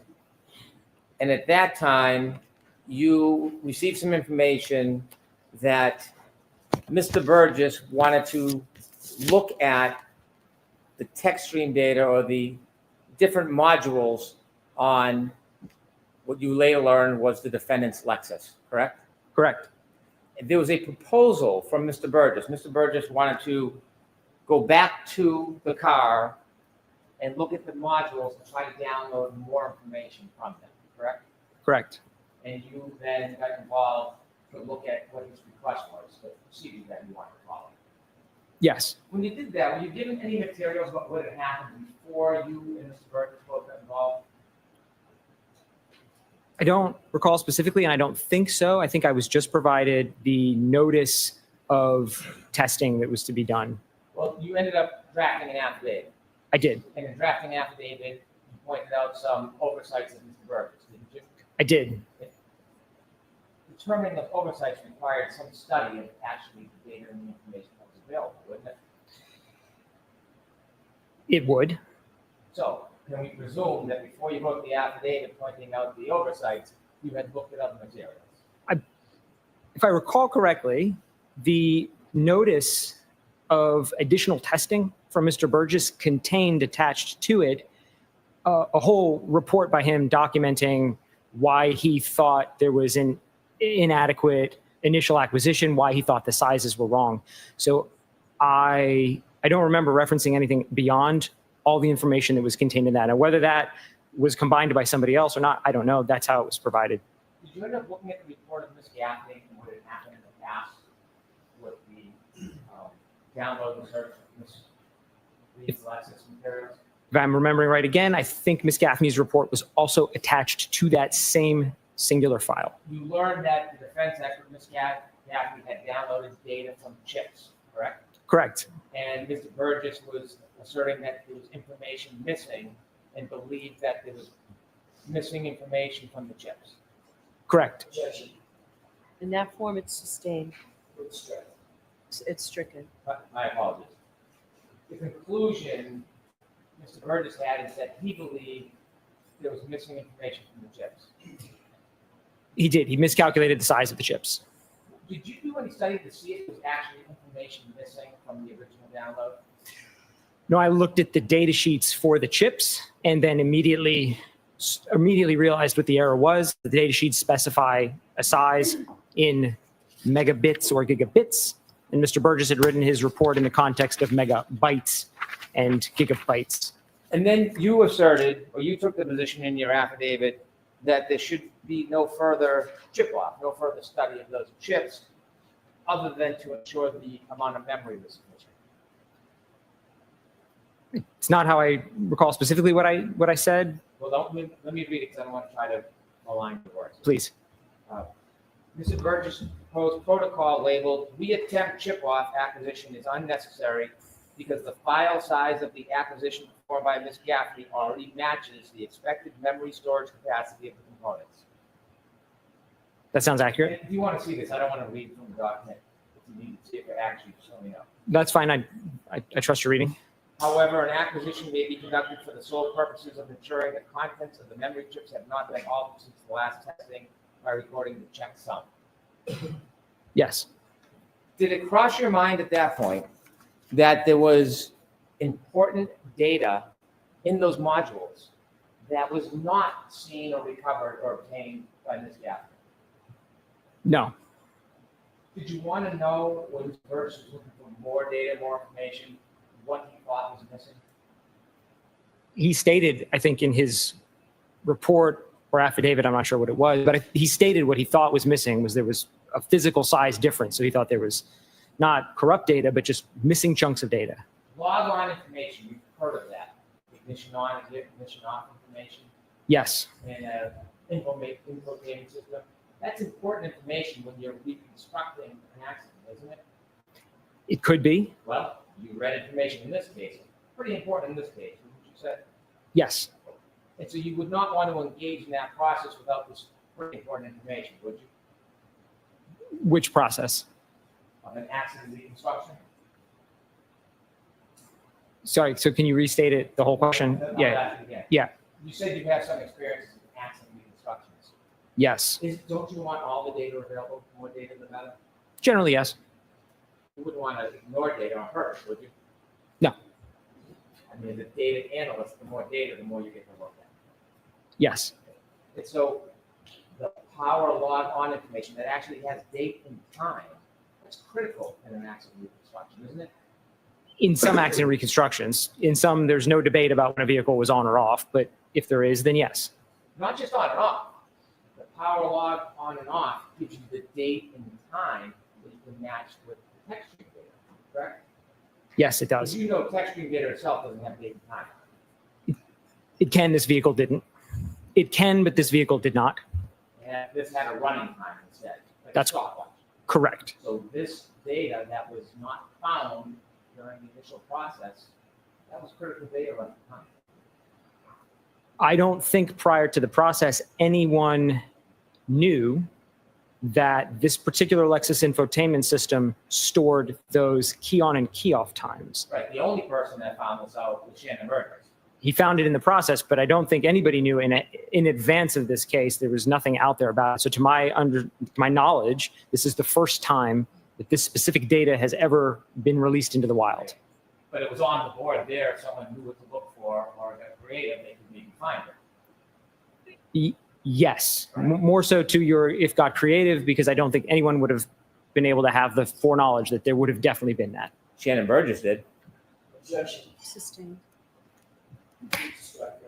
I'll strike it. And when Shannon Burgess went to obtain that data that everybody else overlooked or didn't know about, you went with him. Yes. So you had a process where he was going to now control the data and take the information that was left behind and remove it from the infotainment board, correct? He actually never specified anything about the SD card in that initial notice. So it was a departure from his protocol, and it was a little surprising to me when I got there that the protocol was written with a specific focus on a number of other chips. And it became very apparent to me very quickly that the focus was not on those chips, and the focus was on this SD card that had previously been unmentioned. There was nothing in there about that prior to that. Did it offend you, or were you impressed that he had found that? I was a little confused because I went into it with an expectation. Generally, if we write a protocol, we adhere to the protocol. If we're going to deviate, we have a discussion about deviations. So I was just surprised. It's not customary to sort of shift out of nowhere. But other than that, I did not know what to think of it because I'd never heard of that. Did you give any input? Did you have any knowledge about the SD card and how it worked? No. So when you watched Mr. Burgess remove the SD card, did you appreciate he'd have to engage in what you call reverse engineering? He did not elaborate to me exactly what his whole process was at first. It sort of came out as time progressed through the first day in his office in Texas. And then I learned more as we moved to the second testing in Massachusetts. But he didn't explain it to me in one go. Did you, at that point, understand or appreciate the relevance of the SD card relative to the infotainment system and what it could do as far as the amount of information that could then be available? He never spoke throughout the 3 days at all about what kind of data he expected from the card or would be on the card or could be. He made no mention of the data. Not what he said to you, but given your expertise, did it ever dawn on you the significance or importance of this SD card that was sitting in plain sight? Objection. Sustained. You can ask it to. Did it ever dawn on you, as Mr. Burgess was recovering this information left behind, that there was something important or significant about it? At the time, I thought it was a possibility. if you reference the initial work, a number of different memory components were identified in this infotainment. There isn't a singular memory chip. So if we're looking for data, it could be in any of them. So we found a new source of data storage, and there could be something there. There could be nothing there. It was unknown to me. But it turned out there was. There was. Now, when you were watching Mr. Burgess work as an expert, if you felt like there was something inappropriate or he had some great oversight, you could write a report about that, couldn't you? I could. Did you ever write any report in this case? No. So you never wrote a report for your preparation of coming in and your data in the PowerPoint presentation, right? Correct. You never wrote a report regarding any of your observations of Mr. Burgess? Correct. You said that he didn't say anything. He spoke to you quite a bit during the process, didn't he? He did. He showed you what he was doing? He did. He explained to you what he was doing? He explained the process. I think you had asked me earlier about whether he explained the data, and he didn't. He demonstrated great proficiency, wouldn't you say? He ended up with a successful acquisition of the card at the end of the process.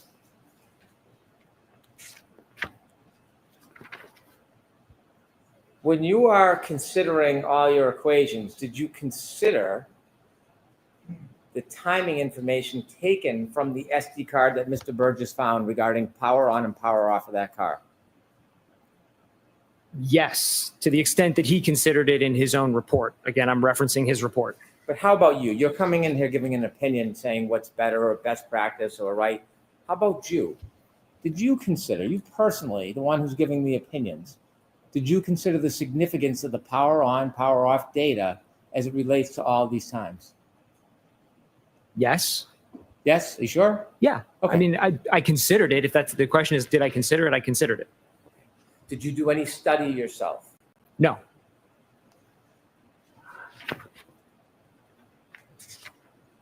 Now, we agree, or you agree, that there are variances between different devices. Yes. So a Lexus clock that comes from the infotainment system is very common that it would be different than a different device like an iPhone. Specifically this Lexus, I don't know if we can make the statement that it's common or not, because again, this is the only time that I know of that this specific data has been analyzed. So I don't know the answer to that question. Did you say on direct examination that variances between devices are common? Variance between devices are common. In a variance of 45 seconds, that wouldn't be remarkable on different devices. It's common in the industry. Correct. And in your business, that's an accepted amount. I'm not sure what you mean by accepted. The amounts are what they are, and we have to correct for them. I've done analyses of clocks that are anywhere from completely correct, 1 second off. I've done analyses of clocks that are 25 years apart. So it's a wide range of possibilities. I understand your point. Yeah. If you see as an analyst a 45-second variance or 30-second variance, that wouldn't shock you, would it? No amount of variance would shock me, is the answer. I want to ask you questions and go through your PowerPoint. And I want to ask you your specific opinions and how you arrived at certain claims that you've made. Sure. Okay. If we could put up Mr. DeSorga's new PowerPoint, 52525.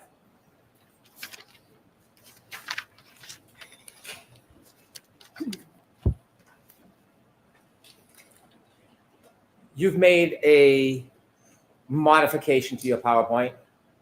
Yes. You've made an amendment to your PowerPoint.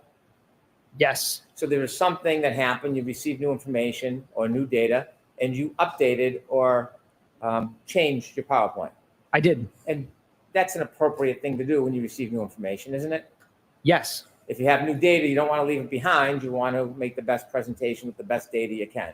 I'd want my presentation of the data to be as accurate as possible. So I included all the data. And you would expect that from any expert, wouldn't you? If they received new information or analyzed new data and it was important, it would be an appropriate best practice to update the PowerPoint or information they're providing, wouldn't it? Objection. I'm going to allow that. I don't know if I would tell other experts what their best practices are. I would say generally as experts, we do work that our clients ask us to do. So if we're asked to do it, we do it. If our clients say, hey, don't do that, then we don't do it. Well, you like the phrase best practice on direct, so I'm just wondering if I can borrow that phrase. Sustain. Okay. We can turn to page 2. Now, this is taken from Dr. Welcher's report. Yes. And again, you did no testing whatsoever. You just read I did the report. Did you read all of Dr. Welcher's data, the gigabytes and gigabytes of data? Did you go through it all? Not every slide, no. Not just the PowerPoint. I mean the actual massive amount of data in his study. Did you go through the data? Oh, no, I didn't look at any of the data. Did you ever speak to Dr. Welcher? No. And so when you are making assumptions on what he thought or how he analyzed, you're just guessing. I am looking at what Dr. Welcher put in his trial presentation, and my assumption that's baked in there is that he's going to stand behind the things he says in a presentation. So I'm taking them at face value, but as being correct. It's not a matter I'm of not guessing. It's not a matter if he's going to stand behind it. You don't know why he put something in here. You just see it on the paper. You don't know what his thought process was, did you? To an extent, yes, because I understand how the exemplar testing by Aperture laid the foundation to align the key-on events in the infotainment to the Lexus VCH events. When Dr. Welcher made his PowerPoint, do you know whether or not he was relying on 154 on Mr. O'Keefe's phone, stamp 154, as the end of the event as opposed to the beginning of the three-point turn, 1162-1? Based on the math he uses, that's the implication. He puts a number on the screen that the only way you could reach that number is by making that assumption. So when I looked at the math, yes, that assumption seems baked into the math he did. So this seems like it's baked in that he was assuming 154 on John O'Keefe's phone was the end of the three-point turn. Not on this slide, on a later slide, but yes. Okay. And you said that variances, 30 seconds, 45 seconds, they're very common when you're comparing two different devices, right? Yes. Okay. Turn to the next page, please. You point out 2 times for the jury, the Lexus event 1162-2 ends 12:31:43, right? Yes. And that's based on the clock in the infotainment system. That time is based on 2 things, the clock in the infotainment unit and the cumulative key-on timer in the text stream data. So it's a combination of 2 values. Which is the running clock. Correct. Right. And that is compared or contrasted or coordinated with the log on off time that was found on the SD card. Yes? Yes. And without that SD card, we wouldn't have that time now, would we? Correct. Okay. 123209 isn't something you analyzed, but you just read in the report that that is information from Ian Whiffen suggesting or taking the position that was the last user interaction John O'Keefe had with his cell phone, 123209. That's how I understand it. There was a phone lock at 12:32:09. I did not look into the underlying reports from where that came. And you know those are 2 different devices, 2 different clocks that will have a variance. Yes. You mentioned trigger event, and you said that your preference is to, when you're doing times, to point it from the actual trigger event, and there was a little slap emphasis to target you on that, right? The trigger event. That's not a standard practice or a protocol that is supported by any type of literature, is it? It's the methodology I teach, especially in the class I teach on the analysis of heavy vehicle data. We have the exact same problem with heavy vehicles. They all have clocks on them. And so, in fact, I do a lot of clock adjustment on heavy vehicles relative to other sources. And the way I teach it, I'm not the only instructor. Collectively, the way we all teach it is we generally start the analysis at the trigger, which is not to suggest you have to do that. It's not wrong to do it a different way, but that would be let's call it the default methodology. The default methodology, do you have any professional literature that says that is the best time to start the analysis? not literature. I mean, that's sort of my opinion, because that introduces the least amount of variables. Once you start trying to align events off of subsequent times, you just introduce more addition and subtraction or math you have to do. So it's easiest to do T0 and align everything from there. If you're lining up the end of one event with the end of another event, it's more coordinated than if you take it from different spots, isn't it? That could be a scenario where then you wouldn't use it. Right. Like I said, it's not the only way, but it's the default way. I don't disrespect your method, but there are other ways to do it that are just as legitimate as the trigger knot. Absolutely. And that's why I didn't change the convention here. I used their convention, So you're apertures. not suggesting that Mr. Burgess was being misleading by choosing the endpoint when he pronounced that's exactly the point he was considering, are you? No. And so the word cherry picking, you're not saying he was cherry picking, are you?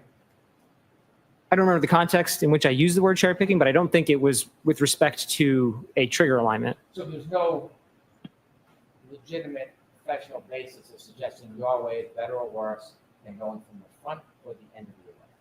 No. So you're not offering criticism on that. So just so I understand. Not criticism. I pointed out that it's not typical, and I pointed out not even to say specifically that it's not typical, because even that, to your point, might sound critical.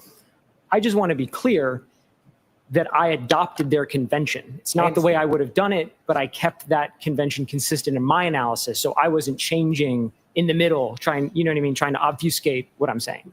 I appreciate that. So if someone's looking end to end, you're not going to add 5 seconds. It's if someone went from middle to end. Could you give me that? Yeah, you were suggesting those questions about, well, since you're looking at the end instead of the middle, then you got to add another 5 seconds on. That's not really an accurate analysis if you're looking at a comparison from end to end. You wouldn't then add the 5 seconds to the time to trigger because you're starting at the end from both devices. Objection. I'm going to allow it if you can answer it in that form. It's going to depend on if you're doing an alignment with something that is a range of values, then you have to be consistent on where you're doing it. If you're doing discrete points, then that's just a single point in time. There's no beginning or end. It's just a single second. So the best answer I can kind of give is it depends on what you're doing. Well, in this case, you're basing it off the end of the event, the end, not trigger, the end, comparing it comparatively to the end of a different device. So you wouldn't just add 5 seconds just for the heck of it. You would not add 5 seconds for the heck of it.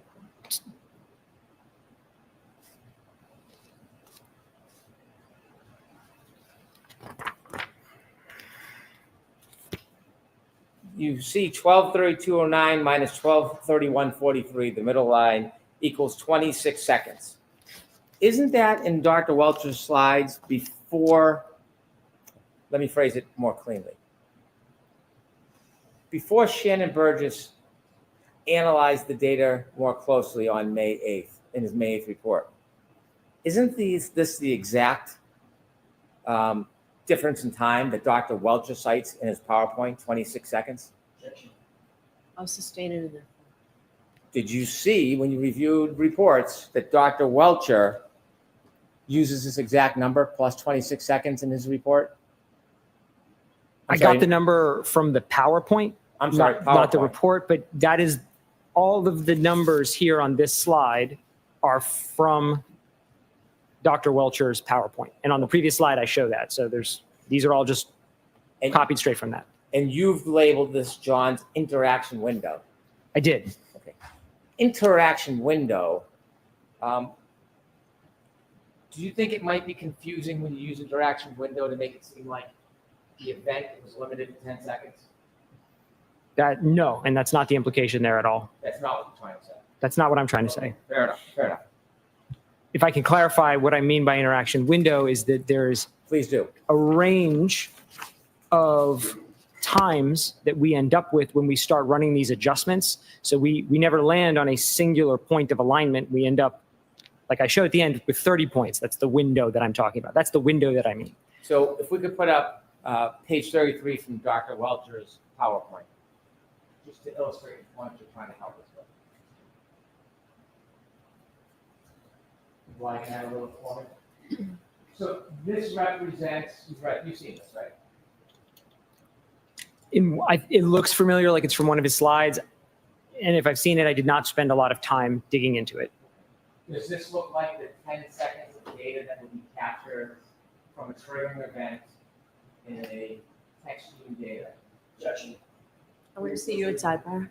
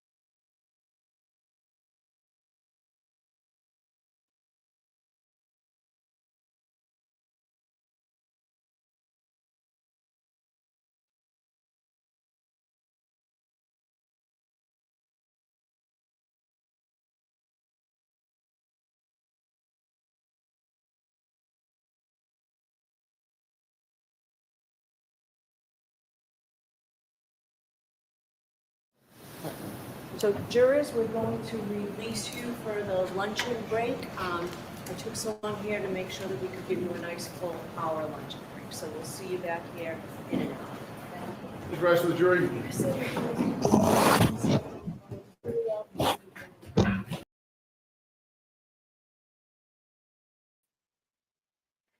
Hello, hello, hello. Hello.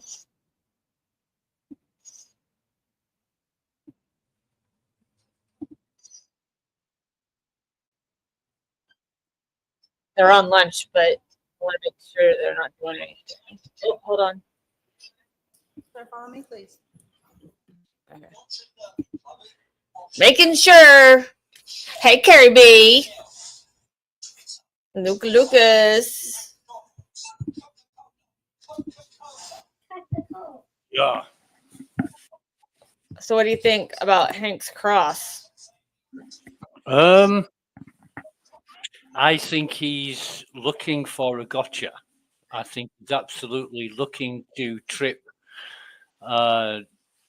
Disogra up and trying to say that, aha, but you didn't do that, and Welcher did, or Burgess did. You know, it's all very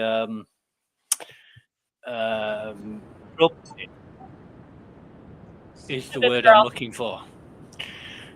Just excuse me, I indicate. Just excuse me for about 5 minutes. I'll be right back. Want to take a poop? He actually is like taking phone calls and stuff today when he's not supposed to be. He's supposed to be with us at all times. I know, the nerve. It's rude. I think Hank's such a slime ball. He is. He is. I think Lucas is right. He's trying to get a gotcha, but not doesn't have anything to get you with. Like he's totally not said. He's not said anything bad about them at all. Right. He's only acknowledged. He has prawn, eggs, fried rice on the go, huh? Mm. Yeah. Ooh, it's Tonka. I mean Dogma. Hi, Nikki. Hi, Kelly. Hey. So what do you think? Oh, wait, you guys, everybody give a round of applause. Kate actually got DeMarie a membership finally. I know. I was kept shocked. trying. It's only taken us 4 days. I didn't understand a word you just said, Kelly. Kate actually got DeMarie a membership, a gift membership. Oh, very cool. We've been trying for 4 days to send it to her. It didn't work. It went to everybody else but her. So now she finally got one. Yay! She's green. But yeah, so I think Lucas is right. I think he's trying to do that gotcha moment that he doesn't have, and I think this is like how a real witness testifies. He doesn't fight the testifying against the prosecution. Like he's literally just answering his questions like he's supposed to. So I'm impressed with this guy, honestly. Yeah, he was unshakable when Hank was asking him dumb fucking questions. So there's that. Well, even with like questions that didn't make sense, he would try to answer them to make sense, you know? Yeah. Like Bev was like, and then Bev, of course, she allows everything. It doesn't matter what it is. Oh yeah, of course she. I'll allow it. I'm gonna go ahead. I'll allow this too. Can you answer that? Yeah, I guess I could try. Can you answer that? I'll allow So it. I missed a lot of, I don't know, should I even go? I missed a lot of Alessi's, Brennan's cross. Is it even more? How did he do? He just looks like a fucking asshole. It was just, just gonna piss Was he you off. typical Kim. Spanky? He was That's typical it. Spanky. He said, you can answer it. Don't be shy. Yeah, it's He just gonna literally piss you said off. that to the guy on the stand. Don't be shy. Yeah, he goes, yeah, you can answer it. Don't be shy. He did not. Yes, he did. Shut up. Yeah, he's an asshole. Oh my God, he gets worse and worse. Right? Did he finish so, with him? I have something stuck in my tooth, so hold on. You're fine. Yeah, he tried him, Nikki. Where's my brother? Where's my brother? Oh, I fucking sold him, dude. Oh, all right. to the highest bidder. She was like, $10. Dude, I want half. I want half, bitch. $10 make you holla. Shit. Yeah. Make Yeah, sure we I was get the like, pontoon boat. Fuck this. Oh, listen, girl, I already got the fucking trailer hooked up, the camper, everything. We're going camping on the boat. No, I meant here, you dumbass. Oh, well, In it's not my July. fault I you're don't give a fucking so far fuck. away. I don't give a fuck about Texas. Nikki's like, get your ass in a plane. Come here now. Right? I'm trying to find fucking my floss. It's driving me crazy, and I can't. Where are you heading to, Nikki? Katy, Texas. Is you working? Yeah, sure. So you left that where you were? Where's Teddy? Oh, I fucking sold him too. It's a fucking yeah. Are you? You can sell that dog. I will fucking kill Fuck you. Teddy, okay? Mm-mm. I think he yelled at Federer yesterday, so he gets in trouble. Wait, what? I did see that. He yelled at Federer yesterday. Oh yeah, he's fucking barking at fucking. I was like, don't you smack my Teddy. I'm like, I literally was like, what the hell is he barking at? So I go I sneak down into the chair, and he's like, he looks at me and then he looks back up. I gotta record. He's still barking. I'm like, don't bark at Mr. Betterow. We do not bark at Mr. Betterow. Like Betterow. He's a good boy. How's Tom been? I know you had his allergy shot. How'd the doctor say? Yesterday was a trip. He's good though. He's sleeping right now. We just did his eye meds. He's a good boy. We got his collar on. We have a double ear infection. We're still finishing up. I got a fat Frenchie. I thought I was getting a Frenchie. No, and yeah. I got a fat Frenchie. Dude, he eats fucking spaghetti. What do you think? He's gonna be fucking skinny. Come on, stop Dude, it he right was now. big when I got him. Dog Frenchies eats are fucking usually- spaghetti and fucking potato chips. Settle the Shut fuck up, down. bitch. Of course he's gonna be fat. Apparently, Lucky Loughran's in the courthouse. Oh, is he really? That's what Kevin said. I got Kevin. my purse is like Mary Poppins. I have everything in here. I even have a loofah. I don't know why. In my Are you gonna pull out like a? I can't find my fucking floss to save my life. You got any condoms in there? You got any rubbers? Condoms? The fuck? Rubber Your brother's sheets? fucking got a vasectomy. Why would I use condoms? No shit. Do you have any rubber sheets? No rubber sheets. They're on the No bed. rubber sheets. The rubber sheets. No dirty dusters and rubber sheets. Damn it. I'm disappointed. That's funny. Okay, go ahead, Cal. Fine, go ahead. No, I forget what I was going to Got it. Yay. Oh my God, Nikki. What was that? Oh, your floss. Hey, Kim. Hi, Lucas, baby doll. Do you want to make out or what? What's going on? Oh, shit. Gotcha. I feel like it's a love connection on this page. No, no. Well, Lucas is with every female that we have. we're on for a foursome, and I'm going to get punched by Nikki's fella, but who cares? No, my brother's a lover, not a fighter. Yeah, He'll no, just yeah. videotape. He can't fight, so there's that. Oh, Polly, that's so sweet. I have cats that want to be in my body carcass if they could. All right, I gotta floss my teeth real quick. Be right back.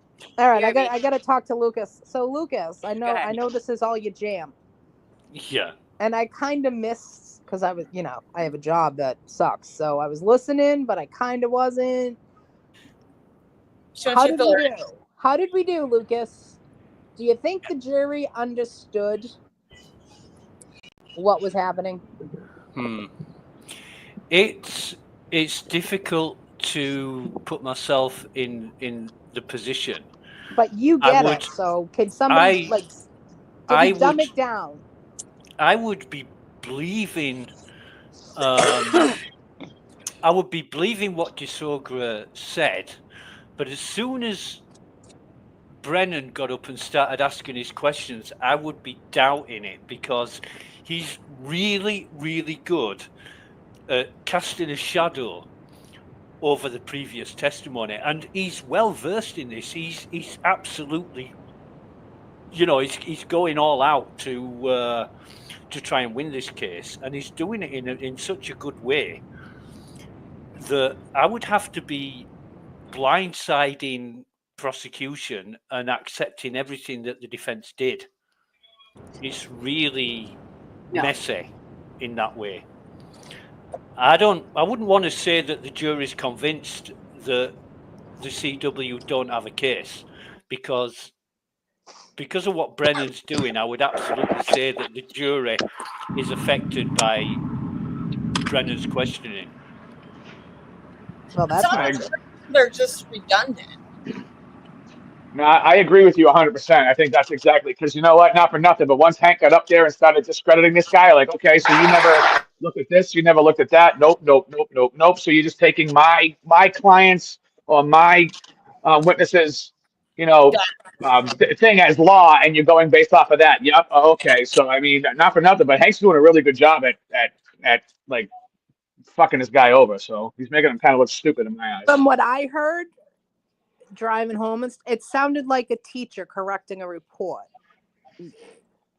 Well, like feel like some of the questions he asks are redundant because he is trying to find that gotcha moment, and there really isn't a gotcha moment because he can't really say, okay, you're not credible because you used the data that my client did. All he did was go through the data and verify that that's what was supposed to be done, and he found mistakes in their data. Well, that's the problem. Hank wants a gotcha moment so bad that he's coming off looking like a fucking pompous cocksucker. Right. Well, he has it correct. I mean, when he comes out and says, don't be shy, come on, really? Yeah, you fucking bitch. What I are might you? have to rewind just for that. Yeah, if I was on the stand, I would have said, you can suck all the piss out of my dick if you want. All of it. Not a little bit, all of it. Fuck off. What a fucking asshole he is. Oh, he's One such thing a... I will say is the composure of the witness is what is supposed to be happening, not compared to what Welcher and all these other, Buhaki and all of them did. Like, we didn't have to have him on the stand for 3 days if he would have just answered the fucking questions. Kevin, say cocksucker again, please. Kevin for South Boston, you're being paged. Kevin's like, nope. He ain't talking to us anymore. He says it's so Sorry. funny. I'm on my work phone taking a call, but okay, fine, cocksucker. All right, guys, hang on a second. Hang on. Okay, bye, Kevin. Acting like he has to work or something. You guys, there's no work when we're online. This whole job thing is just no. And the sad part is I want a job, but I can't go work. So no, you kind of got a lot of responsibility there, Kat. I have to take care of a little kid. Christ, I called in sick for 4 days when Tonka had eye surgery. You know what I mean? I get it. Declan could take care of himself. Like Declan could feed himself. He could do all of that. But did someone call my name? I did not call your name. Hi, Declan. Say hi, Kim. Hi, Declan. Hey, buddy. Hi, buddy. On the microphone. You don't need it. Just say hi, Nikki. Hi, Kimmy. Say hi, Lucas. Look, there's Nikki. Hi, Nikki. Hi, baby. Lucas. Hey. That's Lucas, and that's I'll be right back. You're psycho. And then that's Kimmy right there. Dog mom. That's Kimmy. Hi, buddy. She's taking Liam, and Amy's taking you, so I don't have to worry about kids. Right. Exactly. So, Nikki, don't fight with Amy. Nikki, don't fight for Amy. That's what he said. He don't want you guys fighting over him. Oh God. He's 9. He has females fighting over him. He loves it. Well, I love my dad. Just gave you the side eye. He's crazy. I don't know. I love you, buddy. The other day we were sitting in the car and he looks in the glove box and he grabs like my car registration and he was like, "What is this? Is this my adoption papers?" And I was like, "Are you serious?" I was like, whatever. He's nut. So Nikki, where's my brother now? Are you like following him? No, I'm going to pick up shit for the camper. Oh. Yeah. Well, don't pick up shit. Actually, pick up stuff. What you He's at need. work. I gotta bring it to work. Fuck, am I going the right way? Yeah. All right, dickhead. What are you doing here?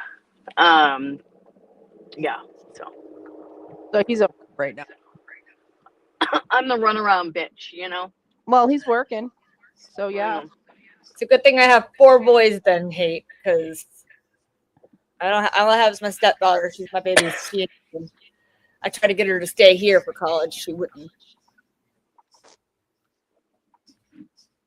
She's home right now, though. Kim, when is your brother not working? So that's the dumbest question you could have asked me. Did he taking a long weekend? No. He works like 7 days. No, he works 24 hours. Pretty much. What happens when you run a company, kids? All right. He's a smart kid. He's a good boy, working hard. He's wicked smucking fat. Yeah. That's like, remember his theory? I was talking to Blue, and she was like, I was so excited to have the Lord on. Like, I thought you were going to bring him on. I said, no. That was, he called me one morning, woke me up to elaborate on the theory. He solved the case. He solved the case. I was like, so of course they had to FaceTime me with that, and I was like, yeah. no. I'm like, let's call your sister, see what she thinks, because he was like getting mad at me. I'm like, babe, I'm like, okay, and he's like, well, no, but like, look, and I'm like, no. Pretty sure no. No.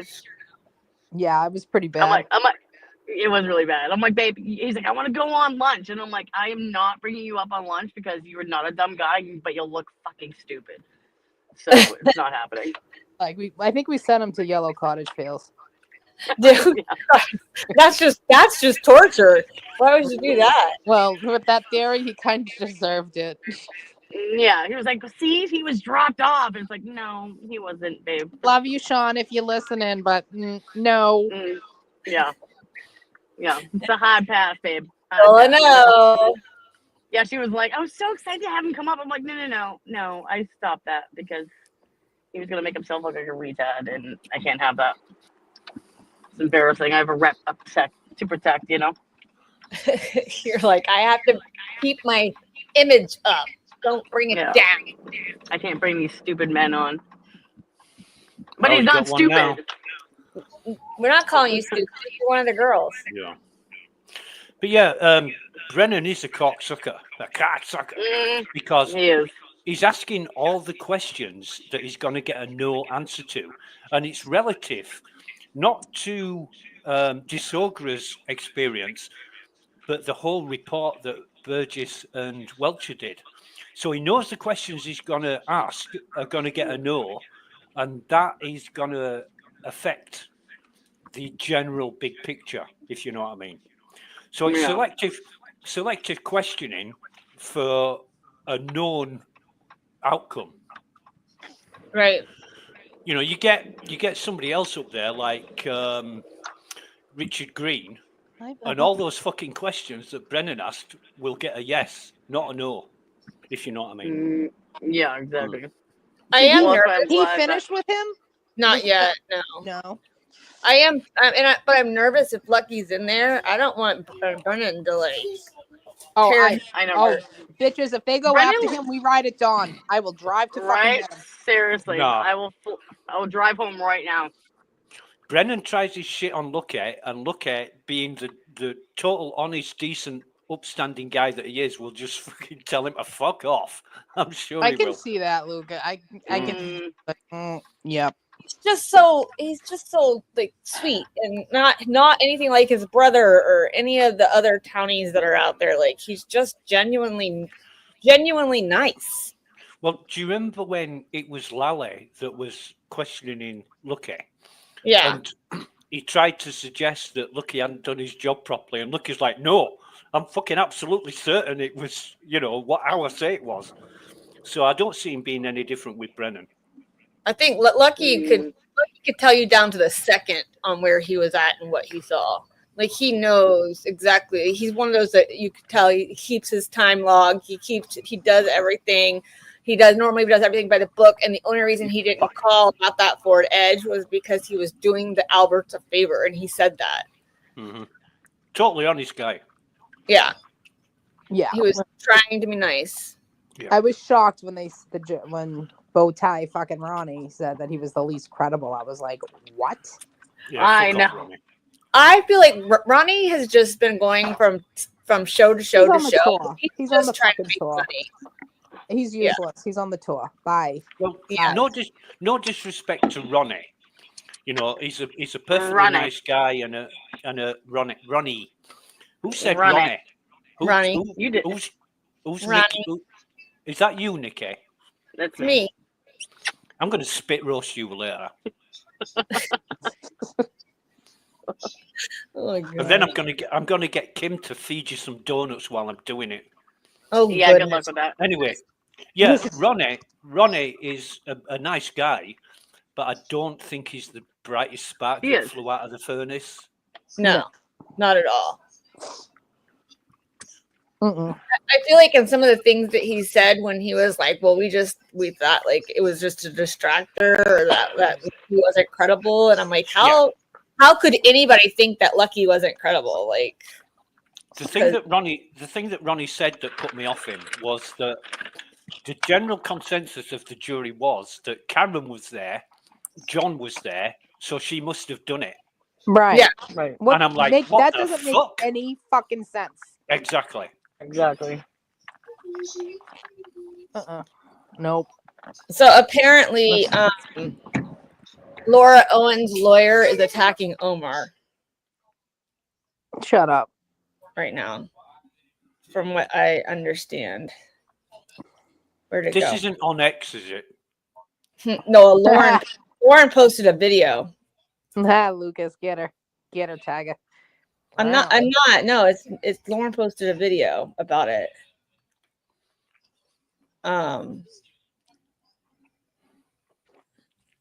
Jackson. I don't know where it went. I just saw it, but yeah, Okay. he's like Totally attacking. un-Karen related, but that's okay. Sorry, I just saw it and I saw Omar's name, so I wanted to say something. But don't attack Omar because I'll come after you, David Gingras, whatever your name is. Omar's a great guy. He really is. He's a nice I guy. love Omar. He's so sweet. I'd love to get the chance to ask him a question sometime. Guys, I gotta go. I'll be back on. You guys go on. Bye, babe. When we have him on, Bye. all right. Bye. When we have him on again, Lucas, we'll have you up so you can talk to him. Really? Fucking Yeah. hell, that'll be a first. What do you want? What do you want to say, Lucas? You just have to let us know that you're going to be there and that you're going to talk to him. Because last time he came on, it was literally last minute. The last week on Monday, him and I planned it on Sunday, so it was a last minute thing. No, it's fine. When you've got somebody on like Omar, you don't waste his time, and you don't have dickheads like me on. You know, you make good use of his time. Oh, if you want to talk to him though about something serious, you can. Oh, I've spoke to him before, but not through voice, through text chat. Yeah. And he's a totally reasonable guy, really nice guy. He's genuine. Him and I so I found him through the Laura Owens case, but we started talking privately because his daughter has autism as well, and Laura had claimed autism is what caused her to do all this stuff. And of course, you know, it pissed us off as parents.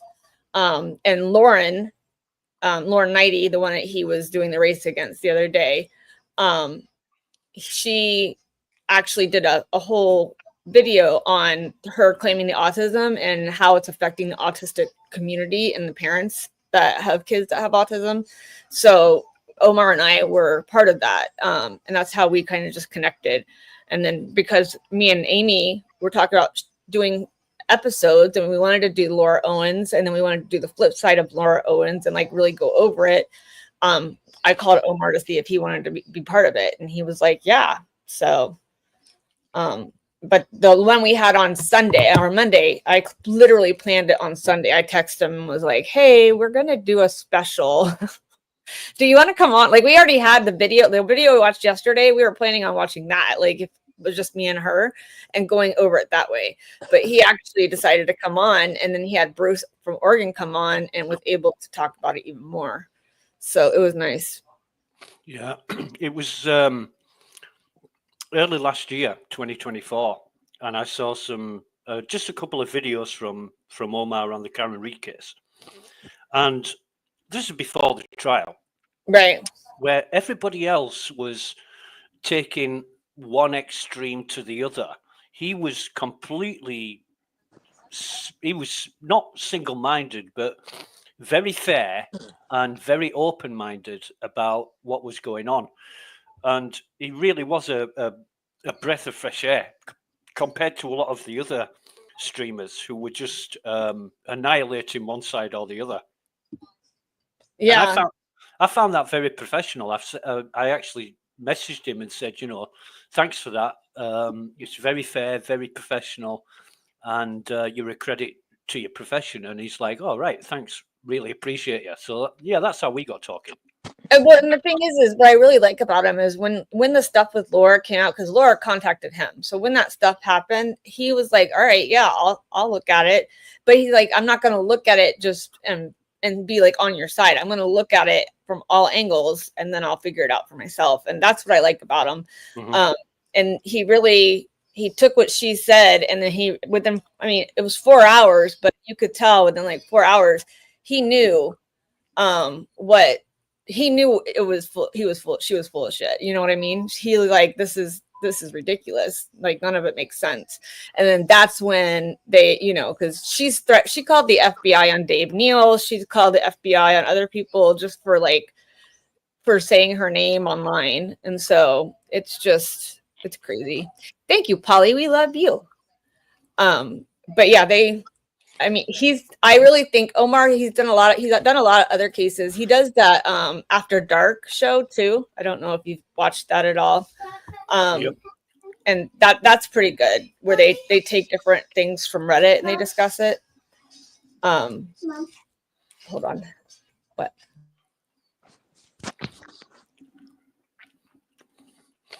God, I should be a Chinese chef. What are you making, Lucas? I'm hungry and I don't want to move. Today, excuse me. Today it was prawns, king prawns with egg fried rice, leeks, carrots, peas, mushrooms, chestnut mushrooms, because I really love the nutty taste of chestnut mushrooms. I just want the fried rice. Did he just say he likes nuts? Sorry? Did you say you like nuts? Is that what you said? I thought you said you liked my nuts. No, you said it, not me. Sorry, I'm back. No, great, Kevin. Welcome back. Literally, it went beep and about your nuts. picture was gone. You're talking about nuts and Kevin comes on. I want to be left alone in a room with Kim for 30 minutes so I can lose my virginity again, because I feel that's what it would be like. Yeah. Lucas. Yeah. It would be like doing heroin and a fucking puppy licking your face at the same time. That's what the feeling would be. Tommy's got a big tongue. That tongue is long. I mean, the last time I had good sex, it was in fucking black and white. Oh, Lucas. No, seriously. Black and white. And Kevin just totally knocked him by. Kevin said, "See ya." The way can't handle it. The way Kevin says cocksucker is fucking awesome. I'm going to copy that shit. I love it. I think it's funny. Cocksucker. He's a cocksucker. He's got it. He's definitely got that South Boston accent. He's back. Jesus Christ, you kidding me? He got me so horny. My dick hit my friggin' thing and kicked me out of the studio. I was wondering. I was like, man, he can't handle it. He just totally took off. Yeah, no, I'm definitely not from South Boston. I'm from Central Mass. You sound Southie. And you know when Proctor said that Karen had a Fall River accent, what's wrong with the Fall River accent? What's different about it? It's like Rhode Island. Yeah, the Fall River accent is like a Boston and Rhode Island accent all in one. That's the reason why it's really wonky. Okay. But what's wonky about it? So it ain't right. It just doesn't sound right. Yeah, it's weird. Yeah. It's I don't want to say twangy, but what's the word? I don't know. I have a kid The that I work dialect with is from so Rhode Island. different in different areas of Mass. Like, yeah, so it's weird. So like I know in Rhode Island basically says the word coffee, just like they do in New York. They call it coffee, and they say the same shit down in Fall River, New Bedford area. Like coffee. Yeah, coffee. But there's a lot of what are they? There's a lot of Portuguese people that live down in Fall River and in New Bedford area and Fairhaven area. So you have that kind of dialect too, if you will, when it comes to talking and stuff. Is it an area where people make fun of others with Fall River accents? Listen, if you come to Massachusetts, you better have thick skin because people make fun of you fucking everywhere you go. Doesn't matter where you go. They do not discriminate. But I heard that like even just visiting, people make fun of you, like as friends that you're visiting, and then you go around, people just start making fun of you. Yeah. I mean, I think I'm intrigued by the different dialect you guys have, like in different areas, because the South, she's like the Southeast sound, you're from Central Mass, and then there's more of the Boston, the Fall River. Like you can tell that you guys can tell the difference, and I can hear the difference, but I don't know exactly what the difference, what it is, if that makes sense. Yeah, no, I completely understand. Wait, you should hear people talk from Western Mass. Western Mass people are crazy. Oh, I've had the pleasure. Thank God that one's gone. Yeah. It's like they need to like cut the state in half. Yeah. They should. Make it 2 states. So, yeah. I mean, my brother's in New Jersey, but he still talks like a Southern. So. I guess it's where you grow up, you get used to all the different accents. A lot of people say they can't tell the difference between my accent and somebody from London. But to me, that's outrageous. But somebody else, it's perfectly normal. Yeah, in my when I hear it, I can tell like the different dialects, but I can't. It's not as different. You know what I mean? It's very much the same in my head when I hear it. But Kevin, when you move down here, you're going to have depending on how long you're here. Are you moving down here permanently?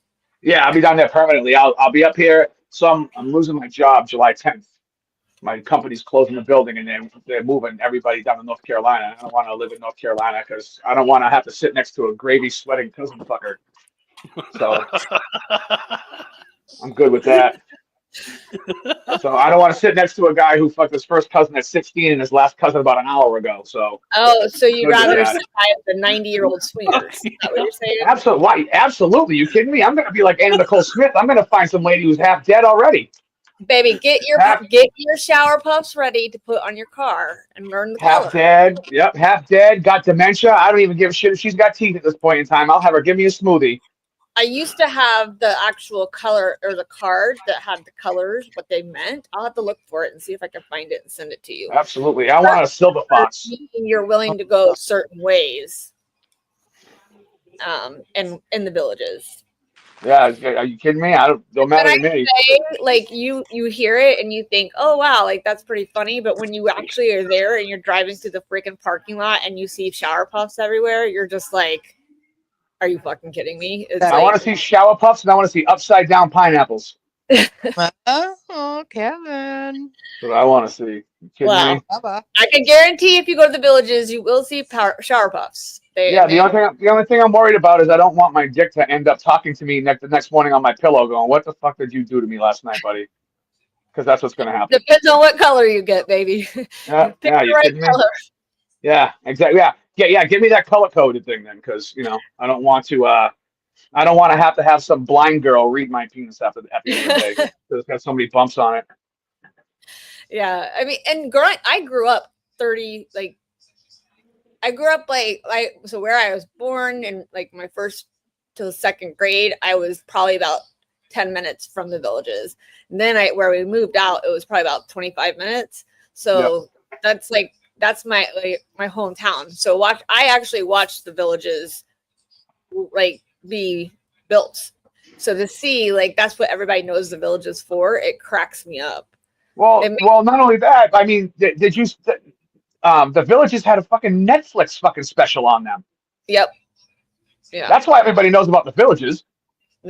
It's bad. I mean, well, the fact that it's out there and you know, people talk to you and they're like, oh, I want to go to the villages because there's the swingers and all that stuff. And I'm just like, it just makes me laugh because that's what I grew up like around. And now that's what they're known for, I'm like, really?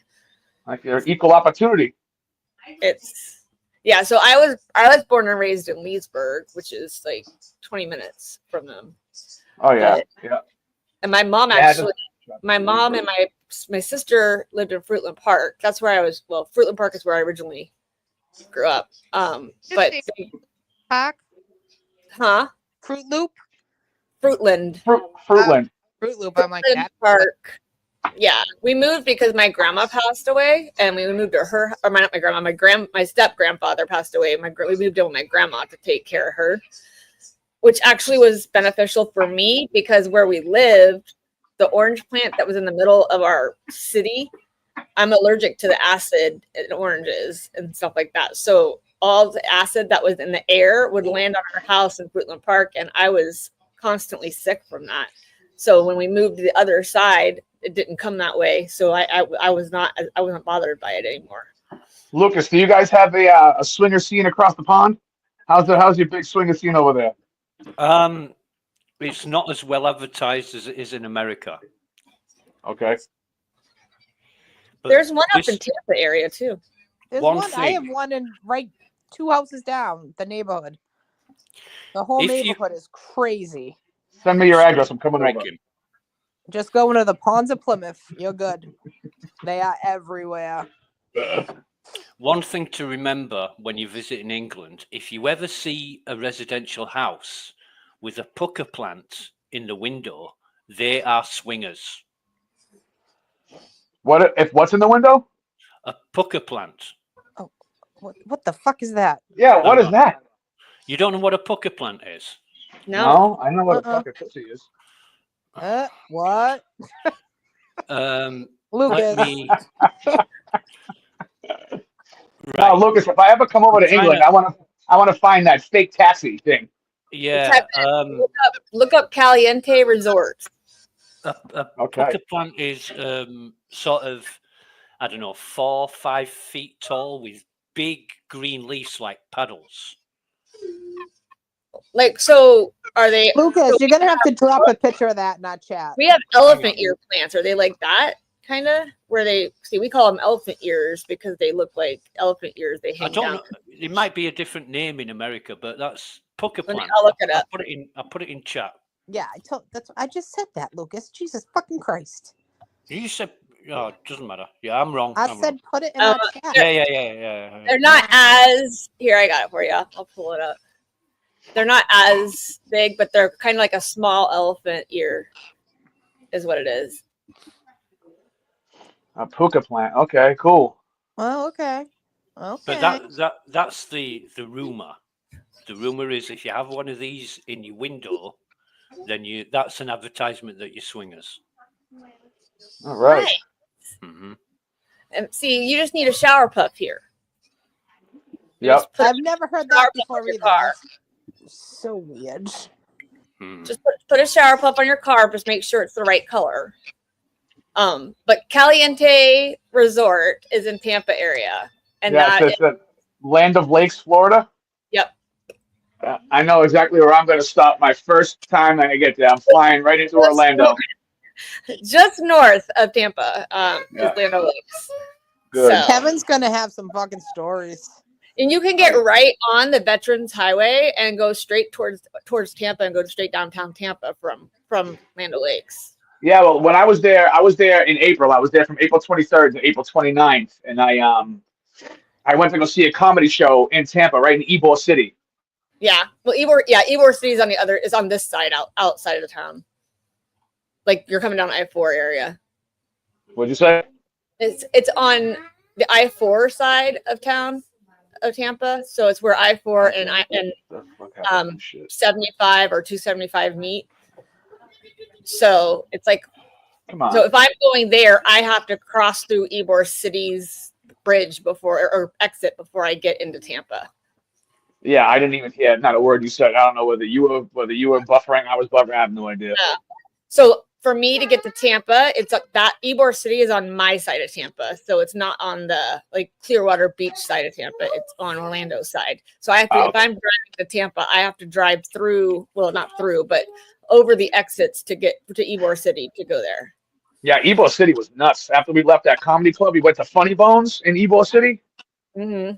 And then we went to some street after that looked like a little like mini Bourbon Street. They had clubs all over the place. What is that? What did you do? You just recommended it? Nah, so I went to go. So when I was down in Florida, I had bought tickets to go see my favorite comedian at Funny Bones. Yeah, probably they did look. They look like small elephant ears, don't they? At least that's what I got out of it. But no, I love Ybor City is fun. But then there's also like the channel down in Tampa. If you go down to the channel area, where they have Howl at the Moon and stuff like that. Oh, okay. Yeah. Resort is expensive. How would you know how expensive it is?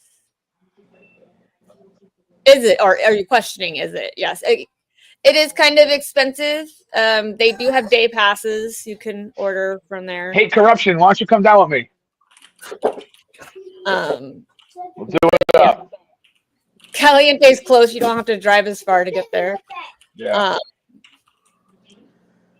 And that's that was the big joke. We would all, and when I lived in Safety Harbor, Clearwater area. So when we were all like at each other's house partying, everyone's like, "Who's going to Caliente tonight?" Of course. Now, is it true or is it just a rumor that Ybor City is where all the gays are? I think it's kind of more spread. I mean, it's true, but it's really spread out. It's not like Listen, let's not talk about spread out now. spread your load all over the bed. We already had spread your load and girthy today. A girthy tie. Yeah, that was me. Yeah, you're welcome. What do you Americans have against ties with wide knots? Because I think it's very 80s. It's brilliant. No, we love it. We're just we're just used to not seeing it, because or like when people wear a vest underneath it, they like freak out about that too. People in America got something to say about everybody. Yes, Kevin. We have a city called Manchester. I'm sure you've heard of it. Yes. Absolutely. Yes. Like every city in the world, it has its own area. It's called Gay Village. And in Gay Village, there's a street called Canal Street. And what they do, they go with white paint and they rub the sea out. So it's Anal Street. And that is no shit. You can look it up on Google. That's what they do. That's funny as shit.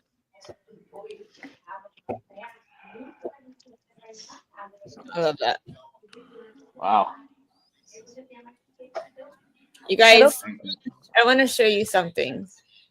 What do you got, Kelbell? Hate corruption. No, I'm not in Florida already. I'm in Massachusetts. I live in Central Mass. I'll actually even tell you, I live in Worcester. Worcester. I want to show you something. Hold on. Come find me. Kelly already found me on Facebook, but I think she had a little bit of help. Now I'm gonna have to be a sleuth. Yeah. Open question for you people. What Kelly, kind of? I'm sorry. Go ahead. What kind of lube do you prefer? Do you prefer water-based, spirit-based, oil-based lubricant? I mean, what are you guys into? Spit is good. Spit. Free lube, man. That's for all us bro codes. We just use spit on it. Well, it depends. It depends. Like what you putting in. If you put it in the butt, as long as you fought hard enough, you might be able to get your own lube. Have you seen the price of Astroglide? Holy shit! No, I haven't. Exactly. What's it called? Astroglide. Yeah, Astroglide, Anal Ease. Like Vaseline works good too. Anal Ease and Man-Glide. Now Did you say anal beads or anal ease? Anal Ease. Okay. Look, guys, this is my sister. It's her birthday today. Hey, can somebody send Nick Nack the StreamYard link because she wants to come up here? She's. Oh God. Is she crying again? Hello. No, because everybody's talking about anal ease and she wants to get up here. That's exactly what she wants. She heard anal beads. Exactly. Yep. I'll get it. Nick's like, here I come. I'm coming. Sorry, It's Sandra. me. I got Yeah, something so to say. this is my sister. I just wanted to show you guys my sister's pictures because it's her birthday. Is she single? Because she's fucking hot. My sister, she Yeah. is. She has a boyfriend, but she's divorced. She's married. She's dating a cop that we've known our whole lives. But yeah, that's my sister. That ain't gonna last long. But yeah, she's my big sister. She's 52 today, or 53 today. Wow. Can I bang her for an AARP hookup? Hey, she might. You Kelly never know. dogs and her sister. That's right. I just totally doxing her. No, I just wanted to share her pictures because it's her birthday, and I wanted people to see my sissy. So, doxing my sister. Nikki? What did you come up for? Anal beads, right? Listen, I love a good pair of anal beads, you know. Oh God, that's awesome. Oh my God, my poor brother. Yeah. Oh, fucking really, Kim. Settle the fuck down. You know better. Oh, she just got feisty right there. It's funny because my husband listens to Kim and Nikki talk about Sean, and he's like, "Wait a second, that's your brother, right? Like, why stop? Why do they really talk?" I'm like, "Listen, like you can hear them." Listen, pop a gummy and sit with them. My mother had to walk away. She was like, "No." Listen, Nick Nack heard friggin' anal beads, and she just friggin' soaked her fucking seat in her car. She did. You can hear it raining. Yeah. Drip, drip, drip, drip, drip. Moist is what they. Absolutely, I'm gonna. See ya. Yeah, you're so moist. You're so moist. You should change your name on here to Duncan Hines. Duncan Hines. Yeah. That's horrible. That's horrible. Why not? That's what is the big word across the front of that box? It says moist. Moist. So Kim, Kelly ended up finding you. I'm not shocked. She did find me. You kidding me? She's like a fucking sleuth. She can find out what the fuck my guinea pig's name was that I had in the third grade. Down For fucking dog mom's aunt and everything too. She did. I know they found me. I was like, okay. Nancy wouldn't friend you. You don't know who you are. But you know the funny thing is though, she has, all the time from Free Karen people, all the time. So that's why she's not Free Karen Reed. She found me though. I did not go search them out. Dog mom's aunt. I don't really ask a lot of people. Only on occasion, like when I found Kevin. I don't bullshit well, on that one. that's the reason why I know she got help is because my first name's not even Kevin. I know. So I know she got help. So I'm coming for you, Kevin. People. Doesn't matter how I know. Just know that I know. Okay. I know. Listen, I know you know because I have a friend request still sitting there. Oh no, I think I approved you. I approved you the other day, didn't I? I think so. Well, Kevin, Yeah. if it means any consolation, babe, it was not from me. So. No, I know who it was from. I'm not dumb. I know you know. I know you know. You know. Yeah. I mean, it doesn't matter. I don't give a shit. Like Lucas, he having FOMO? What? Say again. Are you having FOMO? Am I having FOMO? Fear of missing out because we don't know who the real Kevin is. No. It ain't. I'm like fucking Carmen Sandiego. I'm just laughing at what Kevin says because he comes straight out with it like it's normal and it's so fucking funny. Like what you said about Kevin and I get along because we just come right out with shit. Zero filter. What Kevin said about North Carolina, you know, you say that in whispers, you don't put it out on social media. What do you say about North Carolina? Okay, I'm not repeating it, honestly. Jesus, I'll have to go back. I must have missed it. Something like, I like to get so drunk I can't tell my sister from my wife, because that's a hell of a lot of fun. we've been talking about, going to the villages when he moves down here, and I told him to go. Kev, get it. Fucking To go get it, Kev. Caliente. Don't leave a loofah on the outside of your door, I babe. told you. Look, she knows you need the shower puff. Let's see if I can. I'm gonna see if I can find it. I had one. Oh. The shower. This is not Feral Friday. What? Kids around, including yours. I mean, Yeah, I hear kids. You've got to be careful what you It's say on my social media. child. No, this is I'm sorry. I got a potty mouth. I love okay, man. Toilet tongue. It's my favorite. I was All once right. talking. Sorry, Kelly. There you go. Oh, yes. Yeah, Talk the about old loofahs. loofahs. All right, you got to read that Yeah. shit because I can't see it. I can't see it. Yeah, I either. can't either. It says Florida's friendliest hometown. Welcome guide to the loofah code. A white means novice and beginners. A purple means voyeur and people who like to watch. Pink is a soft swap, people who like to do it with others in the room. Blue is the lowest level of full swap, those who can play well with others. Yellow Yeah, is I don't play well with others. for those who want to have fun but are still nervous. Black is full on swap, those who say what the hell, let it go down. And then teal is bi for those who want to increase their dating chances. Nah, you can keep that bi shit to yourself. Nope. There is no fucking entering the booty hole here. Fuck off. Kim, I gotta ask you, which one do you think your brother would hang up if he were to hang one up? He'd probably all of them, Nikki. He'd have every color out. Yeah. He's gonna have It would be one. like- he would have like his hanging off the truck. I would. Be decorated all the way down with shower puff. He'd have the bulk pack just fucking hanging. That was fucking funny as shit. I wouldn't even, I would just, you know what I would have? I wouldn't even have a loofah. I would have, nah, I wouldn't even have loofahs. I would, you know those balls that the guys hang off their fucking trailer hitches and their Fords? That's what I would have hanging outside my house. Hanging set of fucking nuts. Yeah, Reddit's got a whole Kids, thing. we're starting Feral Friday early, so there's that.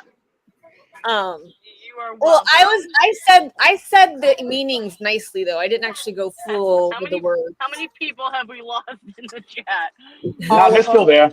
They're all still there. No, they're all still there. You kidding me? Some of them are double. Listen, I guarantee hate's here. I guarantee it. I would bet my life on it. She's so Hate already asked how much Caliente cost. Yep, she did.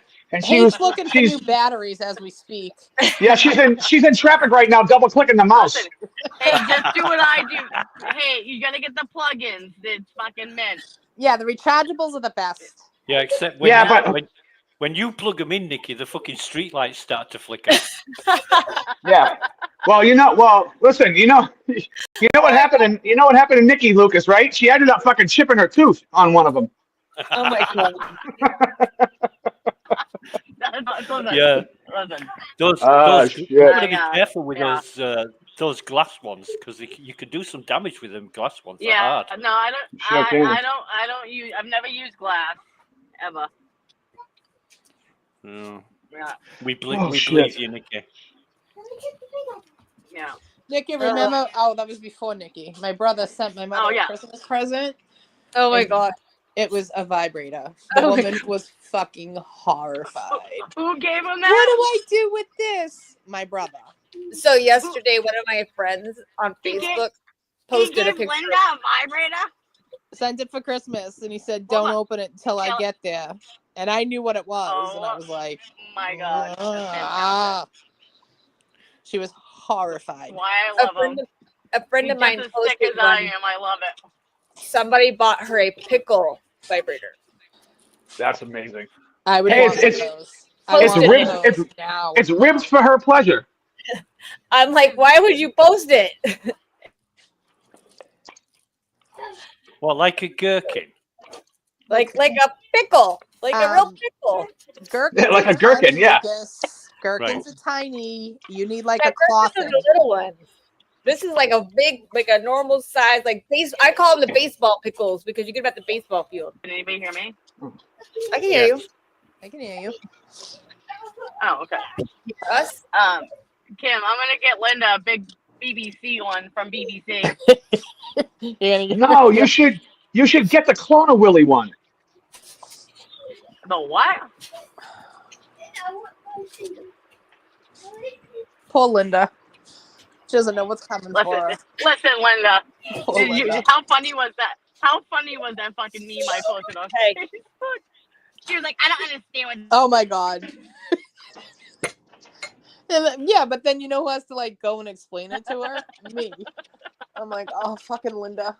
No, just tell Linda if you have to explain it, it's not that funny anymore. So you have to explain it to her.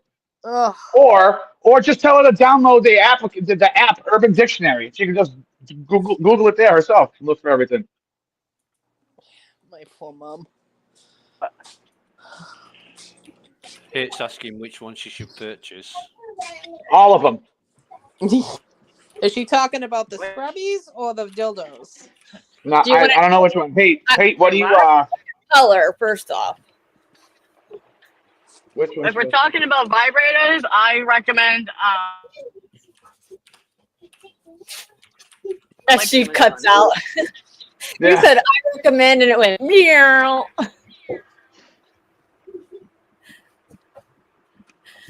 Listen. Oh, she was talking about headphones. Oh, yeah, well, beat. Whoa, we were way off.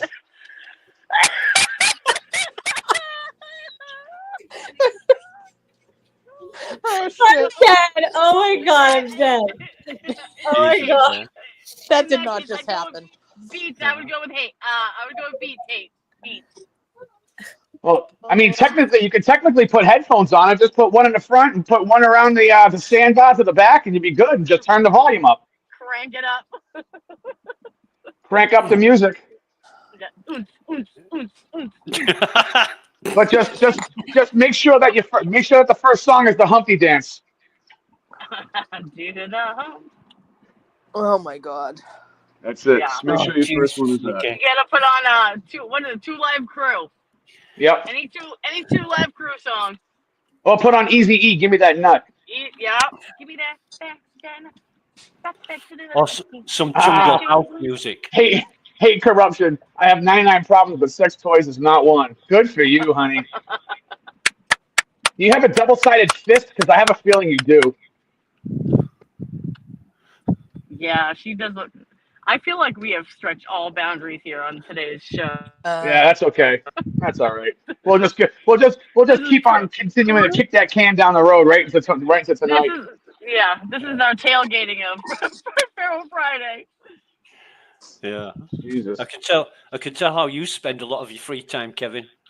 Oh, absolutely. You kidding me, dude? Absolutely. Listen, Kevin's a freak. I've been single now for a year, and I've been loving every second of it. There you go. Double-ended fist. Oh my Yep. god!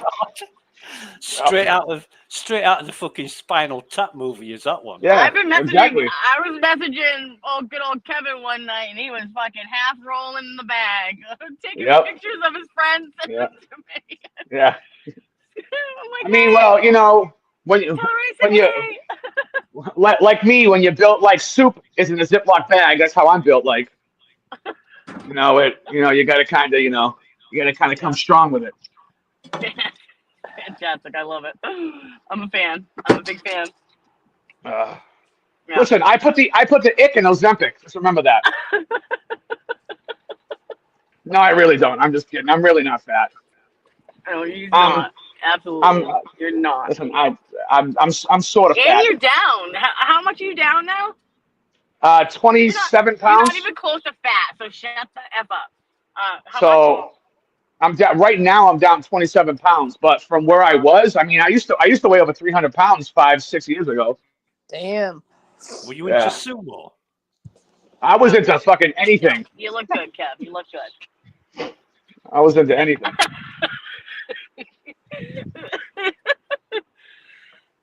Oh my god. Hate corruption, Into blushing. I don't anything. believe that.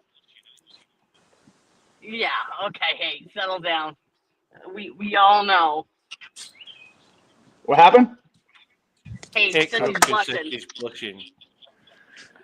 Hey, don't blush. I'll come over there and I'll lick your C-section scar and I'll call you my little Ziploc bag. Watch out, buddy. Oh, good Lord. I can't. I know I'm going to fucking hell. Anybody want to come with me? Oh, I'm there, babe. I've already Jesus. said I got to slide right. I promise you. Good. They'll kick you out, Kevin. You'll get to the gates of hell and they'll say, "No fucking way, get out of here." Yeah, it's probably the same. Devil's like, no, this bitch is too much. Somebody else. But Lucas, I do want to come over across the pond and I do want to go look for that fake taxi guy. Fake taxi? Why, man? Hello. That's bullshit. Hello. Hello. Who's this? New number. Who this? New number. Who this? My best friend called me, and it was important. Okay. Uh-oh. It was quiet. It was nice. I know, right? Watch your mouth, Knickers. I'm surprised Amy hasn't chimed in yet. I think she's really busy today because she's very busy. So she's trying to get stuff done so we can do the Diddy one tonight. Amy's having some private mommy time because of what we've all been talking about. Yeah, you're damn right. Nice. I'm over here getting bit by a dog. I'm getting bit by a puppy. All right. So what? So Brennan's a fail, basically. He just looks like an idiot. Have you ever do you have certification in anal leakage? No? Okay. Oh, he's such an asshole. Like, just that comment that he made, "Don't be shy." Like, oh my God, I have never wanted to punch somebody worse in my entire life. Yeah, my name's Hank Brennan. Don't be shy. Yeah. Just answer the question, but don't be shy. I mean, he's gotta be, honest to God, the slimiest piece of shit I've ever seen in court. Ever. He's a pub lawyer. And that's saying a lot. He obviously did that for a reaction. You know, he was trying Well, to. that's what he wants. He looks. He's gotta look friggin' terrible to the jury. Terrible. He has to. When you sat on the stand, and the whole point of being on the stand is to tell the truth and answer the question, and he says, "Don't be shy." It's so fucking pretentious. It's unbelievable. Yeah, exactly. It's terrible. I just anything that comes out mouth, it's like vicious and I just want. Yeah, but he's never going to get to the point where he's going to be as bad as he was with Dr. Wolf in the voir dire. Because in front of the jury, if he did that in front of the jury, they would fucking hate him. I'm wondering how he's going to react in ARCA. That's what I can't wait to see. Oh, he's gonna fucking lose his shit. I mean, right now, I mean, he sucks so bad. His name should be fucking Porn Star, for crying out loud. Jesus Christ, Well, he's remember how he was with Dr. Russell? He was the same way with Dr. Not as vicious with Dr. Russell, but still, he treated her like crap. Well, and that was the first go round for the voir dire. Right. Imagine what he's gonna do. He's gonna try to undress and fucking talk the pants off of Dr. Russell, and he's gonna look like such a dick to that jury because now he's basically like going after an old lady. Like he's like fucking like 100%. And the jury ain't gonna buy that shit. I think Everybody, he's who gonna doesn't do the love same Dr. exact thing to Lucky, and he's gonna look like the biggest. Yeah, he's gonna do it to becomes Lucky. him. He's also gonna do it to Richard Green. And Richard Green's an older gentleman, and he's like so like polite, and he's like, "Oh, I remember he was apologizing to Lally and stuff like that." Like, I could see him apologizing to him. He's gonna look like a douche. I need to know when Garrett Wing's testifying so I can call in sick. Oh my God, Garrett Wynn! Oh my God, that guy is gonna absolutely make fucking Hank look like a. I don't even think Hank is even gonna be the one to cross-examine him. I think Hank is too scared of him, and I think he's gonna make Lally do it. Maybe. You think so? Maybe. I have a feeling. I have a feeling Garrett Wing knows his shit inside and out, and I don't know if Brennan is going to actually is going to have the testicular fortitude to even try and go up against him. I mean, he might because he's a pompous dick, but. Well, and remember, he has his dog bite expert to come up against as a rebuttal. So. And they're using Garrett Wing as in their case in chief. So, yeah. I wonder if it's going to be a standard with Brennan that he's going to ask experts questions that they got to answer no to. I get that impression. Right. It's just to confuse the jury. That's all he's doing. That's all he's trying to do. Yeah. Remember, this is do you have certifications in iOS? No, bitch, I don't. That's not my my Yeah. my spec of Yeah. I just have a feeling like he's going to make himself look like shit. Yeah, it's all word salad with Brian, but it's slimy as Like just asking his tone, the way he comes across. Asking Garrett Wing if he ever examined a vehicle or some shit like that. Right. Does Olympus have teeth? Has it ever bitten you? Have you ever seen a bite? Have you studied Man Shannon's report? No, I haven't. Does the data show that there's teeth in Alexis that can bite as well? You received a bite from Alexis. I'm not talking about he fucking sucks on a harmonica for fucking fun in his spare time. Come on. Yeah. I can't ever listen to Brennan without picturing Mo from The Simpsons in my mind. It's always Mo. Every time he fucking speaks. Every time. Oh my gosh. Yeah, I'm gonna shove a pack of hungry sharks up my ass. Yeah. Lucas, I expect a meme in our chat. 5 minutes ago. It's not back. Oh, I would rather listen to somebody club a baby seal than listen to Hank Brennan talk. Right now, Kevin. some 70s music. Oh, see, now it says court will be back at 2 o'clock, but it goes back at 1:05. Now 2:01. Anytime. There's fucking mall music again. Can you hear it now? No. The mall music, that's like 80s porno music. No, Well, I can that. still hear it. It's still playing through my speaker, but I'm just listening to it to find out when court comes back. I can boot your asses. Watch court again. Hey, we got another Sean. I like that we have another Sean in here. That's fantastic. It's spelled correctly too. S-E-A-N. Hey, Sean. What's up? You had a bad. Oh, that sucks. I'm sorry, Sean. I hope you feel better. Yeah, that sucks. We got. We'll see. It's gonna come soon, but. Hey, corruption. That means that you need a CPAP machine. That's what that means. You got sleep apnea, girl. Go get a CPAP machine. Oh God, I have wicked sleep apnea. Ask him. She knows. So doesn't he, though? He does. Wicked bad. Oh my God, yes. That shit's scary. I'm not gonna lie. I want to get that thing that it's like you put it in your mouth. Kevin, insert joke. I won't. You opened up the door. That was too easy. You got to make it a little bit harder for me. Come on. You literally said, "Here you go, Kevin." Give me some sort of credit for Christ's sake. Come on. Yeah, I'll hand you. I thought Lucas was going to jump in on that one. Lobbed ball. Here you go, Kevin. Yeah. She literally was like, "Catch, open here, catch." I'm telling you, here, Kevin, it's for you. Yeah. Yeah, I just lobbed it right to you. Yeah, no, but that's something that you do put in your mouth to sleep. It's a what do you call it? It's a tray or like just like those. Yeah, like a mouth guard. Yeah, I blame my boobs. I really blame my boobs. Oh Jesus Christ! Stop it! Stop it! Dude, they're fucking ages. Have you seen them? I thought of you the other day because I had these videos of bras come I got up. some tig old bitties, Kev. Yeah, I've been told. I've been told. Actually fit in them. But these girls were pretty big, so I was like, I don't know. She might not. I've touched those titties. Yeah, they're heavy.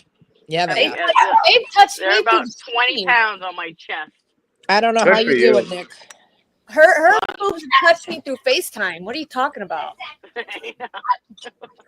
They dial Kelly. It's like it stuck me in the eye one time. I was like, dude, Have they butt dialed you yet, though? No, she boob dials. She doesn't butt dial. Titty dial. Titty dial. They can dial each other because Nikki's boobs have different postcodes or zip codes, as you say. There you go, Lucas. I got boobs in different areas. Her boobs are different area codes. One's Sean in has 978, one's in 603. Sean has X-rayed mini boobs. Yeah, Or he's like back. mini as in a lot, or like mini tiny. We're not back yet. Hi, Ames. Amy's missing boob talk. She's like, oh It's my been god, it's been an hour. Let me tell you, it's been an get hour these of people off. conversation. It has been an Yeah. hour. Amy, you've missed a lot. It's probably for the better. It's probably for the better. Yeah, oh yeah. How many Kevins from South Boston's do we need from up here? No, it's the same thing. It's only me.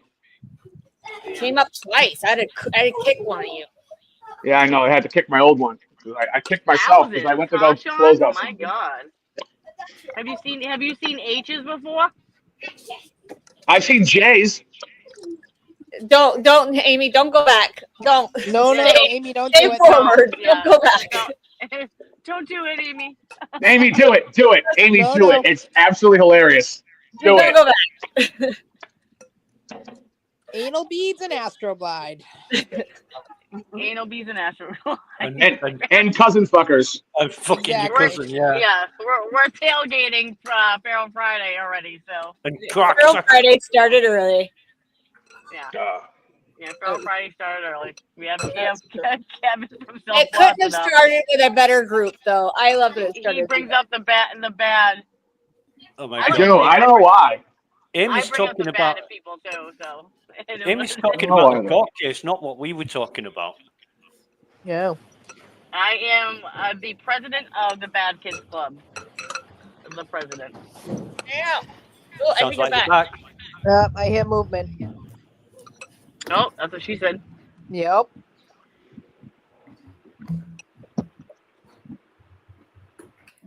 Please be seated. Court is in session.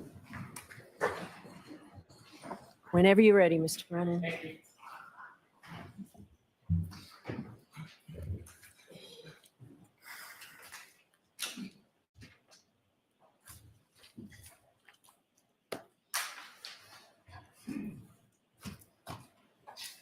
Ms. Gilman, if we could turn to page 6 of Mr. DeSorga's amended PowerPoint presentation.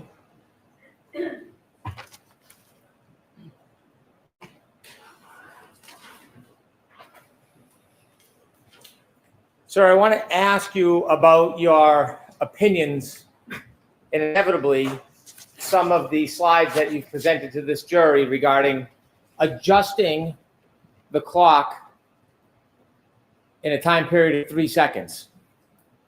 You have given an opinion that there's a difference that you see in the reports between when the defendant's Lexus is powered on and the infotainment system begins, correct? Yes. There's a 3-second difference on the exemplar vehicle between when the power is turned on and then the screen lights up, the ignition, the infotainment system. The 3 seconds I'm referring to is the timestamp in the data from the SD card. So I'm referring to the timestamp in the SD card. It seems that that's coupled to the screen, but I just want to make it clear I'm referencing the data from the SD card. The data from the SD card correlates directly to the infotainment system itself. The date does, yes. Because the SD card is with the other chips part of the board that makes up the infotainment system. Yes. That infotainment system powers the screen that goes on after a user presses the button to start the vehicle. Yes. So the time that the infotainment system is registering is when the infotainment system goes on, not the power on event. Correct. So that 3 seconds that was tested with the exemplar vehicle between pressing the button to turn the car on and the time the infotainment system turns on, the infotainment system clock does not accommodate that 3 seconds. Correct. So when we're talking about time on infotainment system, we're talking about after the 3 seconds when the screen comes on. Yes. Okay. Now, you've made some slides and you've made some assumptions suggesting that 3 seconds should be added to your analysis. And I want to ask you about your analysis regarding the 3 seconds. If we could turn to page 7, please. If you could zoom in on the left side. Sir, you told us that you didn't do any testing or data vetting yourself. You simply relied on reading and reviewing Mr. Burgess's report and Mr. Welcher's report. Correct. And really, the information you're reviewing is Mr. Burgess's report. There's only a few references in Mr. Welcher's report where he cites Mr. Burgess's findings, correct? Most of it is from Mr. Burgess's reports. There's really nothing in any of Dr. Welcher's reports that you are considering that is not in Mr. Burgess's report. The .154 alignment methodology, I think exclusively is in Dr. Welcher's and is not present in Mr. Burgess's. Did you read both of Mr. Burgess's reports? Yes. You're not aware that Mr. Burgess talks about that timestamp in his reports? He mentions it in the second report to say that he doesn't think, basically he doesn't think Dr. Welcher should have aligned it on that. That is exactly not what he said. Where in the report, where in his report does he say that Dr. Welcher should not have relied on 154? Where does it say that in his report? I have it here. If you can give me the page, we will take a look at it. I don't know the page, and I'm paraphrasing. By no means am I conveying that as I'm directly quoting it, but I remember that as something I read in there. Well, I was careful in your affidavit not to paraphrase you, right?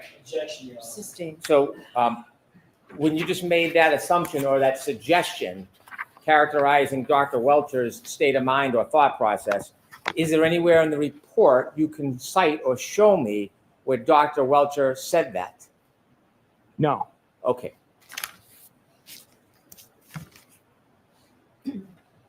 When you read Mr. Burgess's report and you learned that he and others obtained an exemplar vehicle and did this testing, you have no other independent information to suggest that the power on, power off event and 3 second delay is inaccurate, do you?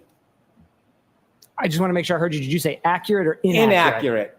I'm sorry, the fan's on. I'm trying to I know shout. that's the only reason I couldn't hear that. So can you state it one more time? I'll rephrase it.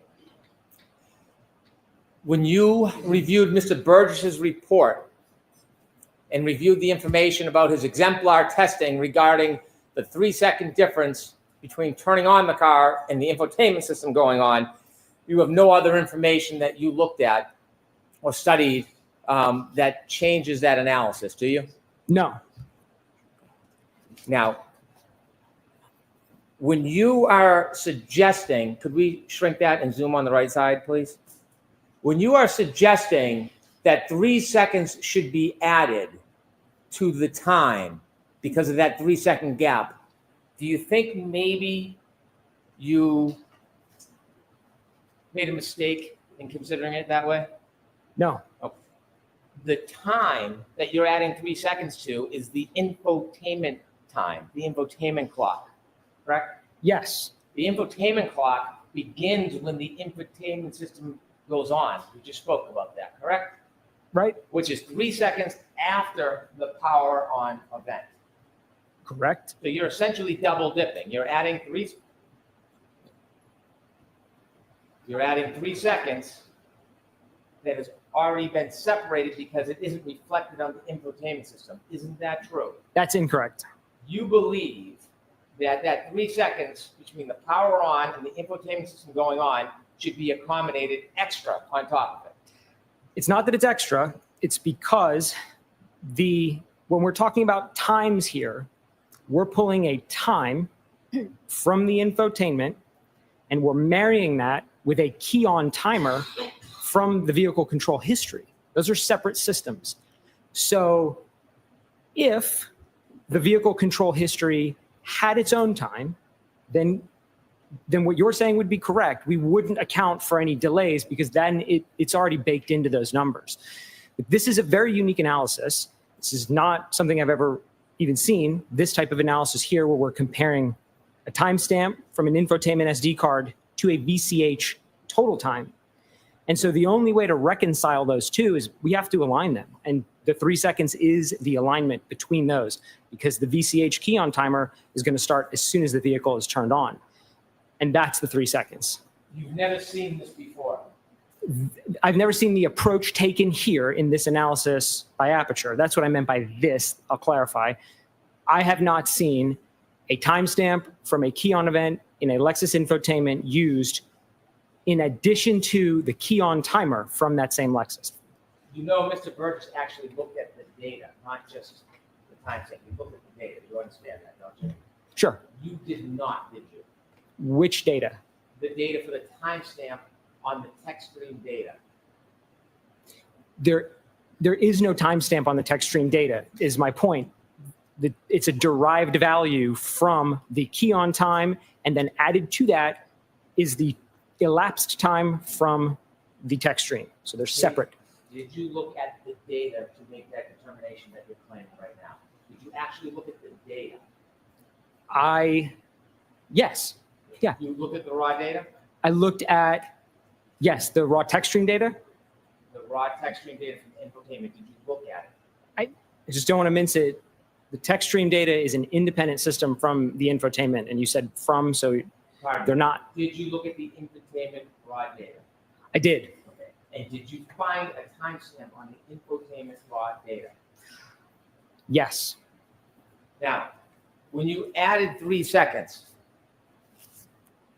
you were trying to, in addition to the infotainment data, you were adding on the 3 second delay that now you're saying might not even be accurate. Is that fair to say? I don't think I've ever said it's not accurate. I said that in the exemplar testing, they documented this behavior of a 3 second delay. And that needs to be accounted for if you're going to correct the timestamps. However, the caveat I put on that was only with one exemplar vehicle. So it could be that this behavior, the 3 seconds, is unique to the exemplar and would not apply to other similar vehicles. And so that's why I did either nothing or the 3, because there's nothing to support something in between. So you disagree that the clock stamp on the infotainment module begins the run. You believe that there's potentially 3 seconds before when the ignition goes on that should be added to that time. I know from testing other Toyota systems that the key on timer happens almost at the identical time that the vehicle is turned on. That timer starts running basically immediately. But on this case, you don't know anything firsthand because you didn't do the testing yourself. I don't know if it would specifically apply to this Lexus. I know that from other Toyota testing, but not this specific Lexus. I'm sorry, finish. No, I'm clarifying. I do know that from other Toyota VCH systems that key on timer is basically simultaneous with the key on. I have not tested it on this, and I don't believe that it was tested by Aperture when they had it either. They didn't document the accuracy of the run timer in their exemplar, so we don't know. Well, you don't know that they didn't document that. To be fair, if they did, it was not in their reports. Right. So in this case, you said cars are different, and that's why you're hesitant to accept the fact that there's a 3 second delay. It's a yes or no question. I'm saying we don't know. Had Aperture done testing with a separate vehicle, then we could establish, is the 3 seconds the same or is it unique? We don't know. The answer is we don't know. And so when you are determining that 3 second variance, you don't have any assurance in your own mind whether or not this car, Miss Reed's Lexus, has a 3 second variance. That's what you're trying to say. That's correct. And that's why I run my calculations with and without it. And the way you would determine that is to actually do testing or look at the data. More testing, I think, is the only way that would be able to be determined. Now let's turn to slide 9. As part of your charts, could you enlarge the left, please? As part of your charts, you took this chalk from Attorney Burgess's report and you made some assumptions about this, didn't you? I'm not sure. Okay. I applied the numbers in his third column to the times. So, I mean, that's the extent of the analysis. When you looked at the first 5 columns, 1:14, 13 a.m., 4:38, 16 a.m., 4:42:06 a.m., 4:45, 12 a.m., and 5:04, 28 a.m. You said on direct examination, oh boy. You said on direct examination that was matching infotainment to iPhone. That's what it says on the chart. So Okay. that's probably what I said. I don't remember specifically, but that's what the chart says. Is that your opinion that those first 5 columns are matching infotainment to iPhone? The chart says infotainment call timestamp in column 1. It says O'Keefe iPhone call timestamps in column 2, and then it says offset. So I'm taking that at face value. You're basing your later charts on the predicate that these numbers, the first 5 columns, are infotainment compared to John O'Keefe's iPhone, aren't you? Based on the chart, yes. You didn't do any study on your own to determine the genesis of that information, did you? I'm aware of the fact that these calls, the 5 you mentioned, were placed when the vehicle was in a keyed off state. I'm aware of that. What I asked you specifically is, on those 5 columns, did you do any research or study to determine whether or not it was infotainment matched to John O'Keefe's iPhone or some other phone matched to John O'Keefe's iPhone? Did you do any independent studies about that?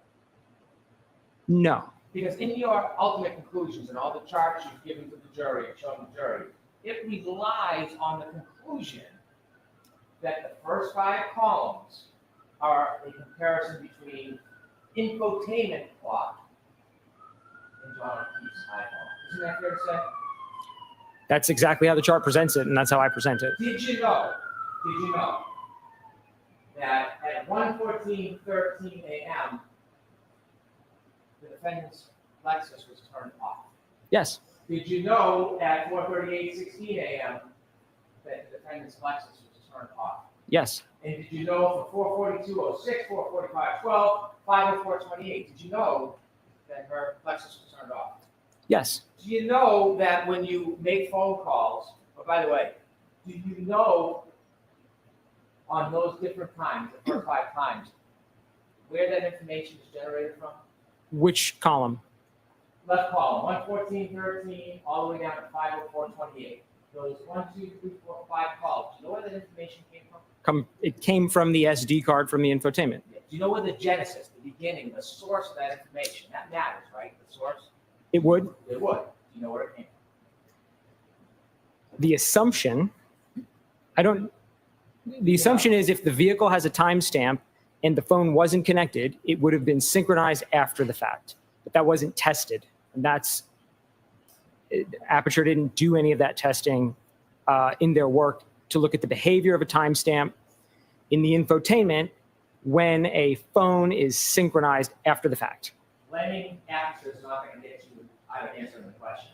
Did you know? Sustained. Sure.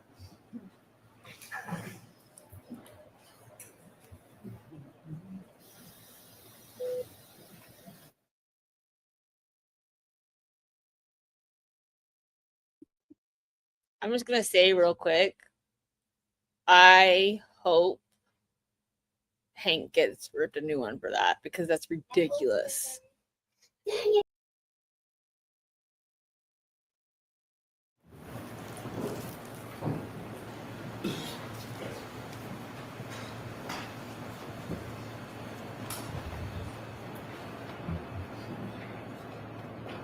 Do you know the genesis, the source of those 4 numbers?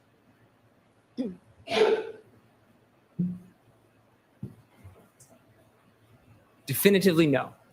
Your entire premise for your slides and values and ranges depends on knowing the genesis of those numbers, doesn't it? I relied on Mr. Burgess's explanation that those times were synchronized after the fact. Did you know that those are all phone calls from the defendant's phone to Mr. O'Keefe's phone? Yes, You did know that. I know that they're phone calls From who? between. Sorry, can you maybe just state it more clearly? Because I'm not sure. I don't want to fumble through an answer if I don't understand the question. So Do you know where those calls came from? The source? a phone, Whose? Miss Reed's phone. Now, I know you're not an expert on mobile devices, but did you know when it's not a contemporaneous synchronization, when you plug your phone in, it's going to register on the infotainment system, but come from the phone? Objection. Sustained. Do you know when someone plugs their phone in after they turn the car back on, how it synchronizes on the infotainment system? I don't know if adjustments are made to those times during a synchronization or not. I think that's something that could be tested, and to my knowledge, was not tested. If you don't know, then your conclusions and all your opinions to this jury is based on an assumption that you don't even know the predicate for. Isn't that fair to say? My conclusions are based on all of the data that Mr. Burgess laid out. So he laid these out and went so far as to calculate the offsets himself. So there's something implied in his table by virtue of him calculating these that maybe he would decide to align them. And so, again, to provide the clarity on all the possible alignments, I included them. But that's not what I asked. If you're making an improper assumption about the predicate, about these calls and the source of them, and you're wrong, that would change your entire analysis and conclusions and charts that we see in your later charts, wouldn't it? Sure. If there was testing that showed that that is an invalid method on this specific Lexus and SD card, then of the 30 possibilities, some of them would end up being eliminated. Did you know that when an iPhone is plugged into a car, it downloads the information from the iPhone on the infotainment system? You know that? I don't know how the clocks are synchronized when you plug an iPhone into a car. Well, if you don't know, how can you make conclusions based on a predicate you don't even know what it is? The conclusions are based on the data in Mr. Burgess's report. I know you're not an expert on mobile devices. So I'm going to strike that. Go ahead and ask your question. My apologies. If you have two different devices, a Lexus clock, the infotainment system, and an iPhone, you would agree that it's not unexpected to be variances, correct? Correct. When you're comparing two iPhones, do you have an opinion, do you agree that you'd expect the variance to be very small, iPhone to iPhone? I don't know. Have you ever studied that before? Two iPhones? Yes. No. So as you sit there today, you don't have any expertise, any education, any knowledge about how closely two iPhones would sync with each other? No. Do you see in the first five columns the numbers are small, 22121? Yes. Would you agree iPhone to iPhone using the same source of time is generally going to be within 1 or 2 seconds of each other? Objection. Sustained. Do you have any opinion about whether iPhones to iPhones will generally be within 1 to 2 seconds of each other? Objection. You can ask if there's an opinion. Do you have an opinion on that? No. Next question. If the first 5 calls are iPhone to iPhone rather than infotainment to iPhone, you agree all of your assumptions and conclusions are inaccurate. They're not iPhone to iPhone in the sense that column 1 came from the infotainment. The values were read from the SD card. So there's an assumption baked into it. What you're saying that when a phone is synchronized, the infotainment assumes the times of the phone, but we don't know whether the infotainment would adjust those times to its own clock or not. You're speculating now, aren't you? We don't know. It wasn't tested. I don't know is the You answer. don't know. I don't know. You don't know. I do not. Okay. Don't say we don't know. You don't know. So this is iPhone to iPhone. Then your assumption on the first five, 1, 2, 2, 1, 2, 1. If they're iPhone to iPhone and you're wrong about the fact it's infotainment to iPhone, your assumptions and conclusions are inaccurate, aren't they? Objection. I'll allow this. If the title of the first column had iPhone in it as well, then I would not have used it in my analysis. But that's not the question. I appreciate that. My question is, if those first 5 calls were iPhone time to iPhone time, and you mistakenly analyze them as infotainment time to iPhone time, then the rest of your assumptions and charts would be inaccurate, wouldn't they? Objection. Sustained.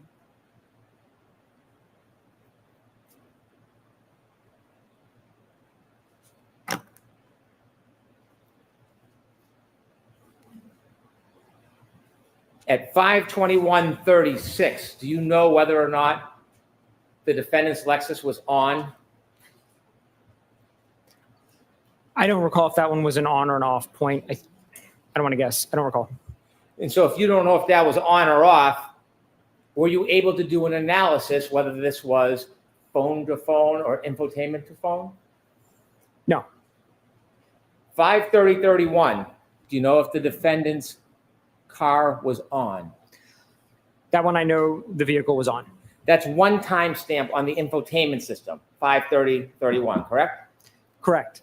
And then in the O'Keefe iPhone call timestamps, there are 2 different numbers, 5:30:15, 5:30:52. Yes? Yes. Right. And do you appreciate that that is 2 separate calls, or do you think it's something different?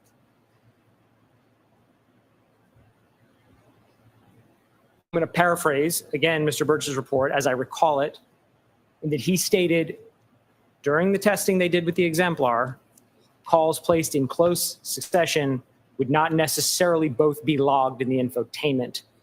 So as I understand this chart, what he's trying to say here is there were 2 calls placed, there were 2 call logs in Mr. O'Keefe's phone, but only 1 timestamp in the infotainment, and he couldn't determine which it corresponded to because of that observed behavior from testing. I'm asking if you know. I don't. Did you ever look at phone records for the defendant or for Mr. O'Keefe to make a determination whether these are 2 separate calls or not? Did you ever do that? No. If these are 2 separate calls, can you explain to us why there is 1 timestamp? Again, as I stated, that was behavior that was observed. The exact behavior was observed during the exemplar testing by Aperture. I don't know why that happens. Why does the infotainment not log every call? I don't. But I know that it was documented that that is a feature of this system. This information was not taken from the exemplar vehicle, was it? This table, no. No. This information was taken from the infotainment system of the defendant's car. Isn't that true? Yes. And the phone calls were taken from Mr. O'Keefe's iPhone. Isn't that true? Yes. And so, you know why there would be 2 phone calls, only 1 timestamp? Beyond the testing, the exemplar testing that showed an exemplar vehicle did that, no, I don't know why it happens. Do you know that the infotainment system doesn't always capture all of the phone calls and the phone data in the download? Do you know that? Yes. Well, if you know that, can you conclude that even though there's 2 calls and only 1 timestamp, that's because how the infotainment system works? I think that's the most logical assumption, that that's how it works. So when you look at 5:30:15, bottom middle, and 5:30:52, it is impossible to tell which one relates to the 5:30:31 infotainment on the left. Compare. It's impossible, right? Yes. So there's 2 possibilities. Yes. One is that you have a difference, a disparity of 16 seconds. Yes. And the other one, going the opposite way, is a disparity of 21 seconds. Correct. And so when you add those disparities, you have 27 seconds disparity in those. Correct? I'll allow that. Is there a 27-second disparity when you compare the two? I'm not sure I understand the math. 5:30:31 is 16 seconds different than 5:30:15 on each phone. Yes? Yes. 5:30:31 is 21 seconds different than the 5:30:15 phone call. Yes? Yes. And the difference is cut each way, one's minus, one's positive. Correct. So when you add those disparities, you get 27 seconds. Don't you? Objection. I'm going to allow that. No. Okay. What do you get? You're saying if, maybe, so I can be clear what you're asking, if we have a negative 16 and we have a positive 21, Correct. how many seconds are in between there? Exactly. 37? And so you can see, did you know that the defense card was turned on at 5:07 a.m.? Does that ring a bell? I don't have any of those key-ons committed to memory. So you can see between 5:21 and 5:30, the offset is different between them, which shows that variances change. They move. That seems reasonable, yes. But when I said it seems reasonable, do you have the experience and the knowledge to agree with me that variances move? Yes, they do. Okay.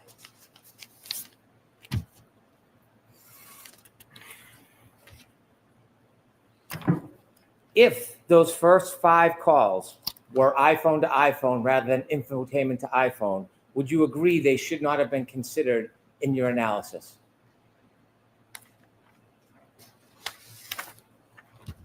Yes, with the caveat that because this is a novel analysis with this SD card and this infotainment, that it was demonstrated that that's the behavior. My opinions on things like that are based on testing and research and literature. And so when we have a brand new system with new data, we want to see some testing to prove it works the way we think it works. But under the assumption, then yes. You would agree? Yes. If we turn to 10, please.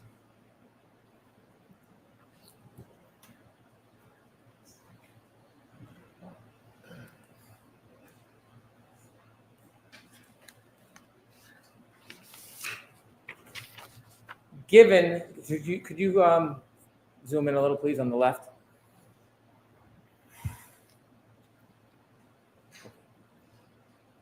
Given that these data points come at 5 in the morning, or 1, 4, 4, 4, 5, 5, and 5:30. Did you consider whether they would be less reliable than comparing to the triggering event, the 3-point turn at 12:23 the night before? Did you consider that? Yes. When you said you reviewed and you're critiquing reports, did you read Mr. Burgess's report on May 8, 2025?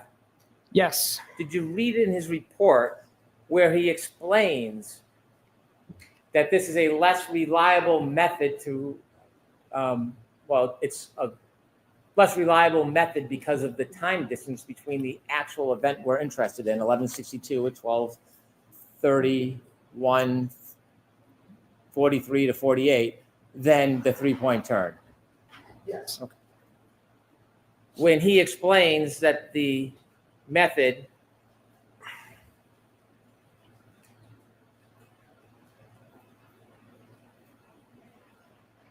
of using 5:21 and 5:30 on January 29, 2022, he explains about how the information is stored in the infotainment system when it's powered back on, doesn't he?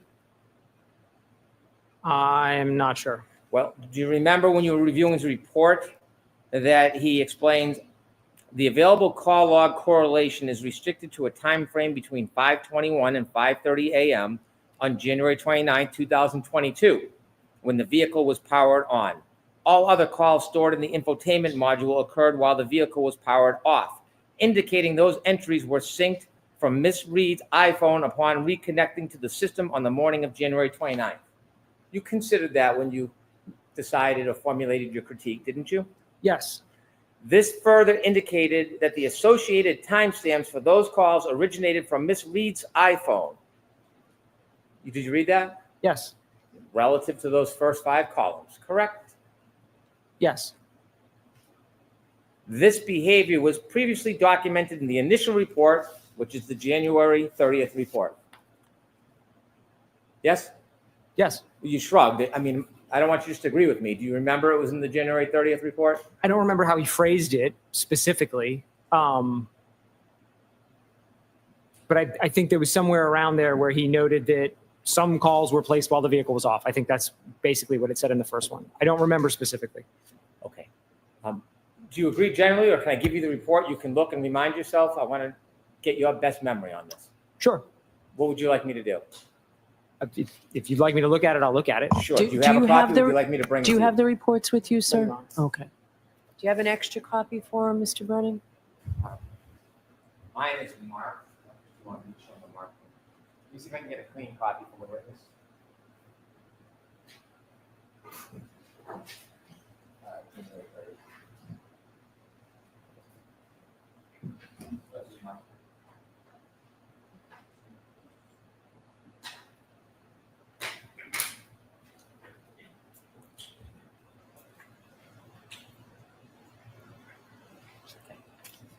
I don't have a clean copy. I don't want to show you something that has my writing on it. Not that I care that you read it, but it's protocol. Okay.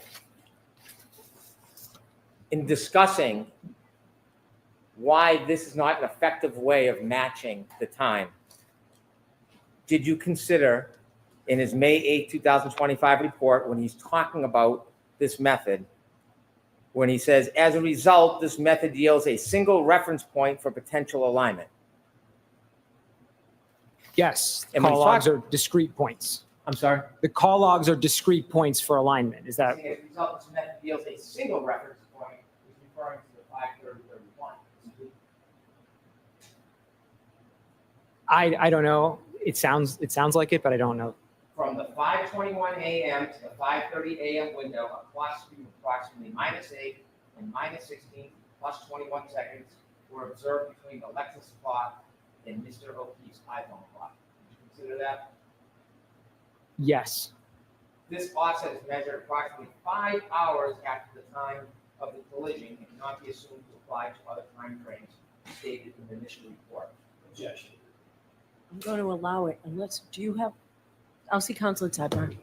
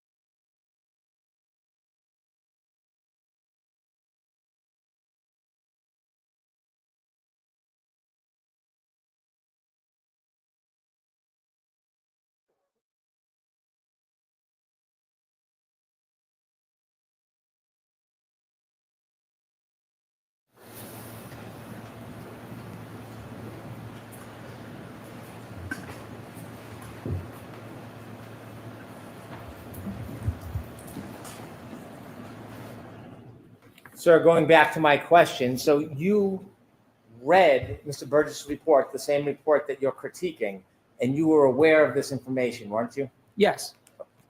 And so you were aware that Mr. Burgess in his May 8th report was identifying that the section in green was the only contemporaneous information for analysis. Did you know that?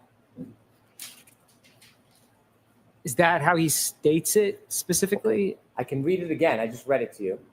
If you don't mind. Okay. So let's give him a copy. I'm sorry, Your Honor? Let's give him a copy. Does he have the clean copy?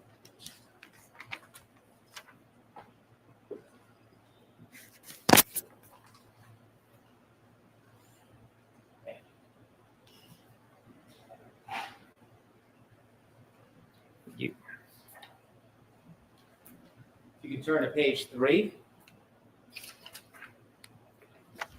What I read to you is where it says clock sync method 1. Do you see that? Yes. And this is, if you look at the second paragraph, I read that to you word for word. Do you see that? Yes. The 5:21 a.m. and 5:30 a.m.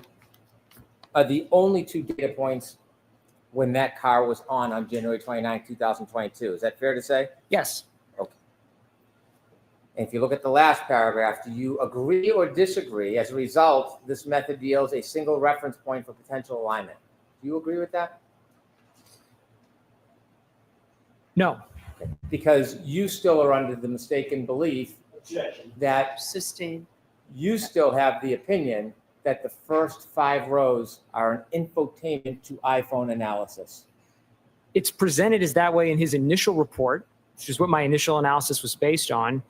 And in the supplemental report, there's no further testing to say one way or the other. He just has a new opinion. So I stand by the initial analysis that I had, that those points should be included with all of the other points. But that's not my question. My question is, you are taking the position those first 5 calls are an infotainment to iPhone analysis. They could be, and so I include them. I'm not saying they definitively are or not, which is why I never say there is one way to do it. That's why I say there's a whole host of ways to do it. So you're now saying that you're not assuming that's an infotainment to iPhone analysis. Are you now saying that? It's stated that way, and I think it could be that way, but it might be iPhone to iPhone too, if those times are just copied over. And if it was iPhone to iPhone, your analysis would be wrong. Certain lines would go away. So if you want to call the whole analysis wrong because of that, it might be your characterization. Okay. It would change the total number of possibilities. So if we put up chart 12, page 12, please.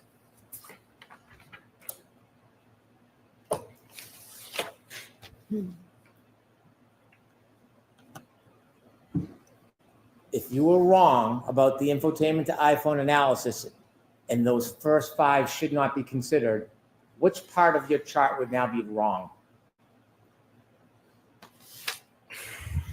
What do we have?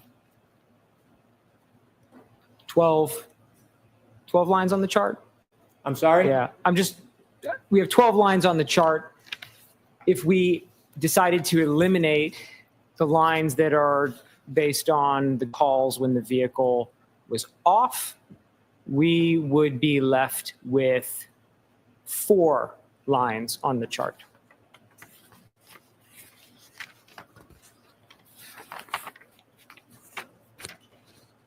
And if we turn to 14,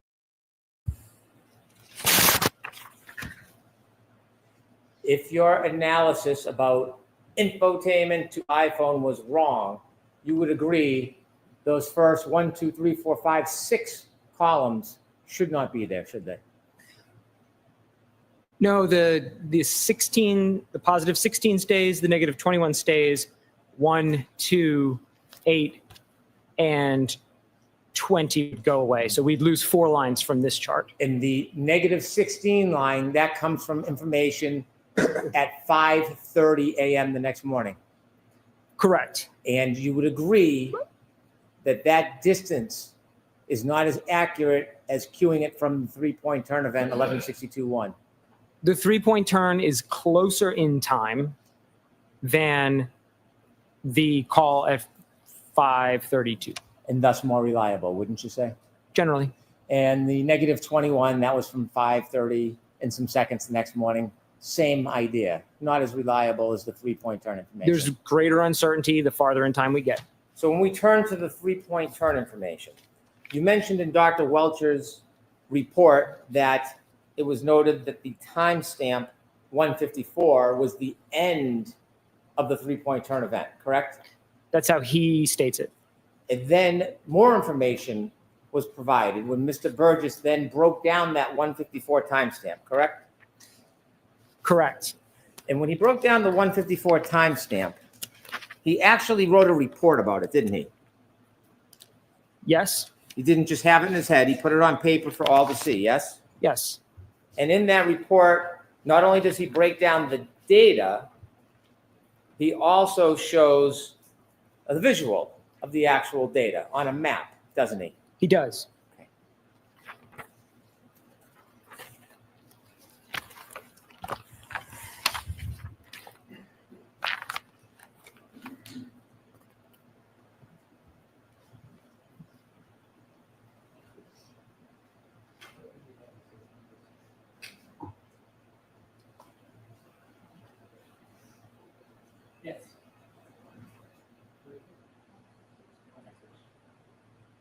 Exhibit 192A.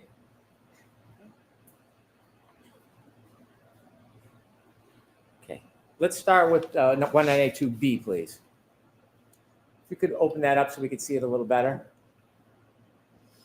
When you look at the data he actually broke down, do you agree that instead of at the end of the 3-point turn event as timestamp 154, that actually is at the beginning of the 3-point turn? Do you agree with that? I don't know if the points are numbered on here, so I can't tell which point he's referencing as 154. Do you see the green circle? Yes. Do you see the black line? Yes. Does that orient you to the direction the car was traveling? That appears to be what he's trying to convey with this chart. And then the yellow is facing a different direction towards Fairview, correct? It is. And do you see the green square rectangle? Yes. You think that correlates to the green circle? That seems to be what this graph implies. Okay. And it notes that. So ask it differently, Mr. Bowman. Does that heading note the start of the 3-point turn of O'Keefe's phone is 12:23:59? I'm going to allow it. That's what Mr. Burgess states in the report. And do you have any information to suggest that's not spot on accurate? No, I didn't do an independent analysis of the 3-point turn maneuver. And then the heading of the change, end of 3-point turn to O'Keefe's home, 12:24:07. Do you have any information to suggest that's not spot on accurate? I did not analyze the 3-point turn maneuver. And so when you look at that and break down 154, did you determine or make an analysis that 154 that was generally accepted, because there is variances between items, when you break it down with more specificity, 154 is actually earlier than the 3-point turn conclusion? Did you consider that? I'm going to allow that, yeah. I'm not sure I understand the question, if you don't mind. You mentioned Dr. Welch's report said it relied on 154 as a timestamp for the end of the 3-point turn. Yes. Based on Mr. Burgess's May 8th report and based on the data, which you don't contest, you now agree that 154 was not the end of that 3-point turn. It was at the beginning. Based on how Mr. Burgess presents it, I didn't do an independent analysis. So I'm not on one side with Mr. Burgess or one side with Dr. Welcher. They present independent methods. Are you suggesting in any way it's inaccurate?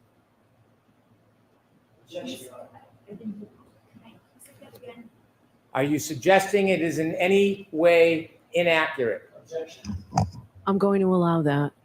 I don't have any opinions as to the individual accuracy of the methods selected by either Mr. Burgess or Dr. Welcher. Do you have any information you'd like to add or weigh in on to dispute the accuracy of those times? Sustained. And let's turn to the previous exhibit so we can actually see the data that's broken down. You could open that. The 154 timestamp, if you go to the left, please. Do you see that right above the green line? Yes. 12/23/58. You see that? Yes. And then the green goes to the orange, and that's an 8-second difference, isn't it? Yes. And when you looked at this, you considered that this was a more detailed study of that timestamp by Mr. Burgess, right? More detailed is, yes, that's correct. And do you know why he did a more detailed analysis of this? Why it wasn't in the original PowerPoint? No, I don't. Well, you said that variances are generally accepted in the community, right? Yes. But then you wrote a report suggesting numbers and additions, and you submitted that report as part of the basis of your testimony, right? I only submitted a PowerPoint. I have no report. PowerPoint. And after you submitted the PowerPoint, isn't it fair to say Mr. Burgess then analyzed this data to be more specific after you introduced your PowerPoint? Yes. So can you guess why he went through a more detailed analysis? No. Sustained. Strike it.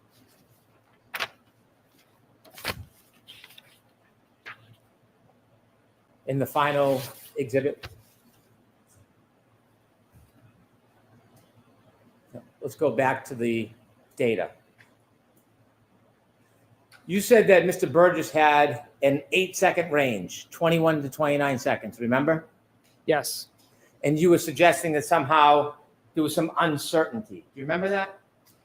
Yes. Okay. Were you guessing about his state of mind, whether he was certain or not? Do you know why he gave an 8-second range? Objection. So ask it differently, Mr. Okay.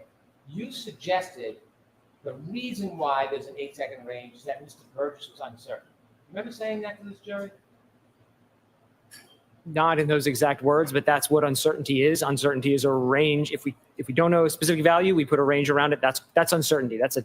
This data from the green, would you agree it indicates the beginning of the 3-point turn, and then the orange is at the end when the car is already in motion at 11.2 miles per hour? Objection. I'm going to allow it. Do you agree with that? I see speed values there. I see some headings. I can't convert GPS in my head, so I don't know. You could have analyzed this data yourself, right? Before you came in and gave an opinion. I could have. But you didn't. I did not. Do you have any reason to test the accuracy of this data that's been broken? That objection. I'm going to allow that. No. And so by giving the range of 8 seconds, you talked about looking at different values to be fair, wider range, right? Even though this analysis depends on the end of the 3-point turn, would you agree it's kind of forgiving to give that 8-second range to give the benefit of the doubt by starting at the beginning of the 3-point turn all the way to the end of it rather than just giving the end point? As to that form, ask it differently, Mr. Brown. Does the 8-second range that is provided by Mr. Burgess coincide with the data and the 8-second range between the green and the orange? That's where he comes up with the 8-second range, correct. And so if Aperture's position is the matching times at the end of the event, going back to the beginning, isn't that even more forgiving than the 8 scientific objection? I'm going to allow it. Yeah, I would call it a conservative approach to use a range of values. Right. The opposite of cherry picking, right? Sure.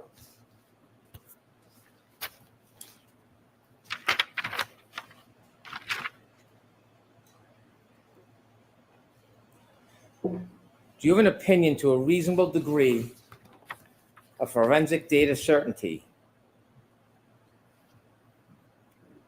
about whether text stream data provides data reflecting whether a collision actually occurred?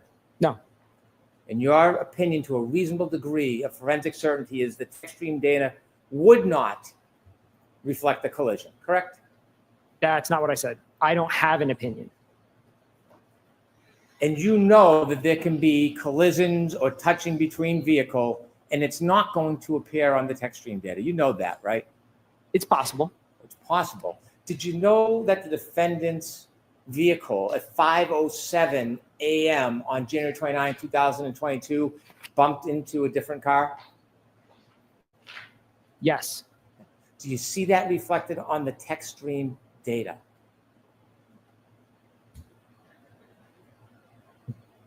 I'm thinking back to when I reviewed the raw text stream data, and I don't remember seeing an event from that. I can't really I hear don't you. remember seeing an event from that time in the text stream data. Well, you don't remember seeing it. It's not there, is it?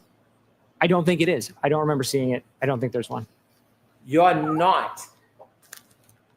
I was going to finish and say I don't have all of the events committed to memory. There's 19 of them. I'm sorry. There's 19 events. I don't have them all committed to memory. You're not testifying or offering an opinion that there was no collision with this car that night, are you? No. Because if you were implying that or suggesting that or insinuating that, that would be misleading, wouldn't it? It's not. Sustained. I have no further questions. Okay. You were asked a number of questions. Yes. Thank you. You were asked a number of questions a few minutes ago by Mr. Brennan concerning your expertise. I'm just going to grab a pen if I could.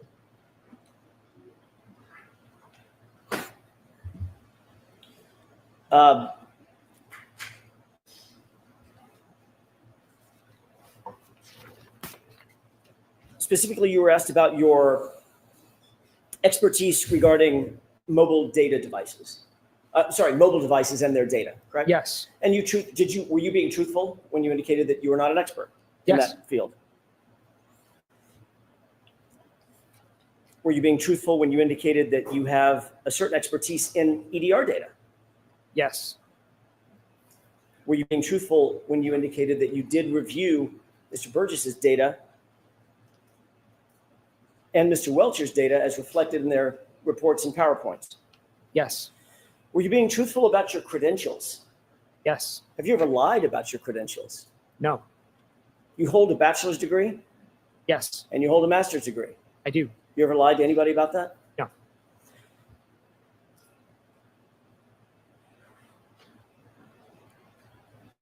Mr. DeSogra, what is the only reason you amended your PowerPoint presentation from its original version to the one that you most recently amended it to? To include the additional analysis and data points from Mr. Burgess's supplemental report, May 8th report. I'm sorry, I interrupted you. Go The ahead. May 8th report. So you amended yours because he amended his. Correct.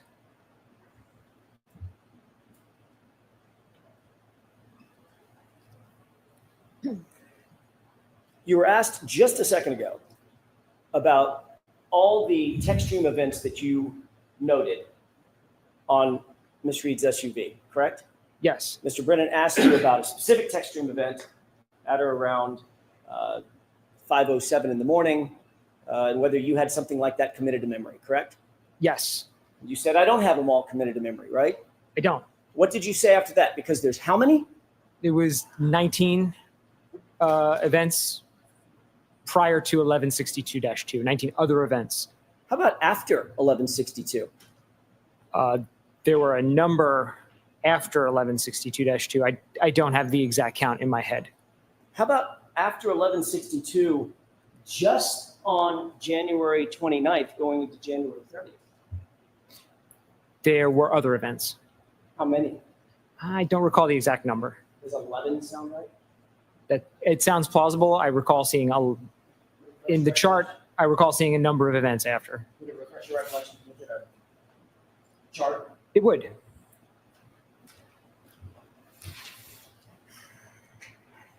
Thank you.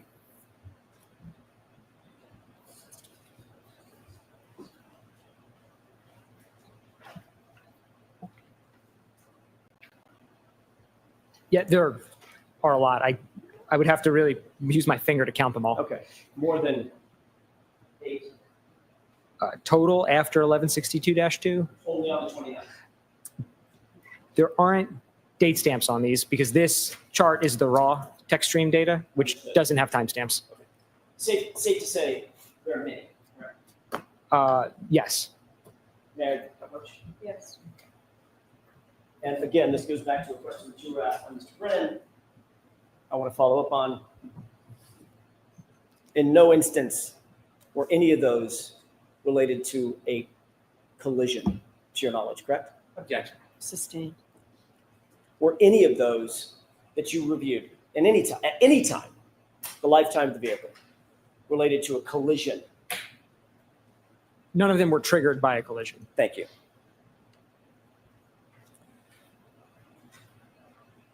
I want to ask you a hypothetical, if I could, based on questioning by Mr. Brennan surrounding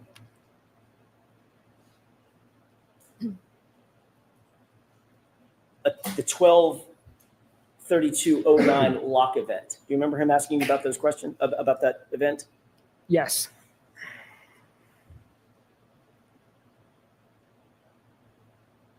Your analysis was based on the time span. Let me rephrase that. Was your analysis based on Mr. Burgess's and Mr. Welcher's analyses together of a span of time between the 1162-2 text stream event or trigger event and the lock event at 12/32/09? Objection. So the question is that what he's considering? Correct. In other words, was he basing his opinion or analysis on that time frame, at least in part? So I'll let that question stay. Thank you. Yes. Okay.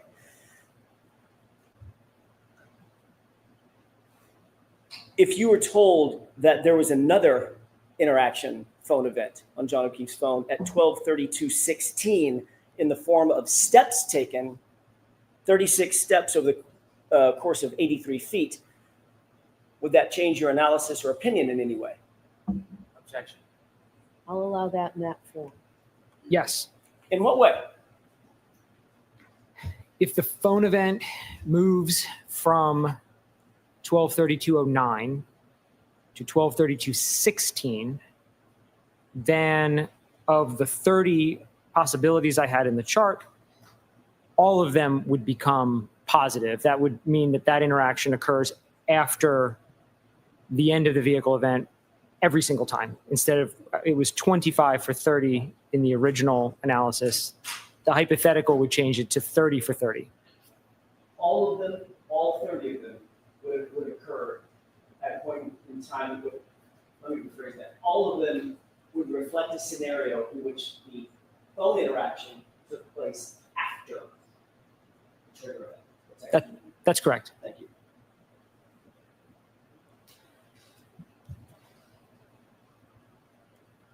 If you were told, to give you another hypothetical, if you were told that there was a Doppler state event on the phone, pocket state event on the phone at 12/33/14,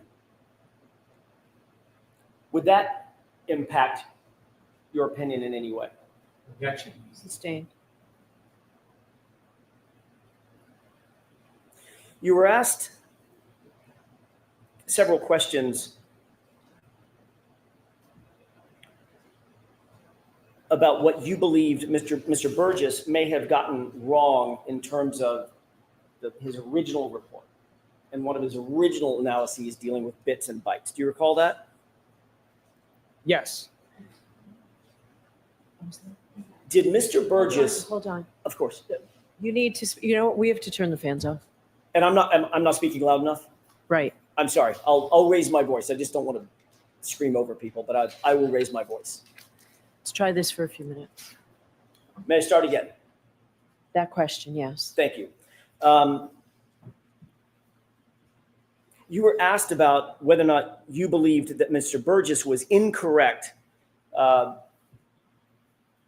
in terms of certain analyses he undertook or reflected in his original report back in January of 2025, correct?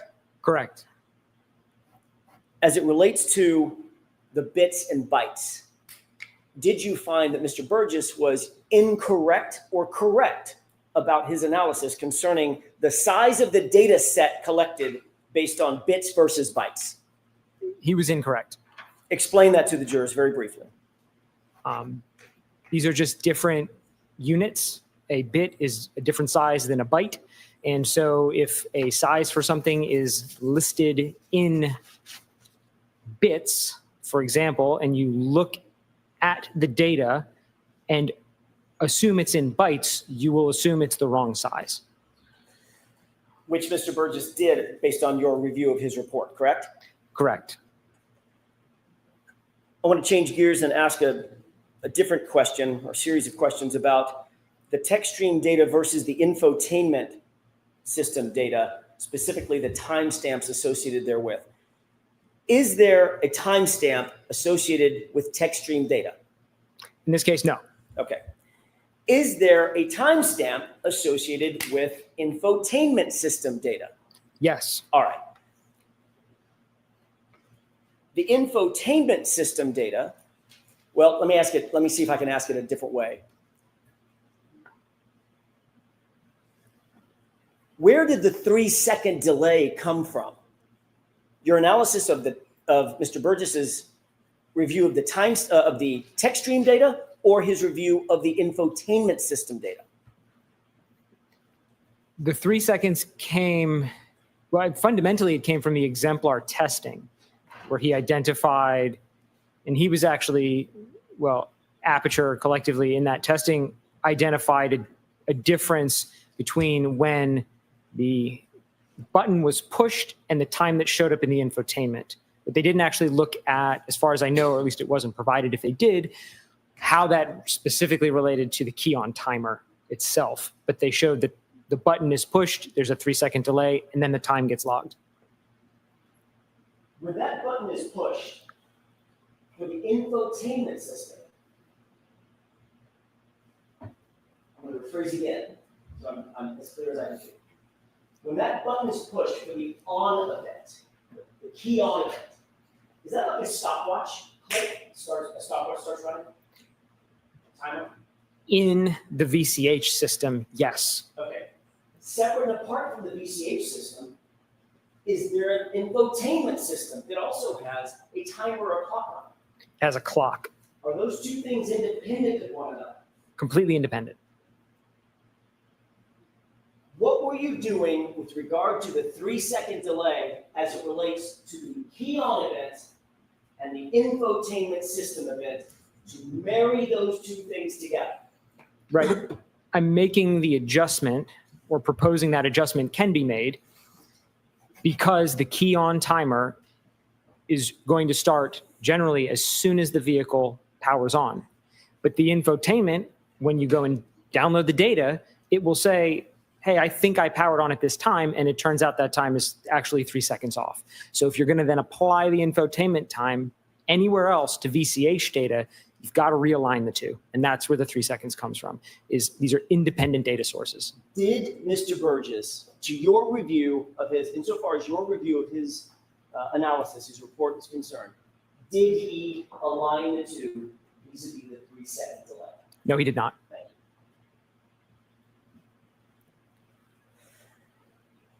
With the court's permission, do we have slide 10 of the PowerPoint of, Okay.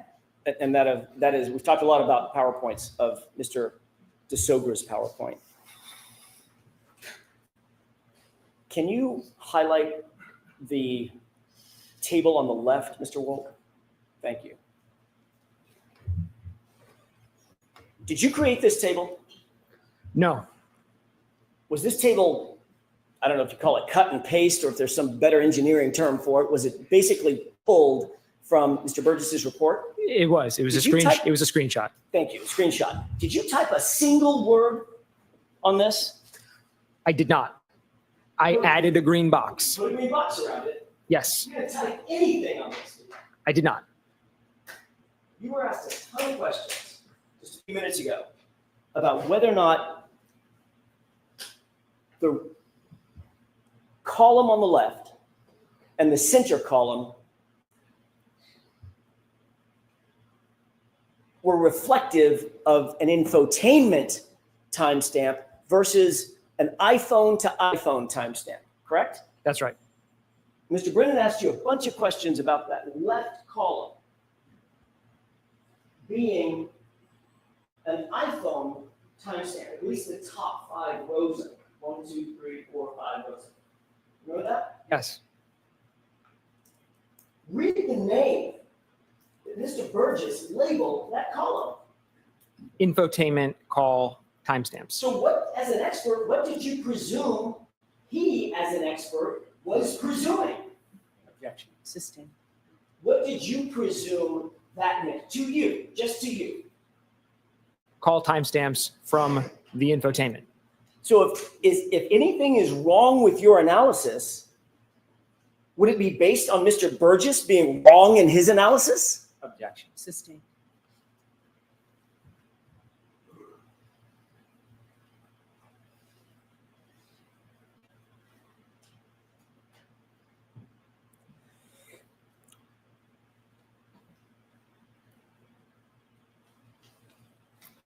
May I have just a moment, Your Honor? Sure. Do you need the light on? I don't. And we can pull that down.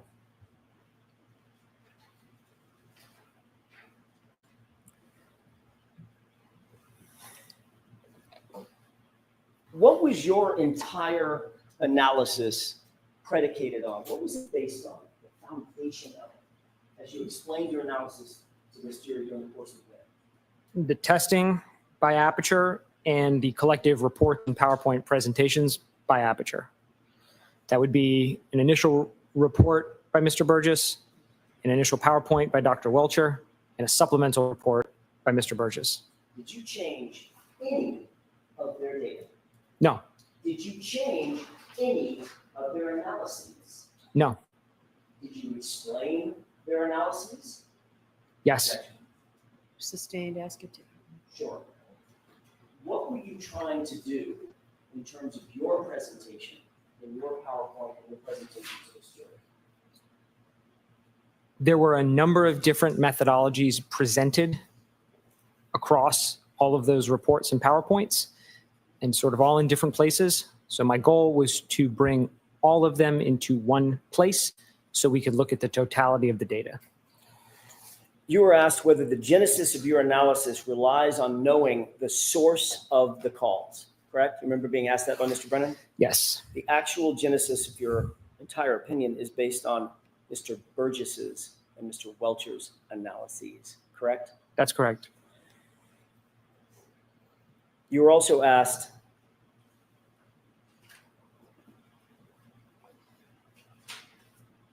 why you believed Mr. Burgess did a quote unquote more detailed report in May versus January of 2025. Do you remember being asked that just a few minutes ago? Yes.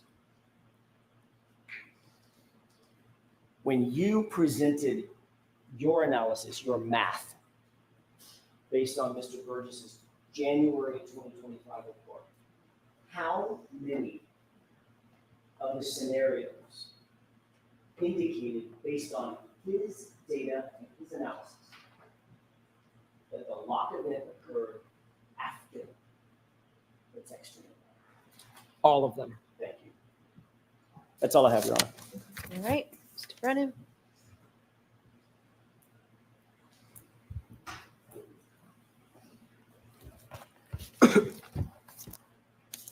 So, Mr. DeSorga, this demonstrates the danger or the difficulty. Hold on. This is Start the It's question cross-examination. differently. It is. It has to be a question. Start. Go ahead, Mr. Brennan. This demonstrates the difficulty in giving opinions when you don't actually study the data itself. Isn't that fair to say?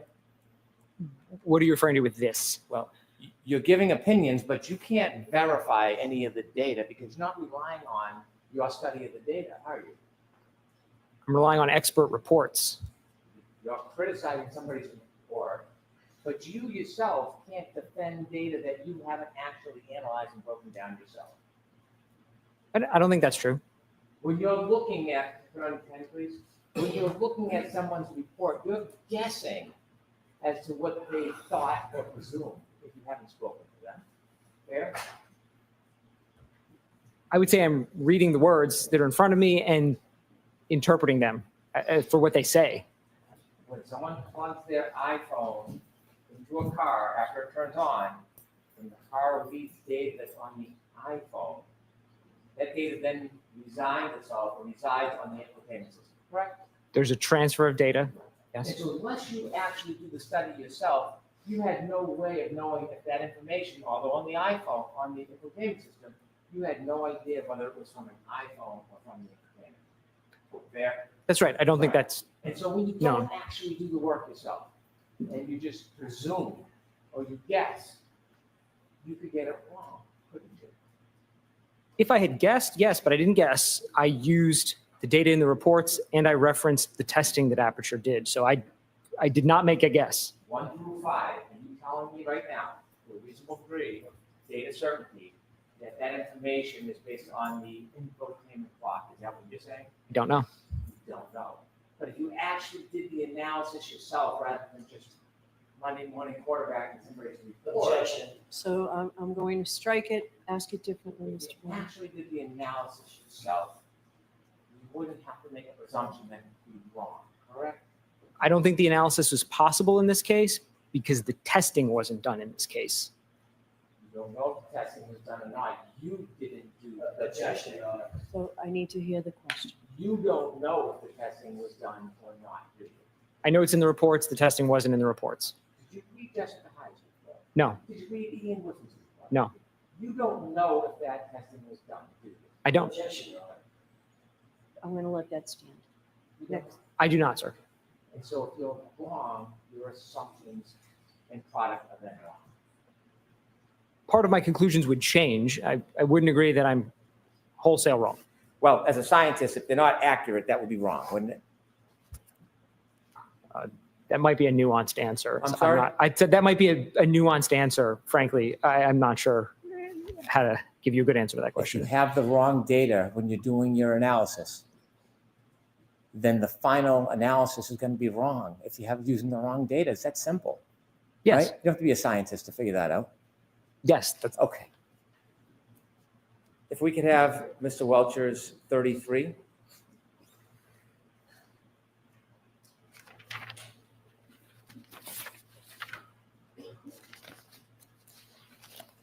If you could open that up, please. You were asked about whether the window is within the time frame of 12/32/09, the last user interaction with the phone. When you look at this data, could you go to the top, please? You see on vehicle speed, the car is moving. You see that? Could you enlarge that a little bit, please? The beginning of that data capture, the car's already moving, correct? I see vehicle speeds, right, in those first couple of lines, yes. Yes? Yes, I see Yes. vehicle speed. If you go to the bottom, at the end, the car is still moving, yes? I see vehicle speeds there as well. 2361. That would indicate, in your experience with text stream data, the car is still moving, yes? At the end of the record, there is a vehicle speed, the car is moving. That would be my assumption. Okay. And so when you're making your conclusions that something's with or without, you're simply talking about the time of the 10 seconds of data. Yes?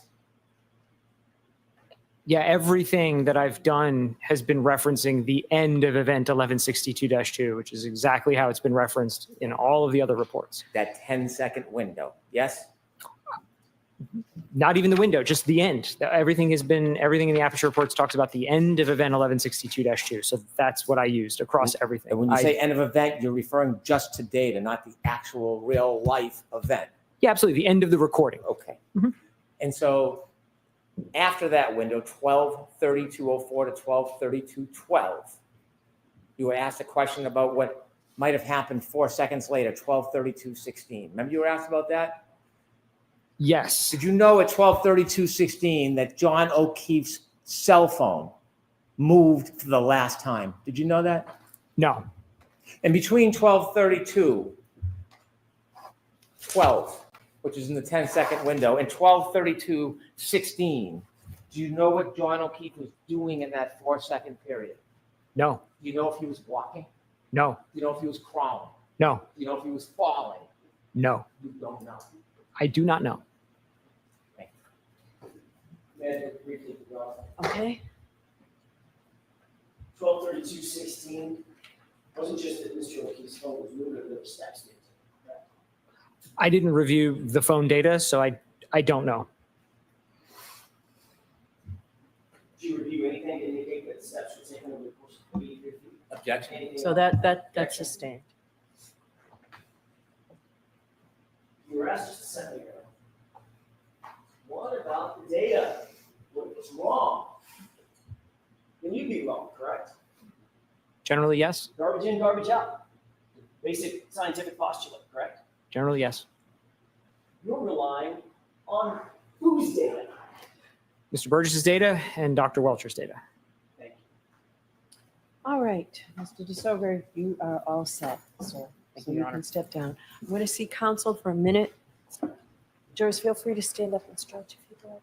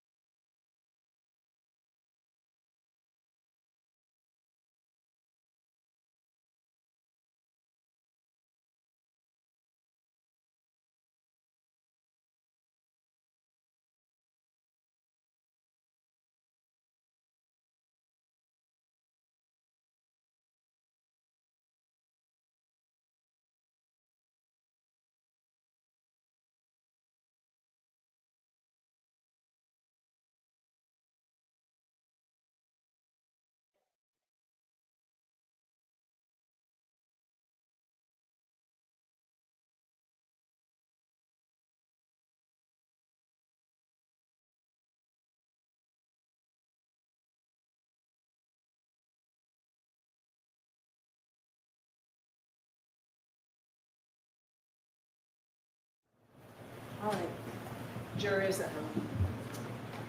we did that to have me decide whether I'm going to let you go home now or not, and I'm going to let you go home. So that 5 minutes that just took means that you get to go home, because we know we'll be longer. We don't want to do this to you, okay? So we'll break for the day. I have to give you those same cautions. Please do not discuss this case with anyone. Don't do any independent research or investigation into this case. If you happen to see, hear, or read anything about the case, please disregard it and let us know. Additional caution, please be very careful. Continue to be careful with your social media use. We will see you Monday. Monday will be a full day. And we'll start right around 9 on Monday morning. So we'll see you then. Have a great week. Please rise to the jury. Chrissy?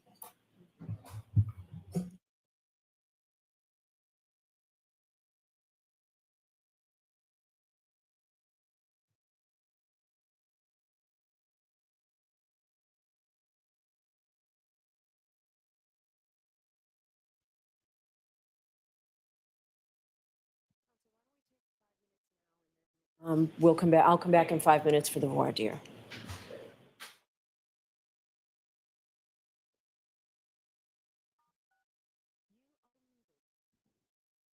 So, hi.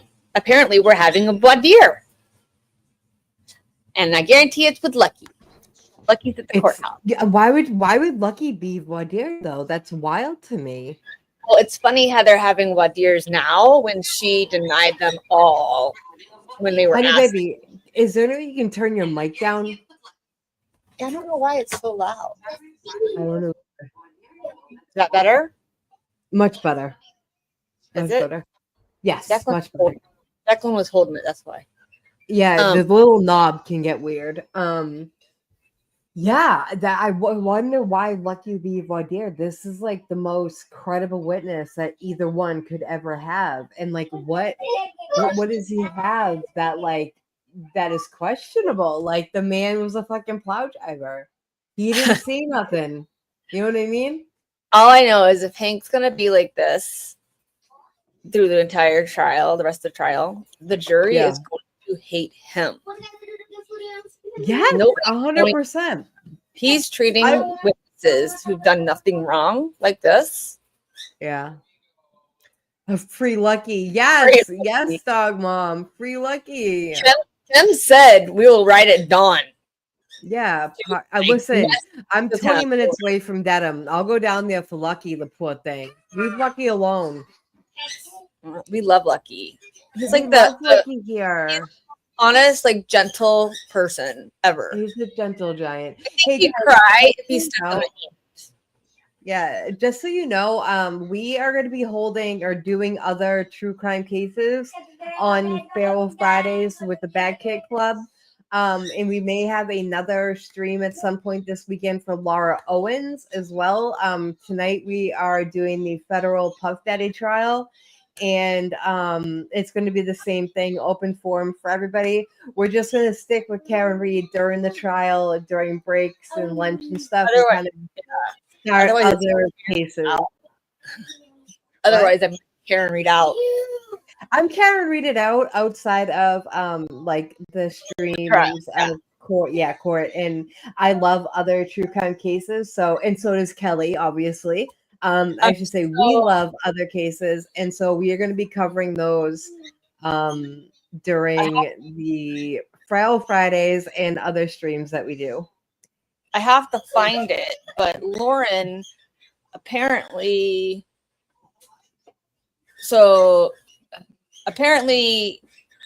Laura Owens' lawyer is attacking Omar. Really? Is what I saw earlier. Yeah, I have to find it again.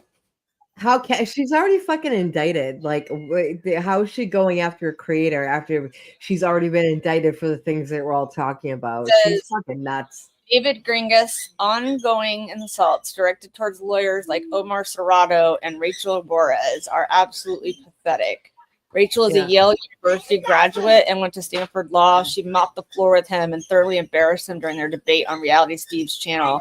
Omar has always been measured and fair in his analysis of the case and gave Gringus and Laura the benefit of the doubt when neither deserved it. We couldn't agree more with Lethal Lauren here. She said, David Gringus and Laura Owens deserved each other. He'll never be half the man or attorney that Omar Serrato is. Omar is a good person who would go out of his way to help someone in need, but he would never harass his clients' victims to do so. And David has so much room, temperature, IQ that he sits here trying to pretend Rachel Juarez is dumb after she clearly embarrassed him in a debate to a point where he was leaking brain fluid from his ears. David would do well to act with a fraction of the restraint that Rachel does. She is an amazing person, a brilliant attorney, and I don't think when he calls me dumb because he is wrong about everything, even when he guarantees it with 100% confidence. She's an idiot. Omar's amazing. She can fuck right off. Yeah, I guess he like went on his YouTube talking crap, and Lauren, he tried to sue Lauren. Really? Because he said if anybody streams anything of his, if anybody streams anything of his, that he would sue them for copyright, except it's fair use. Like they can stream it if it's fair use, and she changed it. She didn't even play the whole thing, and he tried to sue her, and Omar was like, he took the Omar. I'll take the case. I'll do it. Like Omar. So Kelly lives in Florida. Oh, what the Laura Owens case is in California, right? No, Arizona. Arizona. That's it. Maricopa County. Maricopa. Yeah. You know, over there with Lori Vallow. That's right. Yeah, with Lori Vallow. Her and the whole her going to court for the Brandon Boudreaux is She tried to have her judge removed and got denied. Yeah, he was like, you can kick rocks. No, she went above his head to try to have him removed. And they told her to kick rocks. Yeah. Like I was like, oh damn, she got told twice no. Yeah. So I just want people to be aware that our Feral, like I said, Feral Fridays. Oh, we're back, but Feral Fridays are going to be about different true crime cases that you guys can get into with us, and I'm excited about the cases we have coming up as well. But even though we are obsessed with Karen Reed, I think that other cases need attention too. So always. What's wicked fucking loud? Am I wicked fucking loud? I turned mine down. I turned it down. Yeah, is mine loud? I don't know. Do I need to take mine out? No, keep it in. You just use the knob to turn it down. He rewired because the dog tried to eat it. That's right. I was so mad. The dog ate my wire for that and my wire for my ring light that I had just opened. Oh, and Nikki wants to come up. Hold on. Oh, I thought she was. Hold on. I'm all fucked up here. Hold on. The links There in you the go, chat. babe. We can leave us up as Bev's talking too. We don't have to go off camera because I'm sure it's not going to be that long. A lot of people have been talking about the Karen Reed Worker trials. Oh, I'm like, what is that noise? It's my phone. Yeah, they're saying that you're wicked loud. I turned it down. It's all the way down. It's like 0. Oh, I have it all the way to the minus. You don't hold it to your face, right? Like I hold mine on my desk and just talk. It's on my computer, like sitting on the other side. You're good. You're good. You're fine. Arm lengths away. I just saw Karen on Court TV on TikTok looking to talk to a reporter. What? Oh, we have a Kevin from South Boston. Hey, baby. What up? Hey, baby. What up? Hi. What I up? missed you. I haven't seen you all day. You've not interacted with me and nothing. Hey, baby. I'm feeling a little jaded. Yo, I've been busy with work. I was messaging with you early, wasn't I? Listen, nothing should be more important than me. Look. Oh, I apologize. Kevin has turned this chat upside down. No, that's his job. We decided that we're going to purchase Sean some all different color shower puffs, all down his antenna in his truck. God. Yes. Oh God. We're gonna purchase loofahs and hang him off of all of his anatomy. I'm not doing that. I'll purchase them and hand them to somebody. I'll be a sinner. I don't give a shit. Yeah, right. You know what they say? I'm not gay, but 20 Is it bucks really is 20 Lucky? bucks. Lucky was at the courthouse. Lucky was at the courthouse today. Yeah, Lucky was there. I'm being told that the next person that's going to be on the stand, if it's not Lucky, is going to be one of the people that was in Proctor's text message conversation. Ooh, juicy. Maybe he's the voir dire. Maybe they're Kelly. Maybe the friends are the voir dire because Hank doesn't know what they're gonna say. Maybe well, he put in a motion to deny letting those friends on the witness list because he said they have to call Proctor. They can't get them in through. It literally says they must call Proctor. Who said that? Hank? Hank can fucking all. Oh, here we go, kids. Meet yourself. I will. Yeah, okay.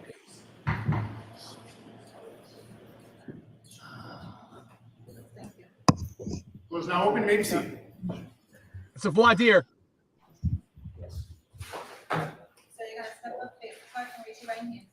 You solemnly swear the evidence you give the court in the case now and hearing should be the truth, the whole truth, and nothing but the truth, so help you God. Actually, you take the stand. Looks like a friend to me. I know this is a good opportunity here. Looks like my sources were right. Sure. Is she right outside the door? Oh, they have a lawyer? Kevin has there. It'll just be a few minutes, okay? Sauces, and they have a Miss Gianetti, when do you need this witness back? Monday? They have a lawyer. I got sauces, kids. Kevin's got sauces. Kevin from South Boston's the best. You guys have no idea. He has a lawyer with him. Oh my gosh. Yep. Suspect. Of course, just like Brian Higgins. Just like Higgins. Exactly. I love it. It makes it so juicy. Look how fine Alan Jackson is. So oh I'm my going to God. need her at a microphone. Do you have one on council table there? It's Gianetti lives. So the podium, or one of those back where Eugenia is. Thank you. It looks like Yanetti's doing it. Don't worry, guys. As soon as they start talking, we'll shut the fuck up. I seen chat. We can't hear court. Well, nothing's going on in court. You're gonna be there's a fine. I microphone a little promise. closer. We'll just follow this. We'll let Wipe you your hear Duncan Hines shit. Hi, good afternoon. Hello. Could you tell me your name, please? Kelly Dever. And Ms. Dever, you've been summoned here. I think I saw you earlier. You've been here all day? Yes. All right. So we're not going to reach you today, unfortunately, but you were summoned to be here? Yes. All right. So that summons is still good until we reach you. So you're going to have to come back Monday morning, okay? Yes, ma'am. Do you Oh, agree to shit. Yes, ma'am. Okay. Thank you very much. We'll see you Monday morning. Be here before 9, okay? Will do. All right. Thank you very much. Thank you, Your Honor. She's the one that took over 911 when Goody left. Go ahead, Mr. Alessi. Interesting. Oh, geez, Yannetti. That was a big compliment, Your Honor. Thank you. Good afternoon, sir. Would you please state your name and spell your last name? Jonathan Diamandis, Diamandis. You've also been here all day. Yes, Sorry for making you wait. no problem. Do you know former State Trooper Michael Proctor? I do. How do you know him? I've known him since middle school, probably the 6th grade. Grew up with him, essentially? Grew up with him, been friends for 30 years. Okay, and if you just keep your voice up, Sure, yeah. I'm sure other people can hear you, but this old guy. Can we turn off the fans and the air conditioning? Are they all off? We're just going to do that sort of so that we can get through this a little bit. Absolutely, sure. Much better, thank you. So you say you've known him since middle school, elementary school? Yes, Graduate high school with him? yes, And are you friends after high school as well? yes, Do you have his cell phone number in your phone? I do. Have you texted with him over the years? I have. In fact, were you on a group text chain with him that lasted a number of years? Yes. I would like to show you a document, sir, and I'm going to ask you to read it to yourself, familiarize yourself with it, and then when you're done, look up at me. Okay, Okay. May I approach? Yes.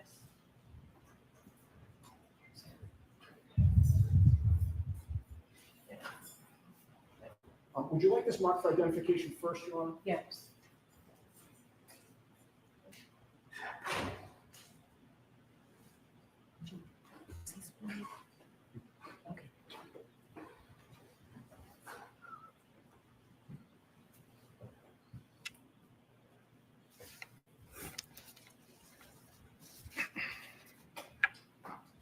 Exhibit N for identification.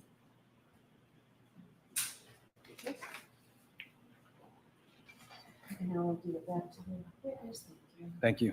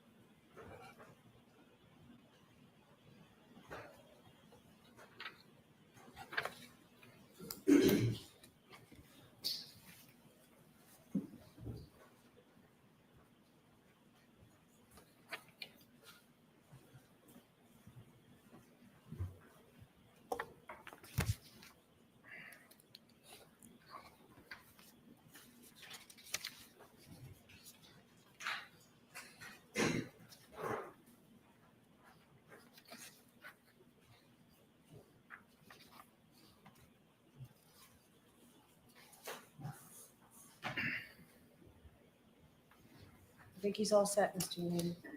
Thank you, Rona. Sir, have you reviewed that entire document? Yes. Does that look familiar to you? Yes. What do you recognize it to be? It looks to be a text chain with a group of my friends that I grew up with. Okay. And so would all of those friends have been people that you went to high school with? Not all the same high school, but the same time. Some of us went to different schools. And you were friends during that era? Yes. And you've remained friends for how many years since then? I mean, we've been friends for 30 plus years, probably. Do you know precisely when that text chain started? I do not know when the text chain started. Months, years? Years, definitely years. And that's a portion, in other words, there's a start time and an end time to that, but the text chain started before the start time that's listed on that document? That's correct. Now, I'd like to ask you about 5 different categories of information that allow you to identify the text chain. First of all, directing your attention to page 1. That is an unredacted version of this. Do you see your phone number on page 1? I do. And is that accurate in terms of your phone number? It is. Well, do you have a passcode on your phone? On my phone, yes, I do. All right, and have you had that for years? Yes. So as of January of 2022, you would have had a passcode to get into your phone, correct? Correct. With regard to the typing of text messages, you didn't appear to be too active on this thread, is that correct? Not from what I see here. Did you see one entry that you actually did text? Yes, one. Okay, and I think these page numbers, they're all numbered. Could you direct us to the page where you actually chimed in? And if I suggested to you, it might be 4 from the end.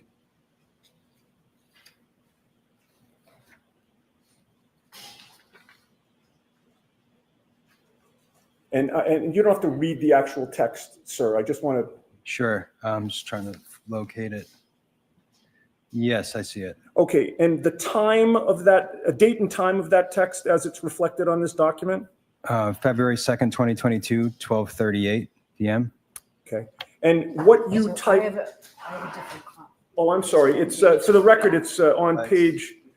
What's the bottom page number? So we have lost 2 pages. 4.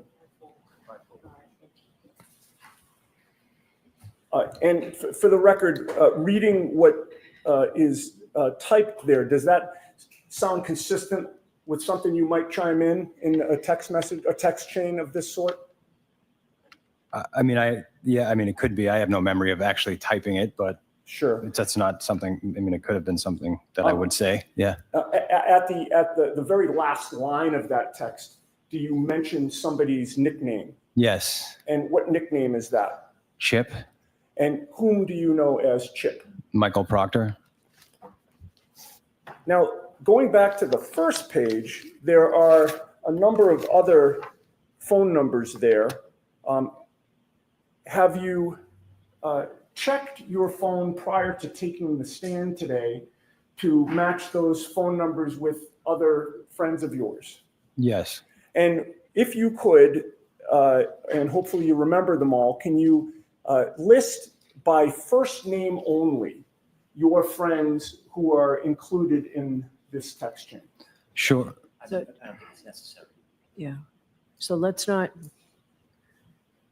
if he recognizes, I don't want to put names out. Oh, I don't either, Judge. That's why I was saying first names. But if that's sufficient that he recognizes. Why don't you refer to the last 2 digits in the phone?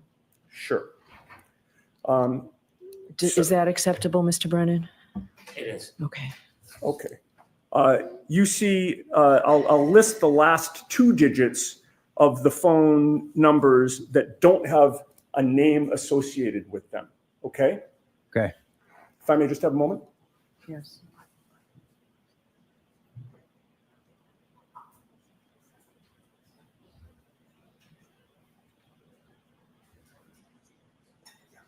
Yeah, of course. Okay, starting with the phone number that ends in 51. After you checked your contacts, is that a friend of yours? Yes, it is. Who was on the text chain? Correct. With regard to the phone number that ends in 68, same question. Is that a friend of yours who was on the text chain? Correct. And with regard to 45, which is the next one, again, a friend of yours who was on the text chain? That's me. Oh, I'm sorry. That is you, Yeah. Of course. With regard to 95, is that a friend of yours who was on the text chain? Yes, it is. And with regard to 93, same question, friend of yours on the text chain? Yes. And then there are 3 numbers there, one that ends in 11, one that ends in 46, and one that ends in 82. Do you see that those particular numbers have a nickname associated with them? Yes. Those nicknames, do you recognize them as being also friends of yours who are on the text chain? I do. And then finally, there is somebody listed as local user. We'll get back to that one. Okay. With regard to the other ones that you've just identified, sir, have you texted back and forth with them on those phone numbers over the years? Yes. And also with regard to this particular text thread? Yes. All right. Now, I'd also ask you, with regard to the content of these messages and who said what, and particularly focusing on the one that's identified as local user. Having read that text chain, were you able to determine who local user is? Yes. And who is that? Michael Proctor. And was that by the content of the messages that Michael Proctor typed that you recognized it? Yes.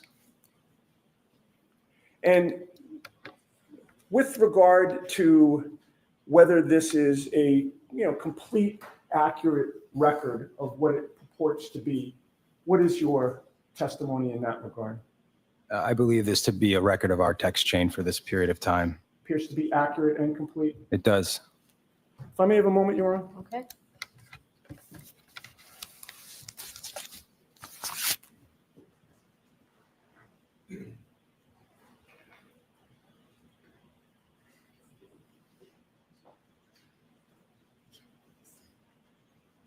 Just one more question for you, sir. Does the text message chain that you read fairly and accurately represent the circumstances of the conversation that was going on? Yes. Nothing further. Mr. Brennan? Good morning. Good morning. Good afternoon. Do you have an independent memory of any of the text conversations in the package that you reviewed? I do not have a memory of this happening. Thank you. Nothing on that. All right. So, sir, I'm going to ask you to, you're all set. Okay. I'm ask you to step down. Okay, thank you. Your Honor, given that unfortunately this witness was not reached by the jury today, I would like you recognized as well.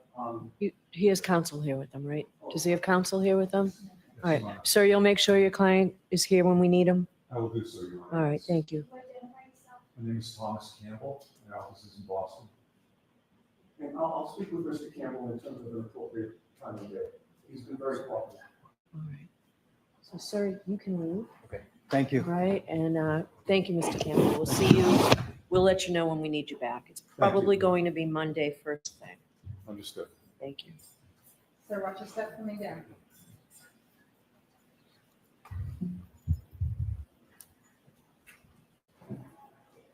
All right.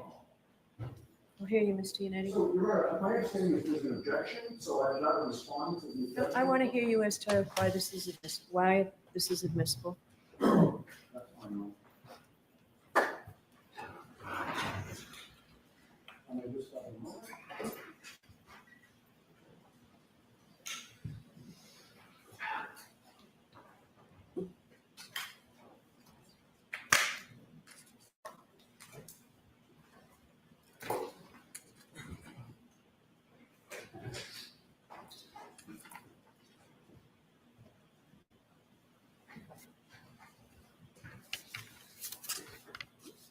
So, Your Honor, with regard, I assume we're just dealing with authenticity at this point? No, we're dealing with both. You're the proponent of the testimony, so let's deal with both. Okay, all right. So regarding authenticity, Your Honor, there are several ways that are either independent or connected with each other by which or through which a party can authenticate text messages. The majority of the case law out there are defendants having appealed judges' decisions to admit text messages offered by the Commonwealth, and the majority of the case law that exists affirm judges' allowance of text messages into evidence. The Commonwealth filed a memorandum in opposition to these text messages being admitted, and not one of the cases cited by the Commonwealth apply here or are appropriate. The case of Commonwealth versus Purdy, in that case, the Commonwealth introduced text messages from computers seized at a massage parlor.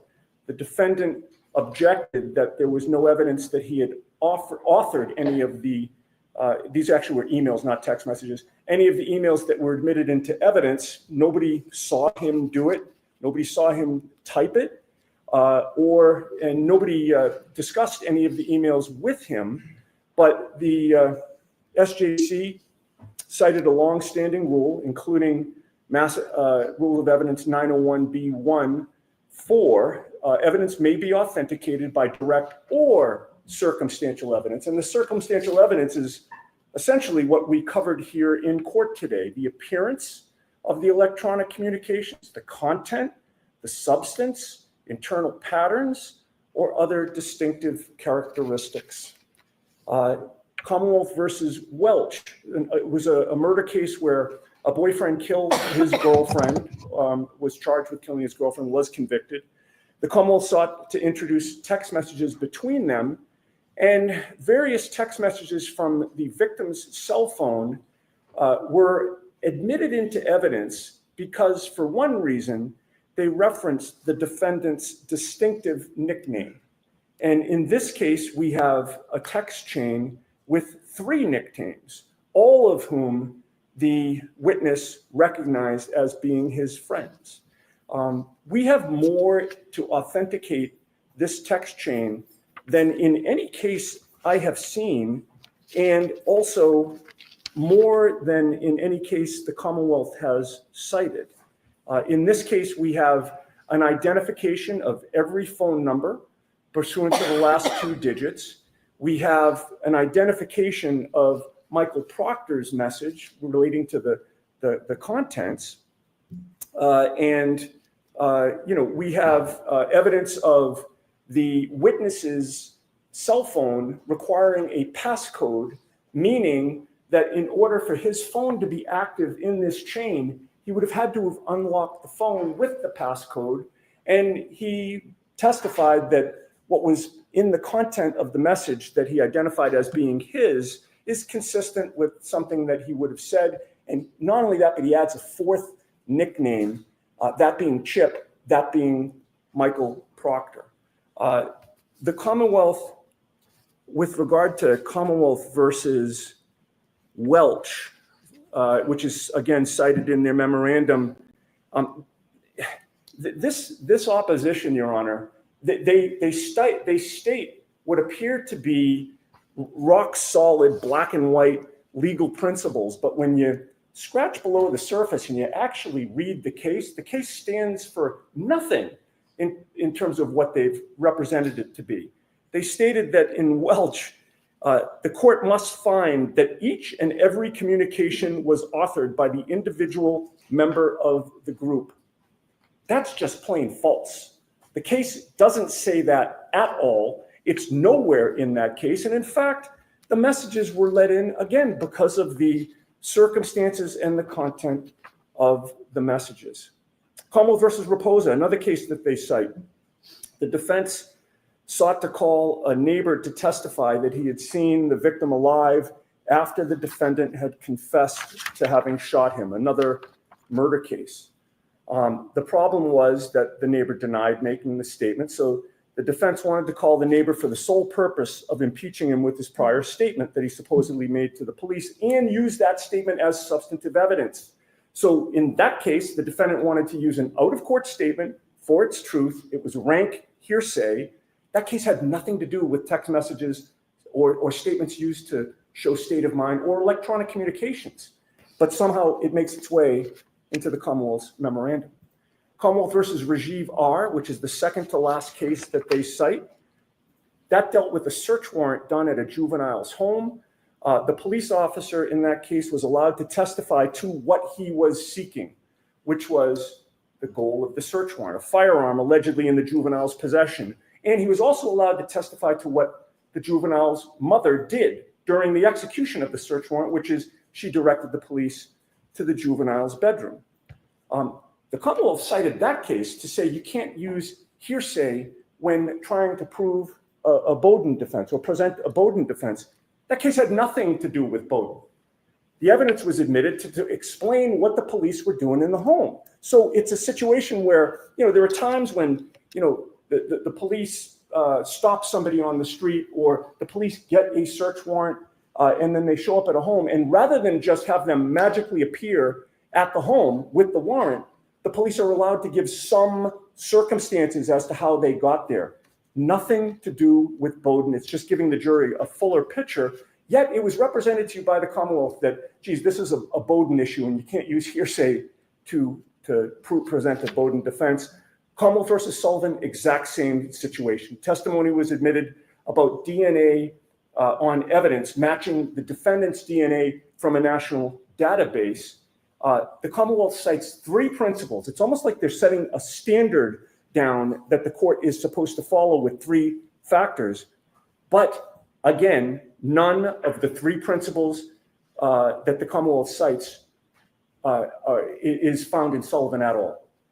They're not even mentioned in the case. They're simply made up and put in a memo to ask this court to do something that the case does not support. And again, it has nothing to do with Bowden. So now we come to the arguments about the fact that the Commonwealth is claiming that these statements are hearsay. They're not. These statements contain insults of my client. I'll be kind and just mention the word. So I read them. Yes. Okay. Well, I mean, Your Honor, if you're going to allow this into evidence, I'll stop talking. Otherwise, I have to make my argument. I understand what you mean by insults. Okay. Okay. So I won't even mention them then. The Commonwealth is essentially arguing that we're offering these text messages to show that the insults were true. That's a silly argument. Obviously, we're not. Hearsay has three components. These are all statements out of court. None of them are offered for the truth of the matter asserted. None of them. Even the statement when Michael Proctor says that the homeowner's not going to catch any grief because he's a Boston cop. We don't know if that's true or not true. It's offered to show that Michael Proctor believes it's true. He's the lead investigator in the case. He has input into the case. He can decide who's investigated or not investigated. At least that's our argument. It's all consistent with our defense. It's offered to show his state of mind. Everything that he says is offered to show his state of mind and to show his bias. He, as the lead investigator, his bias in what he does or doesn't do. And in fact, Mr. Brennan said at sidebar earlier when we started this conversation that Bowden deals with what was done or what was not done. We're entitled to explore what was not done and not done, and we're entitled to explore why. We have evidence of why. We have Michael Proctor's words about why he did or didn't interview people separately, why he waited, for instance, a year and a half to interview a plow driver who was out there on January 29th, why he treated some people with kid gloves and other people with brass knuckles. He's stating it in these text messages. She's going to go down for this. We're going to pin it on the girl. We're going to make sure that there are some serious charges. She's effed. Those are what he says about, those are the statements he makes about Karen Reed in the infancy of this investigation. And to the contrary, is anything going to happen to Brian Albert? Nope. He's a Boston cop too. These are all statements about Michael Proctor's state of mind. The prosecutor and I have been over the statements. I realize he's objecting to the admission of these statements. I don't think he has a legal argument that passes muster to do that, but should the court allow them in, we're agreed on everything except for 3 entries, which I think we could deal with pretty quickly. And unless the court has questions, I'd rest on that. No, but I'd appreciate a copy of whatever you've agreed upon. Okay. So it's been a long day for staff, so I don't need to sit here and go through each one. Just get me a copy of what you've agreed to. Okay. So this is the only marked copy. I'm happy to hand it to the court. And you can take care of it and email it in. We'll do that. Thank you, Ron. So, Mr. Brennan, I'd like to hear you on admissibility. I haven't decided admissibility, and I'll hear you on authentication.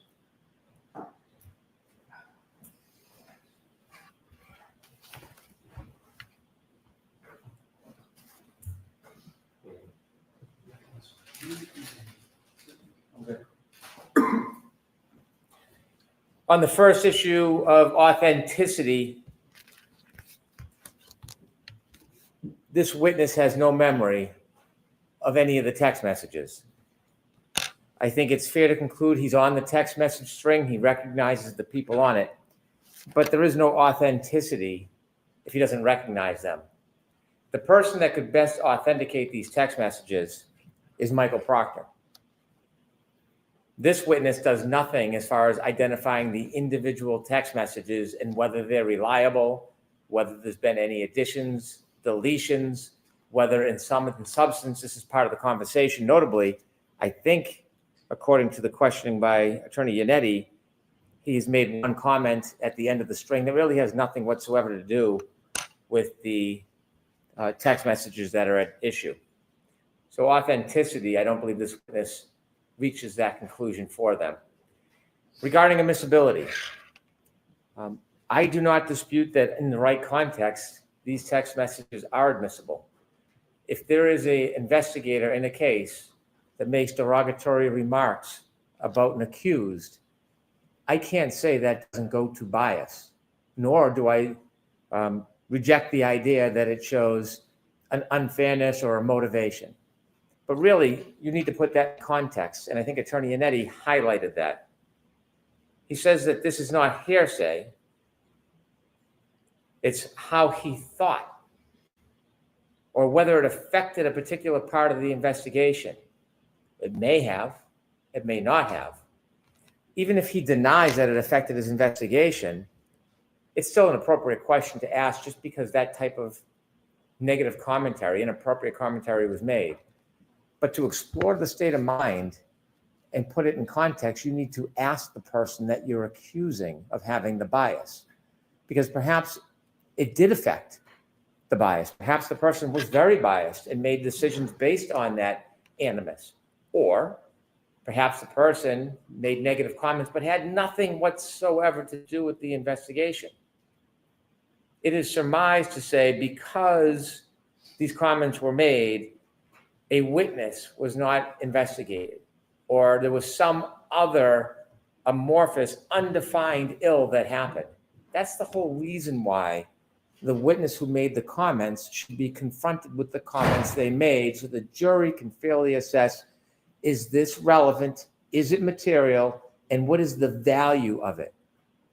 I am not opposed to the admission of bias against a witness, especially a police officer, but it should be against that witness because they need to have the opportunity to admit, deny, define, accept, and explain.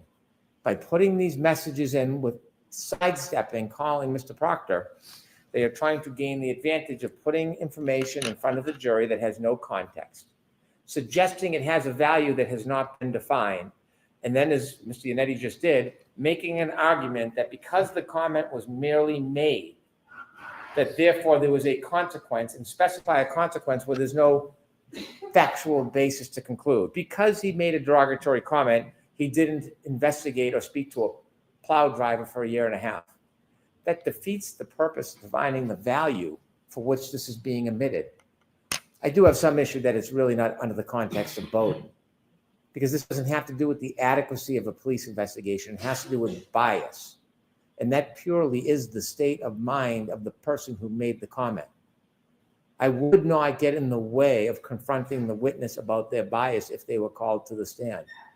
But to put it in this way invites speculation, it invites manipulation, and it invites a party on either side to portray this in a way that is not factually viable. It will be distracting, confusing for the jury, and it could be unfair for either side because it will lead to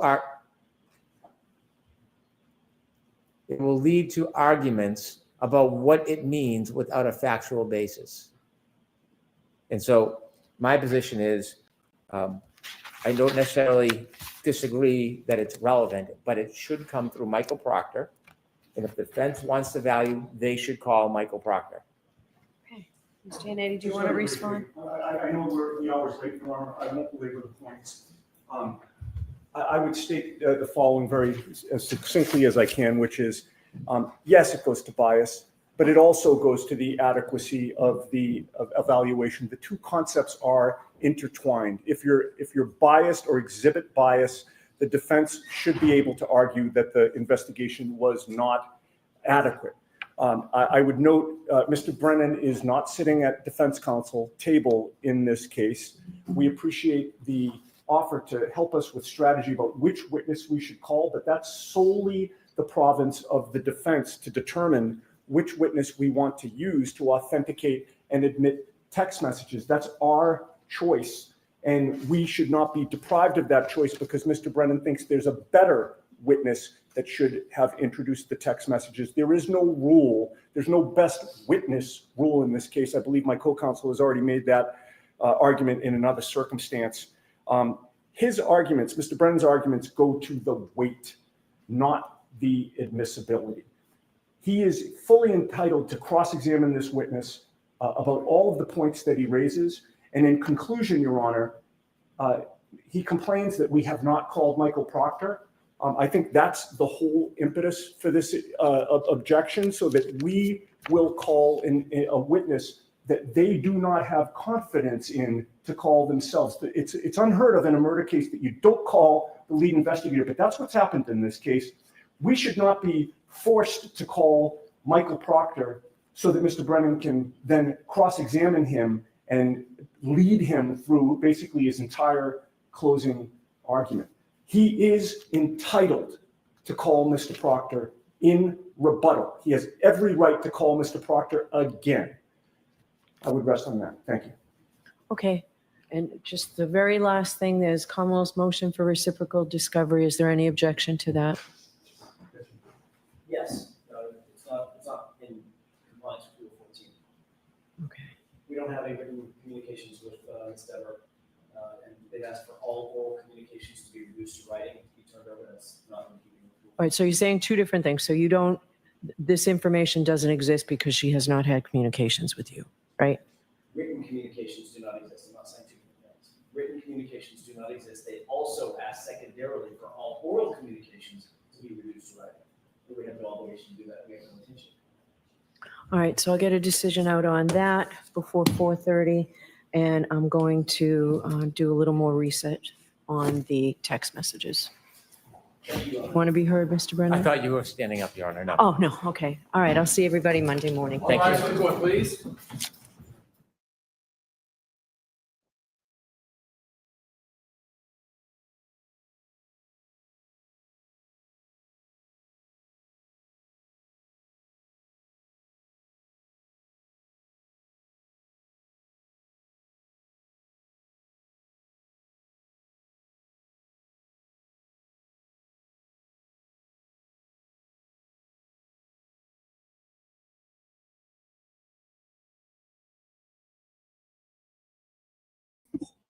Never mind. All right, guys. Who's ready to come for Feral Friday tonight at 7? Whoop, whoop. We will see you guys. I'm not muted, Kevin. I'm not muted. My nefarious leprechaun. You can hear me, right? All right. We'll see you guys at 7. I had a blast with you guys. Thank you so much. Have a good afternoon. Bye, Kevin.